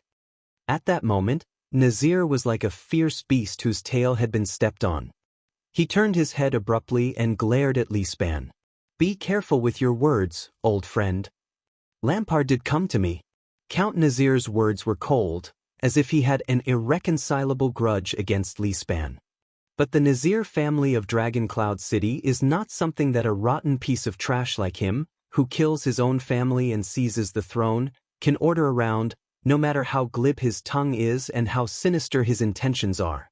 But please believe me, my lady, this is purely my own decision, because I believe that this is the best future for Dragon Cloud City. Nazir continued, your rights will not be interfered with in any way. As long as you are a noble and handsome man in Dragon Cloud City, how you choose, and which one you choose as your husband, is still up to you. This is Dragon Cloud City's. Unable to take it anymore, Leespan shouted angrily again. That's enough, Nazir. The regent said coldly, all you can do is talk about is for Dragon Cloud City. But, to let the Archduchess marry one of you? Is this your solution? Leespan shook his head slowly. His eyes looked as if they were about to shoot out sharp blades. Do you really know what this will bring to Dragon Cloud City? The center of the battle seemed to have returned to the two counts. Of course. My lady, Nazir's voice became low, but his eyes did not leave Leespan. I know what seal. Count Leespan said to you. It was nothing more than, the Archduchess needs to keep the upper and lower ranks in check and maintain the balance of power in Dragon Cloud City. A suzerain marrying a vassal rashly is detrimental to the internal governance of Dragon Cloud City. You cannot entrust your identity and power to Dragon Cloud City, and other such excuses as the reason why you refuse to marry him. Indeed, it is not without reason. I have worked with Seal for many years, and I know better than anyone else that he is not a fool. These worries do exist. Nazir stared at Leespan with a complicated gaze, but when he turned to the Archduchess, his gaze became even more peculiar. I originally did not want to say these words, my lady, Nazir said softly, but you made me suddenly realize that perhaps I should not treat you like a young child who knows nothing. You are, after all, the Archduchess. Saroma thought of something. Leespan furrowed his eyebrows.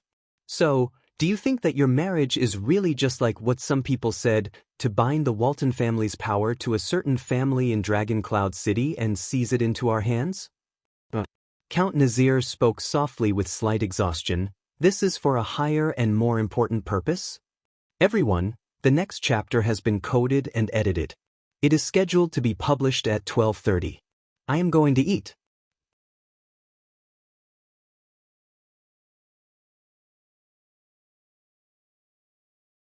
Chapter 321. Saroma put on a contemplative look. The old count leaned back gently and subconsciously looked at the stone carving of the cloud dragon spear above his head. Everyone. Nazir spoke loudly, attracting the attention of the vassals in the hall. He did not sound like an old man at all. It's been 6 years. When the born king's might was no longer there, due to all sorts of stupid reasons, the so-called balance of power, peace, and tacit understanding in Dragon Cloud City were long broken. Nazir looked exhausted, as if he was talking to himself. The hall fell silent. His words made many people sink into contemplation. The 6 most powerful vassals broke off one after another over the vacant position of power left behind by King Nuvan.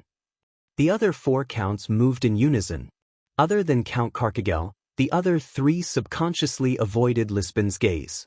On one side, we, the counts, suspect that the powerful Lisbon monopolized the political situation, isolated the Archduchess, and attempted to overrule the great legacy left behind by King Nuvan. On the other side, Lisbon sat in the position of regent. He hated us for not listening to orders after the late king passed away, and for our selfishness and self-preservation. Saroma was stunned. Nazir stared coldly at Lisbon, whose face was as cold as ice.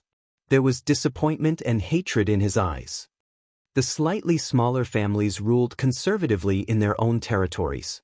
They trembled in fear in this kind of confrontation. They benefited from both sides, and were afraid of taking a wrong step. The buzzing noises from the vassals quieted down for a moment. And the arrival of the calamities and the Queen of the Sky, the sudden death of the born king, and King Chapman's strange coronation in this place. How much of a storm have they stirred up among the people, causing them to panic? Saroma bit her lower lip gently and subconsciously looked at Thales. Nazir turned to the Archduchess. His tone was rather awkward. You are single and unmarried, and the Prince of Constellation, who has a sensitive status, often accompanies the palace. Who knows how many rumors have been stirred up, and how many people have been corrupted? Saroma stared at Thales without moving. But Thales only looked down at the tiles, even though Ian winked at him a few times to hint at it. Pain and anger flashed in Nazir's eyes, making it difficult to tell whether he was telling the truth or not. What's even more distressing is that, over the past 6 years, what the people outside Dragoncloud City saw was the fact that the once powerful and unparalleled Walton family's direct bloodline no longer had anyone to inherit it, except for an orphan girl. Hence, after the common elected throne left Dragoncloud City, ambitious people like Chapman Lampard gradually became greedy. The long-haired Kulgan Rockney of the City of Faraway Prayers became arrogant and unruly. Beacon Illumination City, which had always been on good terms with us, turned a blind eye to us. Defense City and other places treated us ambiguously. The conflicts between the local nobles under the Archduke's rule and our vassals only increased. Count Nazir raised his head indignantly and rose from the back of his chair. He said coldly, not to mention the Empire's neighbors in the south. Who knows how many times they've secretly celebrated the decline of this city? Thales scratched his head, still pretending that he did not know. Nazir's tone became harsher. My lady, it's been 6 years. Without King Nuvan, Dragoncloud City can no longer be united. As an Archduchess, can't you see the awkwardness, indignation, loss, and pain we experienced when we fell from the clouds to the bottom of the valley? Our so-called balance of power and power has long been completely shattered along with the late king during the world-shaking upheaval 6 years ago. The atmosphere in the hall turned from strange to somber. Lisbon's face darkened. Thales exhaled deeply. This Count Nazir, as expected of a hero who served King Nuvan for many years. If only he wasn't standing against them. Under the Archduchess' pale face and the contemplative gazes of the vassals, Nazir shook his head with a pained expression. Now, my lady, do you understand what your marriage means? Do you understand what it means for you to have a strong and powerful husband? Do you understand what it means for you and your family to have a healthy and reliable heir? Nazir's expression was stern. His hair and beard flared up in anger. His words caused the Archduchess to freeze on her last expression. She was rendered speechless. Is this a sacrifice in price that is disadvantageous to you? Perhaps. Nazir swept his gaze over the vassals in the hall. But is this something that must be done? Of course. Saroma stared at Nazir in disbelief, as if she did not know how to react. We respect you, my lady. Old Count Nazir's expression became respectful again. He bowed to the Archduchess. But I believe that the best way to show this respect is to truly treat you as the ruler of Dragoncloud City. We show you the facts that an archduchess of a city should face, the price that should be paid, and the sacrifices that should be made, no matter how unpleasant and uncomfortable it is, no matter whether it is a predicament or an obstacle. Marriage is just one of them. Rather at a loss, Saroma stared at Count Nazir, who seemed to be sincere. Instead of treating you like a puppet on strings and locking you up in the depths of the palace after you are fully decorated. Instead of using the excuse of, for your own good, claiming to be a tree that can shield you from the wind and rain, and cutting off all connections between you and the cruel side of the world in a righteous manner. Nazir cast a scornful glance at Regent Leespan, whose face had turned green. What we need is an archduchess who can protect and control Dragon Cloud City, my lady. And not an archduchess who is used to decorate Dragon Cloud City. Nazir! Leespan's gaze became fierce. What did you say? He only spoke our minds, Prime Minister, Count Liner replied coldly. I really can't think of any regent who would treat our suzerain and vassal as a princess for 6 years. Even if she is a girl, she is still the last direct descendant of the Dragon Spear family. Leespan clenched his fists tightly. Behind him, the Star Killer, who was guarding the Archduchess, blushed. Thales felt a weight on his shoulder. Ian had leaned over. I can finally see the relationship between these 6 vassals, Ian whispered into Thales' ear.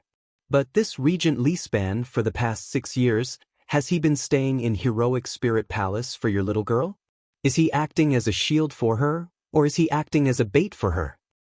You've asked the most critical question, Your Grace. Thales took a deep breath and forcefully suppressed the conjecture in his heart. Now, it is time to break that vase, my lady.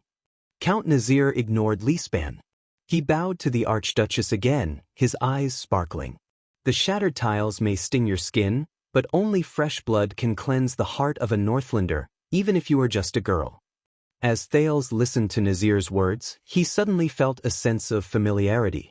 In that instant, he suddenly realized that perhaps this Count Nazir, or the other 4 vassals, were not as Putre had described them to be, powerful ministers with selfish motives.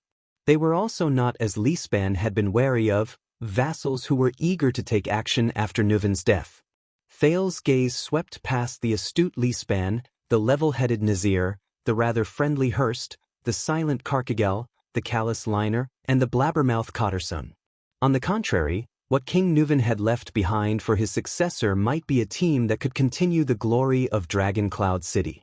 However, this team had experienced the greatest accident left behind by King Nuven's premature death, an archduchess.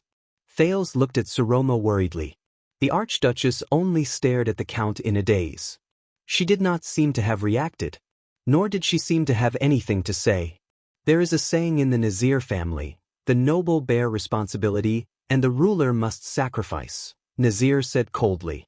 You want to protect your family's honor and Dragon Cloud City's prestige? Of course, but at the same time, the price must be paid. This is you and your fate. Lady Saroma. No one knew that at that moment, Prince Thales, who was fully focused, gently closed his eyes. He vaguely remembered that day many years ago. He remembered the grave and awe-inspiring voice in that dark tomb. Are you ready? From the moment you are crowned with the name of Jade Star, to fight for Constellation, to die for Constellation, and Thales opened his eyes abruptly. Just as everyone in the hall fell silent because of Count Nazir's words, a familiar cry of pain broke the silence again. Ouch, ouch, ouch, ouch. The gazes in the hall were conflicted and dissatisfied as they looked in the same direction again. The heir of the city of faraway prayers, Viscount Ian Rockney, was yelling in an exaggerated manner. He rubbed his calf and looked indignantly at Thales beside him. Thales quietly retracted his leg as if nothing had happened, as if he had never kicked Ian's leg. Well now, Count Cotterson's anger was almost overflowing. Lord Clown? The Archduchess and the vassals also looked at him. Ian sighed and ignored the secret signals the City of Faraway Prayers diplomat group sent him. He shrugged helplessly and put on a relaxed smile. I'm sorry to interrupt. The young Rockney stood up and gestured for them to stop. He smiled apologetically, as if he was really embarrassed. All of you are having a heated discussion, but does anyone still remember the original topic? Remember the Alliance of Freedom, remember that we are the important parties involved? The 6 counts were slightly stunned. Ian was beaming with joy. He looked at the people in the hall and gestured with his hands and feet, as if he was teaching children words. City of Faraway Prayers. On the other side, the members of the diplomat group from the City of Faraway Prayers sighed and lowered their heads. They no longer held any hope. Thales shook his head. It's here. He raised his head and met Saroma's gaze on the stairs. He even gave her a reassuring smile. It's okay. Just like many years ago. No. Count Cotterson did not fall for Ian's self-proclaimed humor at all. I only know that a conceited clown insulted all of Dragon Cloud City yesterday, and today he came to us with a grin on his face to ask for our help, asking us to send troops to save them. The vassals looked at Ian coldly as he stood in the middle of the square. Ask for help? Save them? Ian raised his eyebrows, as if he was a little surprised. But in the next second he revealed a look of realization, as if he understood what was going on. Then he grinned. Ha ha. Laughing, Ian shook his head and waved his hand, as if he had heard the most unbelievable rumor. No. I think everyone, including the Archduchess, may have misunderstood what I meant. The Archduchess and the 6 counts revealed strange expressions. The other dozen vassals also frowned. In fact, from the beginning to the end, I never said anything about dispatching troops. Ian shrugged innocently and winked at Thales in a barely noticeable manner. And I'm not here to ask for help from Dragon Cloud City on behalf of the City of Faraway Prayers. As soon as he finished speaking, Thales could clearly see that almost all the nobles in the hall were slightly stunned. Even the diplomat group from the City of Faraway Prayers were no exception. The Raven of Death even revealed an exaggerated, shape with his mouth at Old Boney, who was beside him. This was also the Archduchess' reaction. What? Saroma asked in surprise. We can solve the war ourselves. Ian waved his hand nonchalantly. What you said is very reasonable. If we can't even deal with that bunch of trash from the Alliance of Freedom, wouldn't it be too shameful for the Northlanders? Everyone was stunned. The nobles in the hall looked at each other, as if they could not understand the meaning of this sentence. The 6 counts, who were the most important, sank into deep thought. But all of you are gathering allies from all over the territory and isolating the king. Count Nazir seemed to be deep in thought. Once you fall into a war that cannot be resolved quickly, the Archduchess of the City of Faraway Prayers' appeal to fight against the king together will become empty talk. Oh, I'm really just here to ask the Archduchess to sign a letter of condemnation against the king. Ian was still smiling. He raised a finger and waved it in the air. But believe me, we don't need you to send troops. Nazir subconsciously looked at Leespan, but he realized that his old friend and opponent was just keeping quiet. Something's not right. Then, the City of Faraway Prayers. The seated Archduchess furrowed her brows slightly. Why did all of you come here? Ian took a deep breath. The smile on his face slowly disappeared, and his entire being became solemn. He turned his head and cast a glance at the puzzled vassals. 20 years ago, when my grandfather was seriously ill, the feudal vassals were suspicious of each other, the fiefs were unstable, and my father was in a terrible situation. Ian sighed slowly, then said in a sonorous and forceful tone, in the face of the Alliance of Freedom's rebellion, under the heavy pressure of White Mountain and even the Camions brazenly intervening, King Nuvan made a wise decision. Without hesitation, he sent Prince Soria to lead an army to the west to help the City of Faraway Prayers in the war. Ian's expression was sorrowful. He bowed deeply to Saroma, who was seated. The Rockney family will always remember this kindness. The vassals stared at the Viscount's unusual behavior, and endless puzzlement arose in their hearts. Saroma swept a glance at Thales. Ian straightened his body. His eyes were filled with reverence and excitement. And that war forged the Walton family's glory. Regardless of whether it was the Alliance of Freedom's army, the mercenaries secretly sent by Camus Union, or the elite troops of the White Elves, when they faced Dragon Cloud City and Extet's powerful army, they were all defeated at the first touch. They were far from being able to withstand it. Thales was secretly amused when he heard that. You speak as if you personally witnessed what happened 20 years ago, 19-year-old Sir Ian. Ian smiled at the vassals. My lady, your father and grandfather, oh, and also the families who joined the expedition to the west with you, spread the mighty name of Dragon Cloud City and the Dragon Spear family throughout the Golden Passage. You intimidated Camus Union, forced the White Elves to retreat, and your influence has continued to this day. That is your grandfather's historical achievements, your father's military achievements, and the glory and honor of your family. Nicholas the Star Killer grinned a little. Monty, the Raven of Death, shrugged in tacit agreement. Count Nazir furrowed his brows. Why did he say these things? Could it be? But I can also see that the great Dragon Cloud City is in trouble. His expression was the same as Count Nazir's, who was grieving just now. The scene just now made me extremely worried. You wanted to follow in your father's footsteps and protect the family's glory, but you were forced by the situation in Dragon Cloud City, and it was difficult for you to do so. The Walton family was helpless. Aside from Leaspan, the expressions of the 5 counts became more and more unpleasant. Their gazes became more and more bewildered. But it doesn't matter. Ian clenched his fists and waved them forcefully. The Viscount of the City of Faraway Prayers took a step forward without hesitation. I, the heir of the Rockney family, Ian Rockney of the City of Faraway Prayers, will make up for your regret. The Archduchess stared at him, puzzled. She blinked. Thales lowered his head. Very well, everything is going according to plan. I hope nothing goes wrong. But it's clearly a step in the plan. But what's with this slight displeasure in my heart? Thales subconsciously clenched his fists. Ian's gaze was firm, and his words were sonorous. Sir Roma, please be at ease.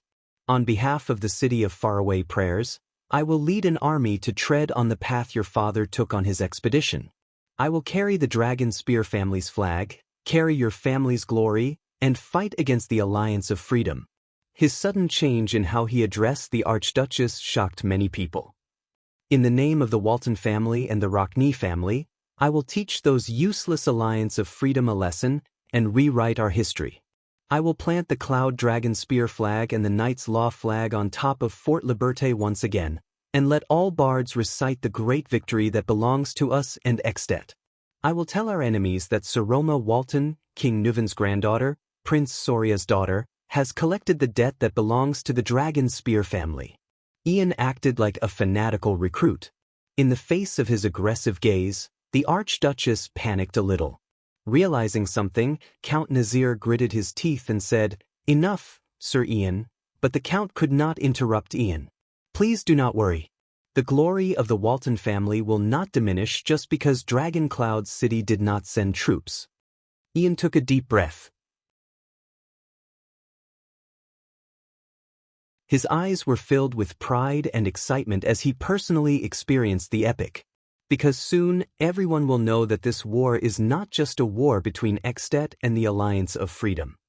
It is also a war that I, Ian Rockney of the City of Faraway Prayers, am fighting for Dragon Cloud City's Sir Roma Walton. The entire hall burst into an uproar.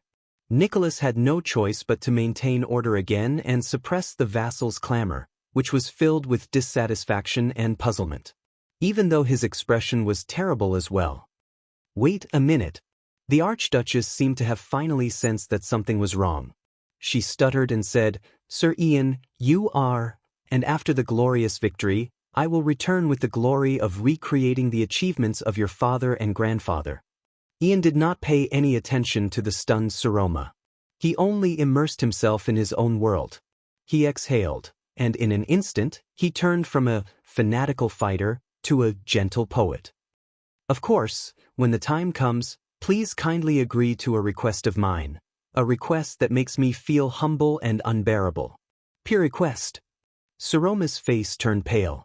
For the first time, she exchanged glances with the 6 counts who also had unpleasant expressions on their faces. It was as if they were only standing together at this moment. Ian extended his hands and gestured gently at the seated Archduchess. "This is the repayment of the city of faraway prayers, and also my sincerity, Sir Roma. I will use this great war to win the right to approach you. At this moment, when the vassals are at odds with each other and the territory is filled with internal strife, I am the only one who can protect your family's glory, and also the only one who can protect your prestige as an archduchess."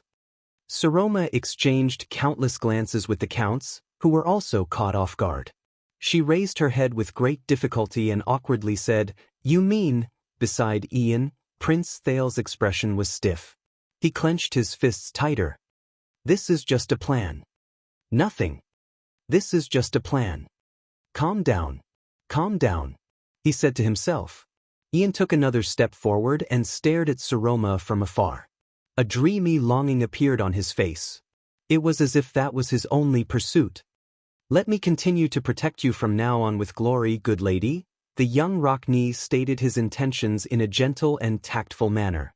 "Let the city of faraway prayers become your strongest and most powerful backing and trump card." At this moment, the hall truly sank into a dead silence. The Count's faces were ashen. Please let the Rockney family and the Walton family truly stand together and restore their glory. With the most longing and gentle gaze, Ian's words trembled with excitement. "From now on, we will protect you and your family's glory together. The beautiful and noble Lady Sir Roma Walton." The young Ian tried his best to suppress his passion, but it was difficult for him to conceal it. He stroked his heart and said softly, "Marry me." At this moment, in the great hall of heroes, from the Archduchess and the 6 counts to the rest of the vassals and even the guards, everyone was dumbfounded. They were inexplicably shocked, as if they had seen the most unbelievable scene in the world. Except for Thales. The Prince of Constellation stared at Ian's legs with a cold expression and clenched his fists. He almost clenched his palms. "Forget it, I'll just send it out." Clenched fist. "From today onwards, I will be a diligent person who writes."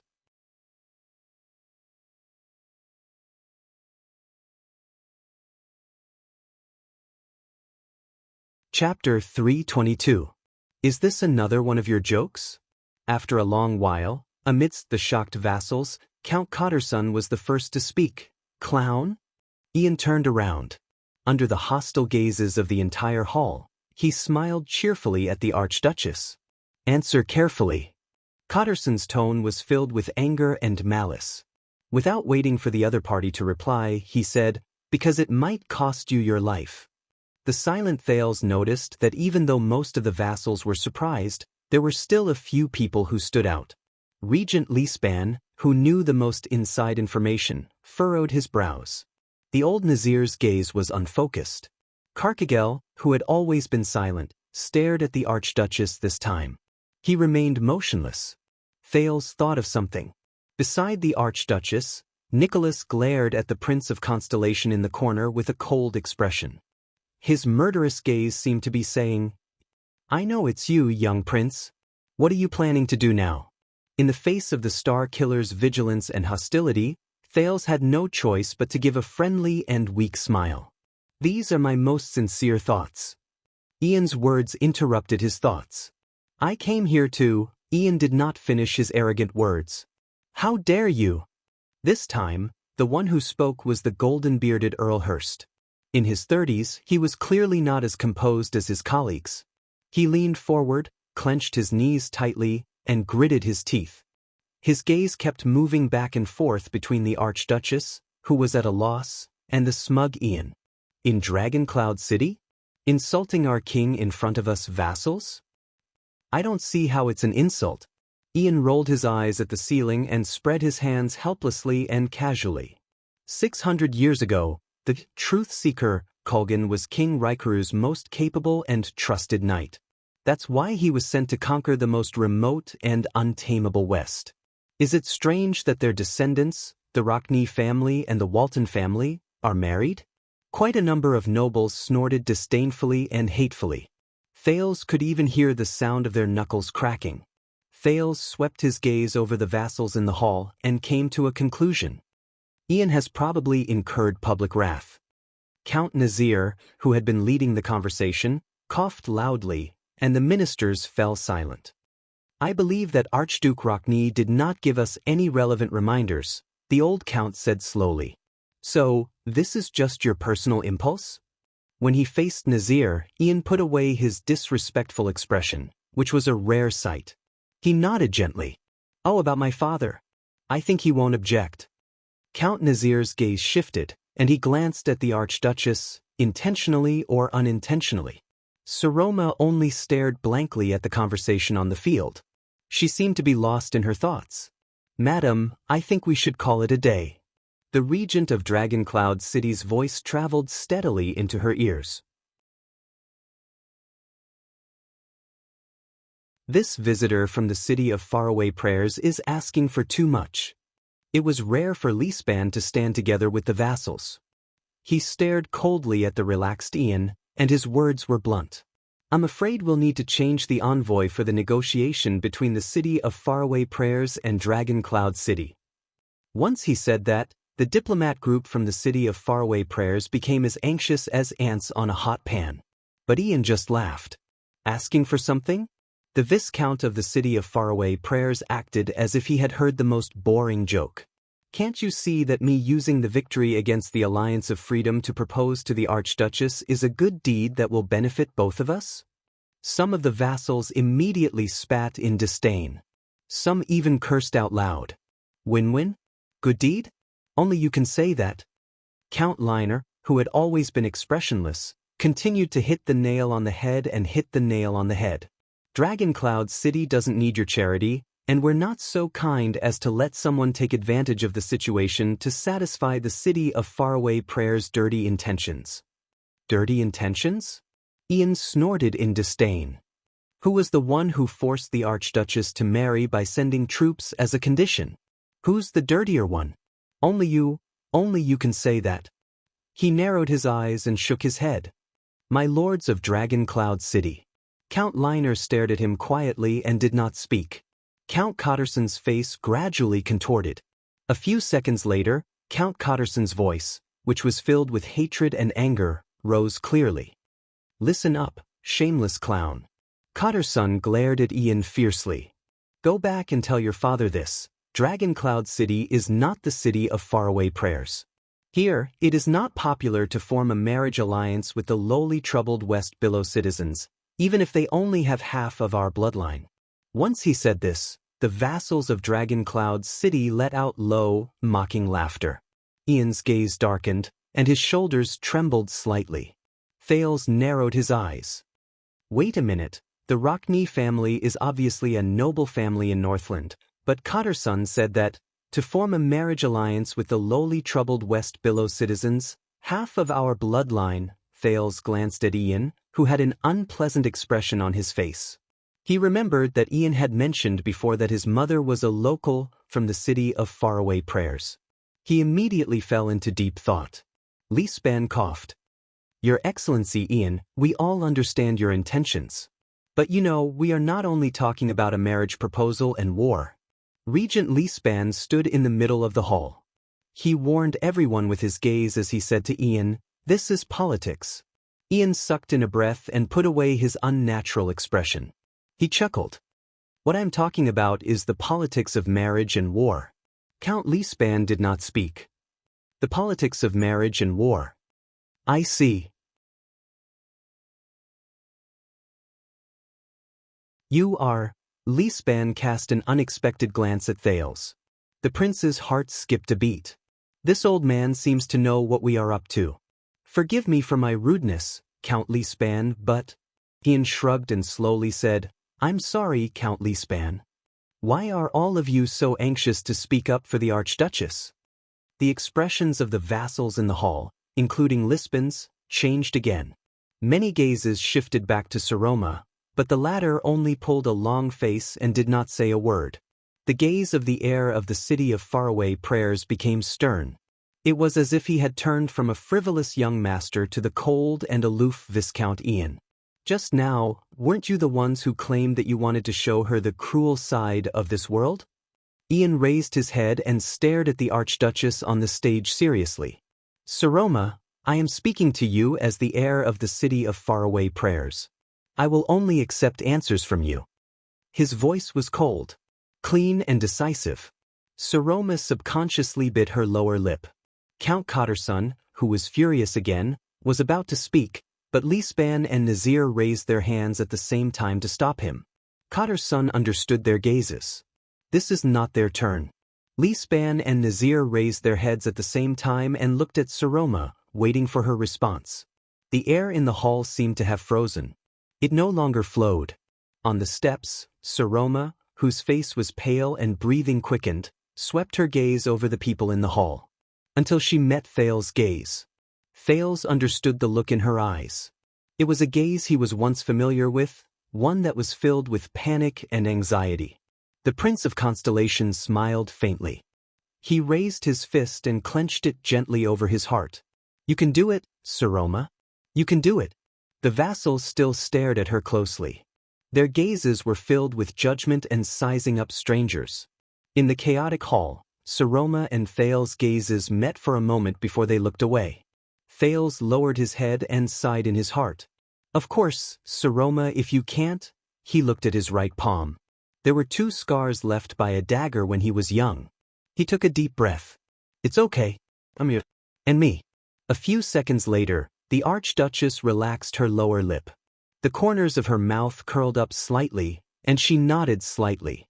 Her tense face finally relaxed a little. My vassals, their intentions are very clear.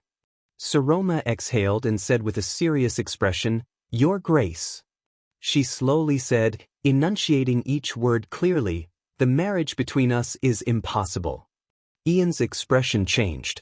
As if someone had opened a window, the frozen air in the Hall of Heroes finally flowed again.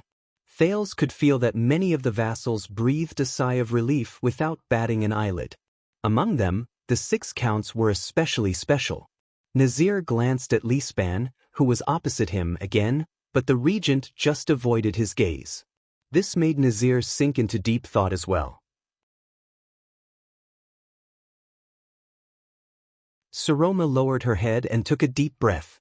I am very grateful for your appreciation and pursuit, but you are, after all, the heir of the city of faraway prayers, and I am the Archduchess of Dragon Cloud City.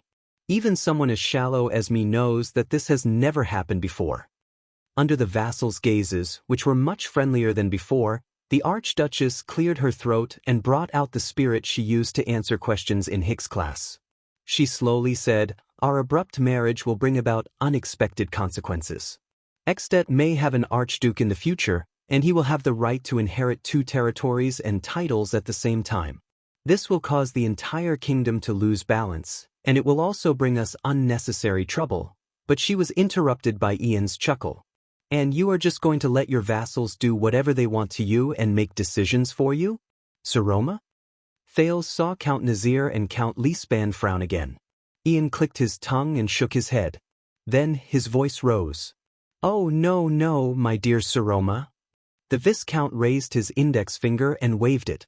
He sighed and said, Don't think about your concerns and worries first.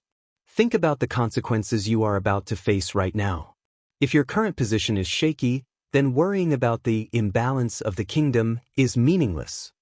Saroma was stunned, and the vassals' expressions became even more unpleasant. Ian's gaze swept past the 6 counts.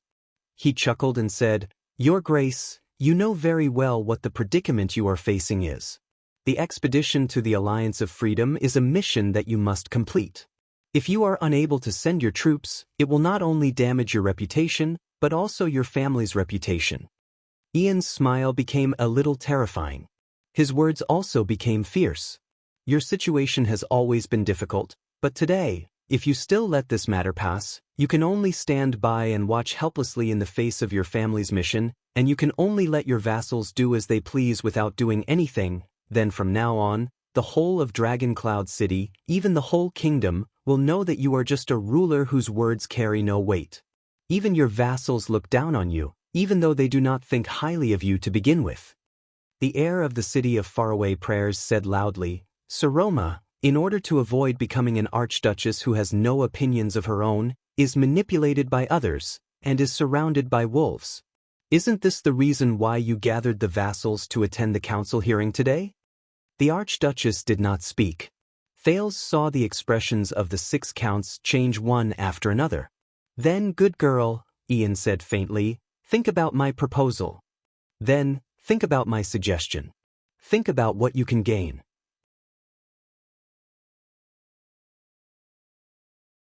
As long as we, the city of faraway prayers, fight for you in this war, then the indifference of the Archduchess of Dragoncloud City will turn into a romantic and bashful reserve. You will be freed from the weak accusation of humiliating your family, and the Walton family's reputation will not be damaged in the slightest. Ian smiled faintly. And after I win, this will become a beautiful story in all of Extet. It will change from a heavy story of a ruler and her vassals falling out to a romantic story of going to war for love. The hall was silent for a moment. The Archduchess still stared at Ian with a complicated gaze, as if she was thinking about his proposal. Count Liner and Count Cotterson looked at each other. They both felt that something was wrong. After what felt like a century, Saroma slowly raised her head. Her tone was a little desolate. Yes, when that time comes, I might have no choice but to marry you, the most sincere suitor who defended my father's honor for me, am I right? At that moment, all the vassals in the hall held their breaths. My lady! The young and vigorous Count Hurst could no longer stand it. His golden beard trembled inch by inch. I swear, as long as the Hurst family is still around, no one can force you. Saroma forced a smile at him. Then, can you count on these people? Ian raised his head abruptly. If I can use marriage to redeem my family's reputation, then compared to them, why isn't the city of faraway prayers a better choice? The young Rockney, who looked like he had victory in his grasp, chuckled and shook his head. In the future, no matter who it is, if they want to look down on your authority in Dragoncloud City, they will have to think about the price they have to pay. As soon as he finished speaking, the atmosphere in the hall changed again.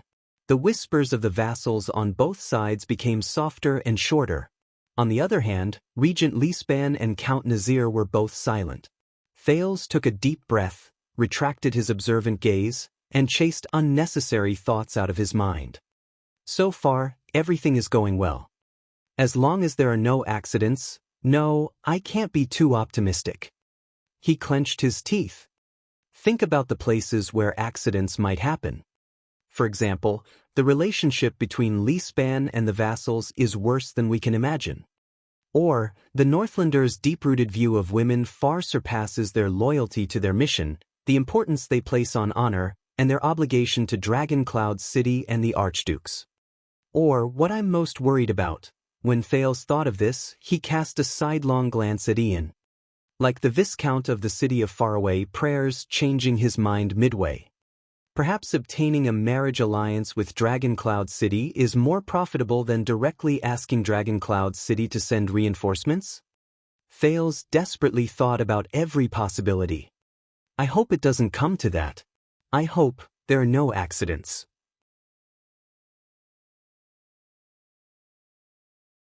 Otherwise, Thales turned around and glanced at the door. Ralph noticed his gaze and returned it with a questioning look. Now.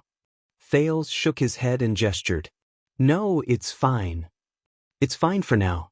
Besides, Ian sighed and shook his head at Saroma in an extremely gentlemanly manner, I hope you understand that, at least compared to your vassals, I have no intention of forcing them. What we need is a symbol that Dragoncloud City is standing together with the city of faraway prayers, and a symbol that the Rockney family is fighting for the Waltons. He nodded in a friendly manner. If the marriage is too hasty, we can also skip this step first. With this step, I will first obtain your permission to bring the Walton Dragon Spear flag. I'm not in a hurry. When I return victorious from the war, I will deliver that romantic request. When Saroma, who looked extremely solemn, heard this, she could not help but be slightly stunned. She hesitantly said, Your Grace, you are very confident. Ian laughed. Because I believe that no suitor is more qualified to stand by your side than a person who has personally defended your family's honor. He looked around the hall and laughed under the vigilant gazes of Dragon Cloud City's vassals. And which suitor is more trustworthy than the person who, in times of crisis, stands in front of you without hesitation, withstands all harm for you, and fights endlessly for your safety and honor? Who is more trustworthy? In times of crisis, stands up, withstands harm, fights endlessly. Saroma's mind wandered for a moment. She subconsciously raised her head and looked in Ian's direction. Ian furrowed his brows. No. The Viscount narrowed his eyes and observed the Archduchess' gaze. She's not looking at me. She's looking at the person beside me. Ian was deep in thought. Thales lowered his head and uncomfortably avoided a certain someone's subconscious gaze. He opened his clenched fists and tried his best to get rid of all unnecessary thoughts and suppress the unnatural feeling. But the moment he lowered his head, he saw Ian's boots again. They were not quite the same style as the Northlander's usual noble boots. But at that moment, Thales only felt that the boots were very ugly. Wearing such ugly boots, to propose? Damn it. I really want to step on them. That's an easy choice. Ian straightened his collar and said in a calm and unruffled manner. In the hall, the vassals saw the Archduchess staring at the guests from the city of faraway prayers with a complicated gaze. Their expressions changed. The disgust in Count Cotterson's eyes had escalated to hatred. Count Hurst gritted his teeth so hard that they made cracking sounds. He desperately suppressed his anger. No, my lady. Count Hurst's panting grew louder. Please consider carefully, but the Archduchess only extended her hand and shook her head to interrupt Hurst. Count, I'm sorry. She put away her contemplative expression, cleared her throat, and turned to Ian again. Saroma said, So, you will fight this battle in the name of proposing to me, protect my reputation and authority, and then we will be connected by marriage? Ian's eyes lit up and he nodded. With this reason, I will bring the Cloud Dragon Spear flag to Fort Liberté. Not only will you not need a single soldier to spread your prestige in Extet and restore your family's reputation, Ian continued to speak slowly. You can even obtain the most powerful support. The vast and magnificent territory of the city of faraway prayers will be your backing. You do not need to be controlled by, if you know what I mean. He shrugged. At that moment, the entire hall was like eternal oil flowing in a world of ice and snow. At the moment it was ignited, the flames of anger and the chill of hatred rose at the same time. The expressions of the vassals of Dragon Cloud's city dropped to the freezing point. Thales could even hear the cracking of some people's fists. The envoys of the city of faraway prayers had been confused by their young master, who did not play by the rules, since the beginning of the journey. This time, they all sank into deep thought. Thales furrowed his eyebrows. He suddenly knew why Ian had purposely sat near him. To protect the Prince of Constellation, Lord Justin had arranged sufficient manpower in this corner to block off most of the vassals. Otherwise, the tragedy of a noble from the Rockney family dying a violent death in Dragoncloud City would probably spread throughout Extet tomorrow. Thales exhaled. At this moment, the Prince of Constellation was probably no longer the most unpopular person in Dragoncloud City. But, will they succeed?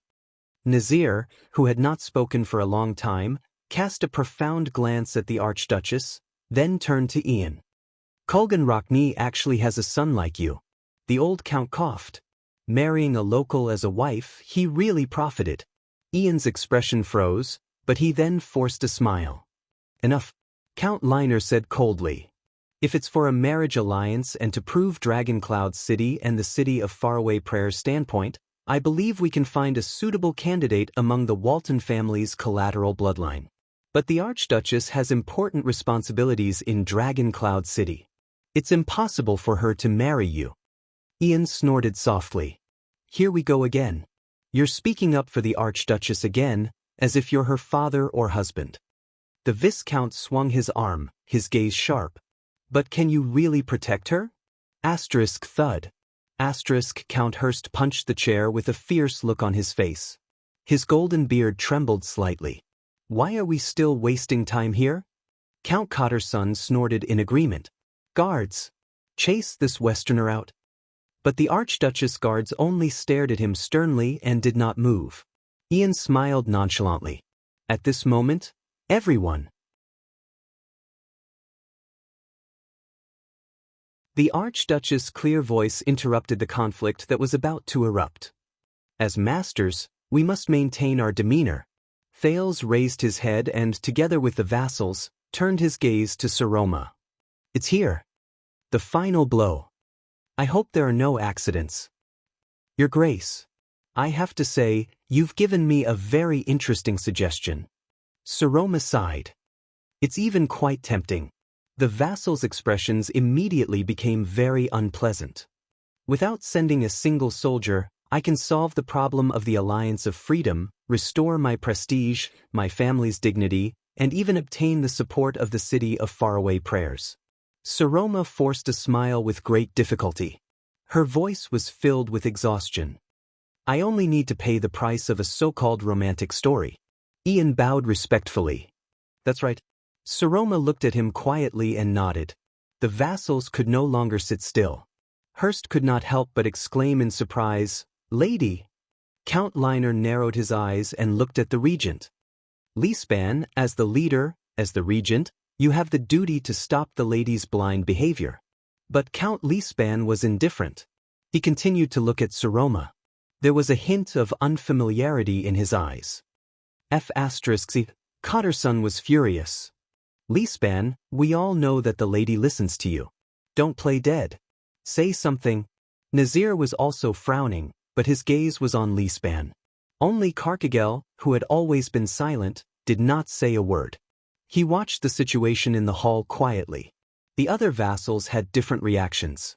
Some were worried, some were anxious, and some were gnashing their teeth. Thales stared at the vassals' expressions and clenched his fists. Sir Roma smiled and continued to stare at Ian. So, my dear Sir Roma. Ian waved his hand excitedly. Have we reached a consensus? The great alliance between the Waltons and Rockney? Sir Roma's smile grew brighter, and there was even a hint of relief in it. Thales closed his eyes.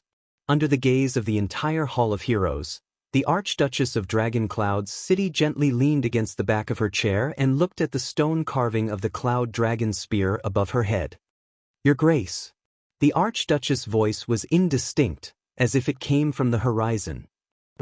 At that moment, the entire hall was first filled with rhythmic breathing sounds, then immediately fell silent. Ian was stunned. Sir Roma, what? In the next second, Sir Roma straightened her back from her chair. She sat upright and still, and her expression became stern again. Count Nazir narrowed his eyes, while Count Leespan furrowed his brows. I said, Your Grace, no. The Archduchess stared coldly at the heir of the city of faraway prayers and enunciated each word clearly. As the Archduchess of Dragoncloud City, I reject your suggestion, and I don't need the city of faraway prayers to stand up for us. I will also not form a marriage alliance with you. Ian furrowed his brows. Also, please address me as Archduchess or Lady, Sir Roma said indifferently.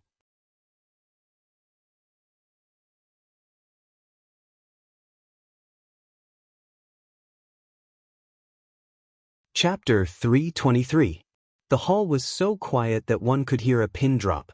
The nobles watched the confrontation between the Archduchess and the envoy from the city of faraway prayers with different expressions. Ian widened his eyes in surprise, as if he could not understand the Archduchess' words. Almost everyone in the hall stared at him with hostile expressions. Ian took a deep breath and raised his head with a puzzled expression. But the war with the Alliance of Freedom is right before our eyes. In her seat, Sir Roma's lips twitched slightly. She nodded slowly. Yes. Ian raised his hand in puzzlement and contradiction, as if he wanted to express something, but he put it down halfway. The heir of the city of faraway prayers gritted his teeth and frowned deeply. You know, right?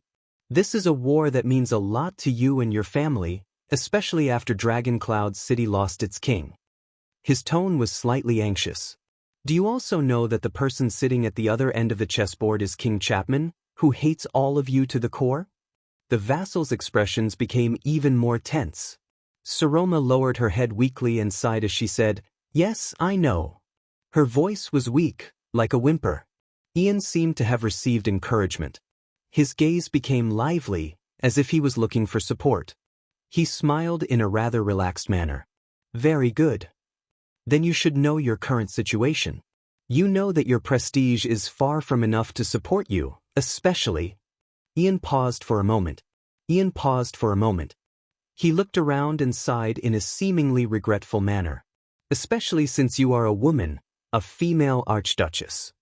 At that moment, the prince felt the nobles in the hall adjust their expressions unnaturally.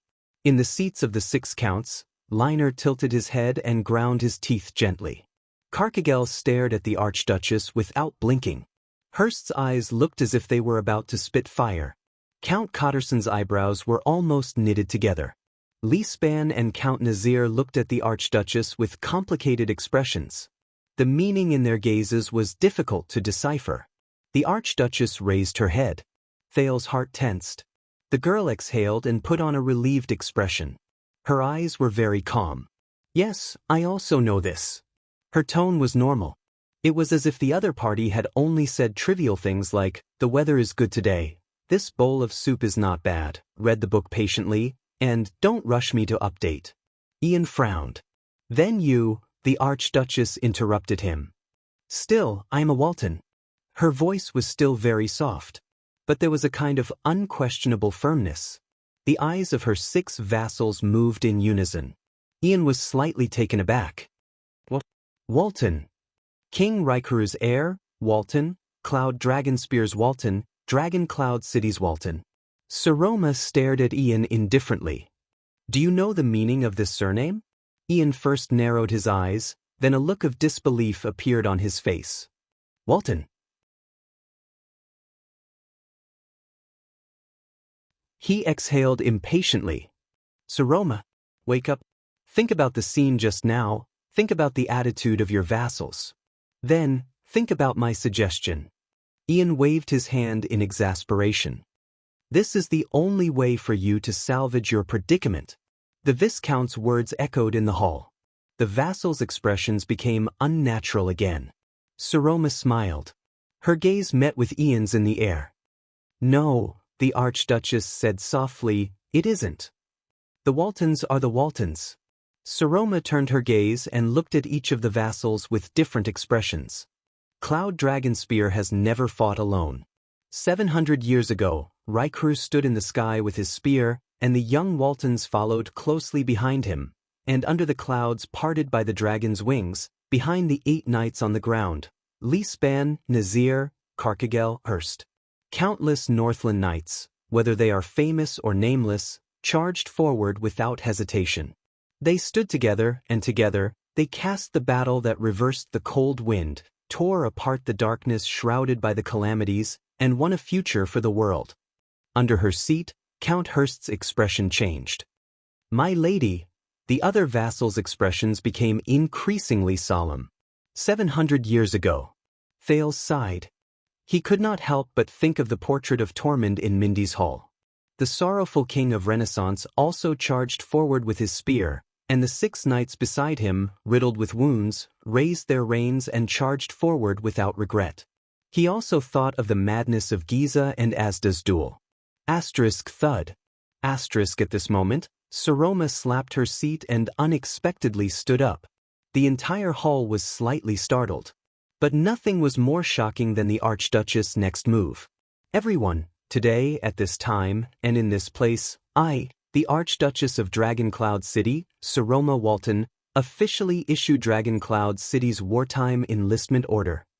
The girl's light and clear voice rang in the Hall of Heroes, echoing between the thick stone bricks. "Dragon Cloud City declares war on the Alliance of Freedom." Thale's breathing froze. "It's here." Before everyone could react to the stupefied and horrified scene, the archduchess took a step forward with a determined expression. Her voice was cold and harsh, but it was filled with an unprecedented sense of power. In a few days, the Walton family will take the initiative to send troops to the west to assist the city of faraway prayers and fight against the Alliance of Freedom.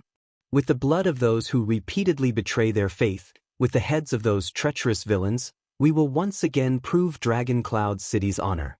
The hall instantly fell silent. Ian stared at Saroma in a daze, his mouth wide open, as if he could not close it. The vassals were not much better. Their eyes were filled with shock as they stared at the Archduchess. The 6 counts were much more composed, but their body movements were enough to show that they were abnormal. Hurst almost broke his seat, Cotterson clenched his fists tightly, and Carcagel's broken arm was firmly pressed against the armrest of the chair. Regent Leespan and Count Nazir, the most senior among them, stared at each other without saying a word. No one seemed to be able to give an appropriate response to the Archduchess' words. Then, Ian suddenly gasped, like a drowning man who had finally surfaced from the water. He rubbed his chin and said anxiously, "Don't worry. Madame Saroma, as I said, we don't need you to send troops to aid us. What we value is only a stance and stance." What greeted him was Saroma's stern reply. "This has nothing to do with you, Your Grace." Ian's words were cut off at the tip of his tongue. He spread his arms in disbelief and stared at the Archduchess in a daze. "This is just my determination." The Archduchess said coldly, "It is also something that Dragon Cloud City must do." Everyone was stunned by the young lady's sudden, unyielding stance.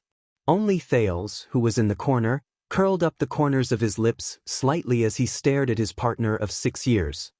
He was also the only one who noticed out of habit that the outline of the girl's fist, hidden under her left sleeve, was trembling slightly. "Good job, Saroma. Continue," he said in his heart. "And I need everyone," the response of the 23 noble families seated here. The Archduchess slowly turned her gaze around and swept her gaze over everyone in the hall.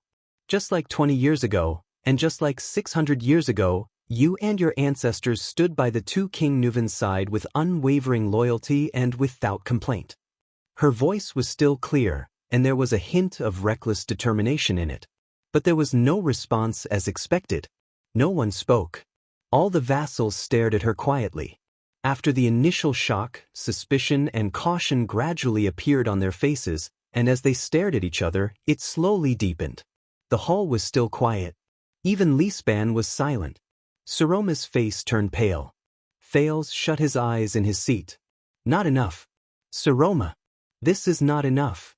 The Archduchess swept her gaze across the hall with an unpleasant expression. Every vassal whom she swept her gaze upon turned their gazes away unnaturally. "Everyone." Saroma gritted her teeth and said, "The war horn has sounded. Dragon Cloud City needs you." But still, no one responded. Thales extended the tip of his foot and poked Ian without anyone noticing. The Viscount of the city of faraway prayers moved a little. Ian turned around nervously. When he saw that no one in the hall spoke, he heaved a sigh of relief and put on a calm smile.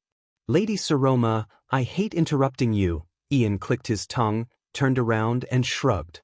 "But your vassals have already made it very clear just now. You want their response? Then give up your right to marry."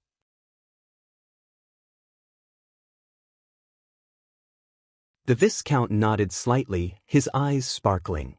"You can't ask for a deal without something in return." Many of the vassals' expressions darkened. Some of them stared coldly at the Viscount. "And since it's a deal, why don't you choose the most practical?" Saroma gritted her teeth and raised her head indignantly. The young lady spoke again and interrupted Ian. "Everyone. This is not a deal, nor a compromise, and it has nothing to do with my marriage. It's just my will." But in the large hall of heroes, on both sides of the oval stone hall, no one answered. It was as if someone had isolated the sound. The observant Ian furrowed his eyebrows. On the stairs, Saroma looked at the silent hall with difficulty, as if she was bearing 1,000 pounds of pressure. Pairs of confused, suspicious, scheming, and dissatisfied gazes were directed at her. But there was no response. It was as if this was just her one-woman show. Saroma immediately felt her legs tremble slightly. "No," She clenched her teeth subconsciously, and her heart raced. No, panic surged in her heart.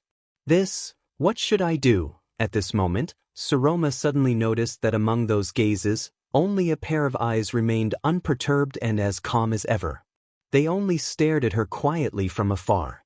Just like always. Just like the past 6 years. The owner of the gaze smiled at her, raised his left hand and tapped his thumb. Saroma trembled slightly. She suddenly felt a weight on her thumb, which was tucked under her left sleeve, due to her nervousness and absent-mindedness. It was a ring. 6 years ago, that guy had personally put the ring on her finger. That pair of eyes blinked gently and immediately looked elsewhere. But that one blink seemed to have given the young lady strength. Saroma's cheeks trembled slightly. She took a deep breath. The young lady did not look at the entire hall aimlessly. Instead, she turned to the most senior count at the lower seat. "Honorable Count Nazir, thank you for your speech just now." Count Nazir had been staring at Lisban. When he heard this, he slowly shifted his gaze. "My lady," Saroma's expression became solemn. With great difficulty, she said the following words, "You allowed me to see what kind of predicament Dragon Cloud City is in right now. We can no longer wallow in the regrets and misfortunes of the past. But this also makes me even more certain that the future of Dragon Cloud City cannot be protected by the suspicions and schemes between the ruler and the vassals." At that moment, Count Nazir's gaze flickered. "So, I will not use my own marriage in exchange for your compromise. Dragon Cloud City is not so divided and weak that we need to rely on internal marriages to free up our hands and unite against a foreign enemy." Nazir slowly leaned against the seat behind him. He was still silent. "The honor and victory left behind by my grandfather and father can only be protected and won by us with our own hands." The 6 counts at the head of the table reacted differently, and their expressions varied. The Archduchess glanced at Ian before she looked at her group of vassals again. Only by doing so can we truly prevent external forces from interfering with Dragon Cloud City, no matter what method they use. Ian was a little embarrassed. "This is a little too much, Saroma," but Saroma did not give him a chance to speak again. The young lady took a deep breath. "So, no matter what, the Walton family will go on an expedition to the west. With King Nuven's remaining prestige, we will follow Prince Soria's footsteps and seize back what belongs to us with our own hands." Saroma stood in front of her seat, in front of the Soul Slayer pike. She looked around at the entire hall, clenched her fists, and her face was pale.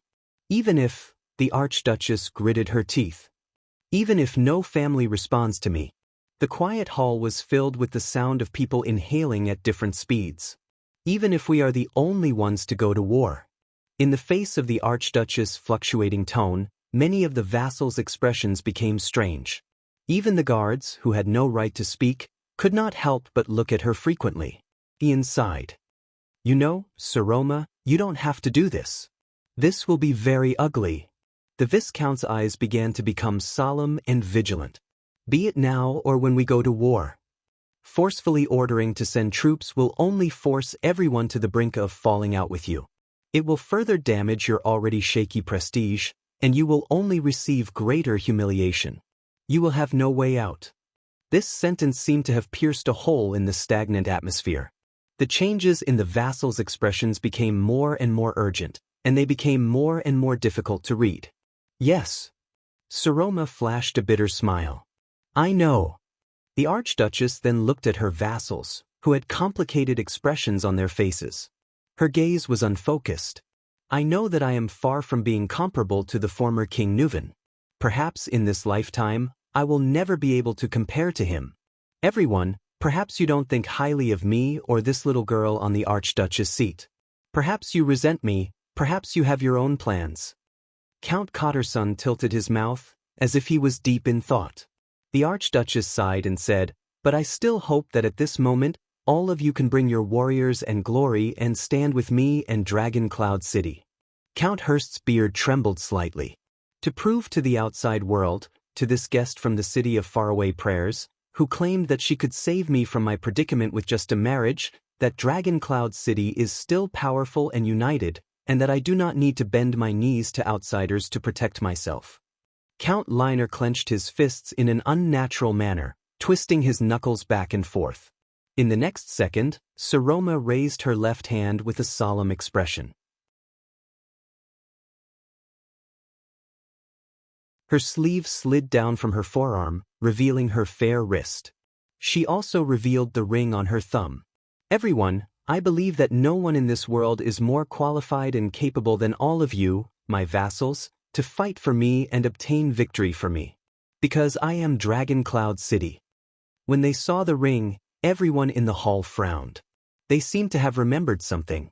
But Dragon Cloud City is not just me, it is all of you sitting here. Before everyone's eyes, the Archduchess gently took off the large ring inlaid with a black stone and raised it high. Everyone, in the name of the Walton family, I am going to war. The Archduchess' gaze turned cold and she shouted, "Are you coming?" Thales trembled slightly. "Are you coming?" The girl's voice echoed in the hall again. But this time, the vassals stared at the black ring. They stared at the people and things it represented. Lisbon's expression was complicated. The one-armed count closed his eyes. Count Nazir's face tensed up, which was rare. The vassals looked around in bewilderment and whispered to each other. Saroma took a step forward and said coldly, "Everyone, I also believe that as vassals, all of you will not allow a foreign guest to happily snatch away your responsibilities and obligations, and then flaunt his prowess in front of you." Ian was startled. The girl raised the ring on her hand and pointed it at the stone carving of the cloud dragon spear at the top of the hall. The most loyal vassals of the Walton family, King Nuvan's brothers and sisters. The girl's voice rang again, "Are you coming?" As he listened to the Archduchess' words, Thales was a little dazed. He seemed to have returned to 6 years ago, to the days when he fled in despair. In the shelter of Bright Moon Temple, he was also like this, desperately shouting similar words at Nicholas, who was about to flee. "But this is my decision, Northlanders. Are you coming?" The noises of the vassals became louder. Thales' gaze met Nicholas, who was on the stairs. The prince saw similar surprise in the Star Killer's eyes. "Saroma, little rascal," an indescribable emotion surged from his heart, and he could not suppress it. He could only recall what happened 6 years ago, over and over again. "That's right, we are going to commit suicide. Northlanders, are you coming? Are you coming? Dragon Cloud City." In the hall, Saroma's voice was raised to the limit. Her youthful, high-pitched voice echoed in the ancient palace. "Are you coming?" The hall gradually quietened down. Many of the vassals had already ended their anxious conversations. Their gazes were all raised, and they looked at the most important people. They were waiting for their decision. The Archduchess gritted her teeth. The arm that held the ring trembled slightly, and the rims of her eyes were slightly red. "Northlanders." She was practically roaring at everyone in the hall. "Are you coming?" Asterisk clang. Asterisk a guard, who was suppressing his emotions, accidentally pressed down on the hilt of his sword. The blade collided with the wall and let out a sharp, piercing sound. This sharp sound made everyone even more tense, and the atmosphere became even more oppressive. But there was still no response from the hall. The Archduchess was the only one who gritted her teeth. Her gaze trembled as she raised the Ring of Triumph, which symbolized the Archduke of Dragon Cloud City. She stood alone in front of the Soul Slayer pike and faced the anxious men in the hall. Among the 6 counts, Cotterson, Hurst, and Liner's abnormalities could no longer be concealed. They exchanged anxious glances with each other, as if they could not reach an agreement for a long time. 1 second. The one-armed count still had his eyes closed and was silent. 2 seconds. Ian narrowed his eyes and exhaled rather gloomily. 3 seconds. The silent confrontation between Lisban and Nazir seemed to have come to an end, but they still did not say a word and waited quietly for the situation to unfold. Time passed. The atmosphere in the hall became increasingly unbearable. Until a suppressed laughter rose from the crowd. It was low and piercing to the ears, and it spread to the entire hall. "You're tuning in to the Passion Pages YouTube channel. We're so grateful for your support, and don't forget to subscribe to join us on this incredible journey through captivating stories. Your generosity through donations truly makes a world of difference, as it's the primary source of revenue that allows me to expand and enhance this channel for you. Thank you from the bottom of my heart for being a part of this adventure.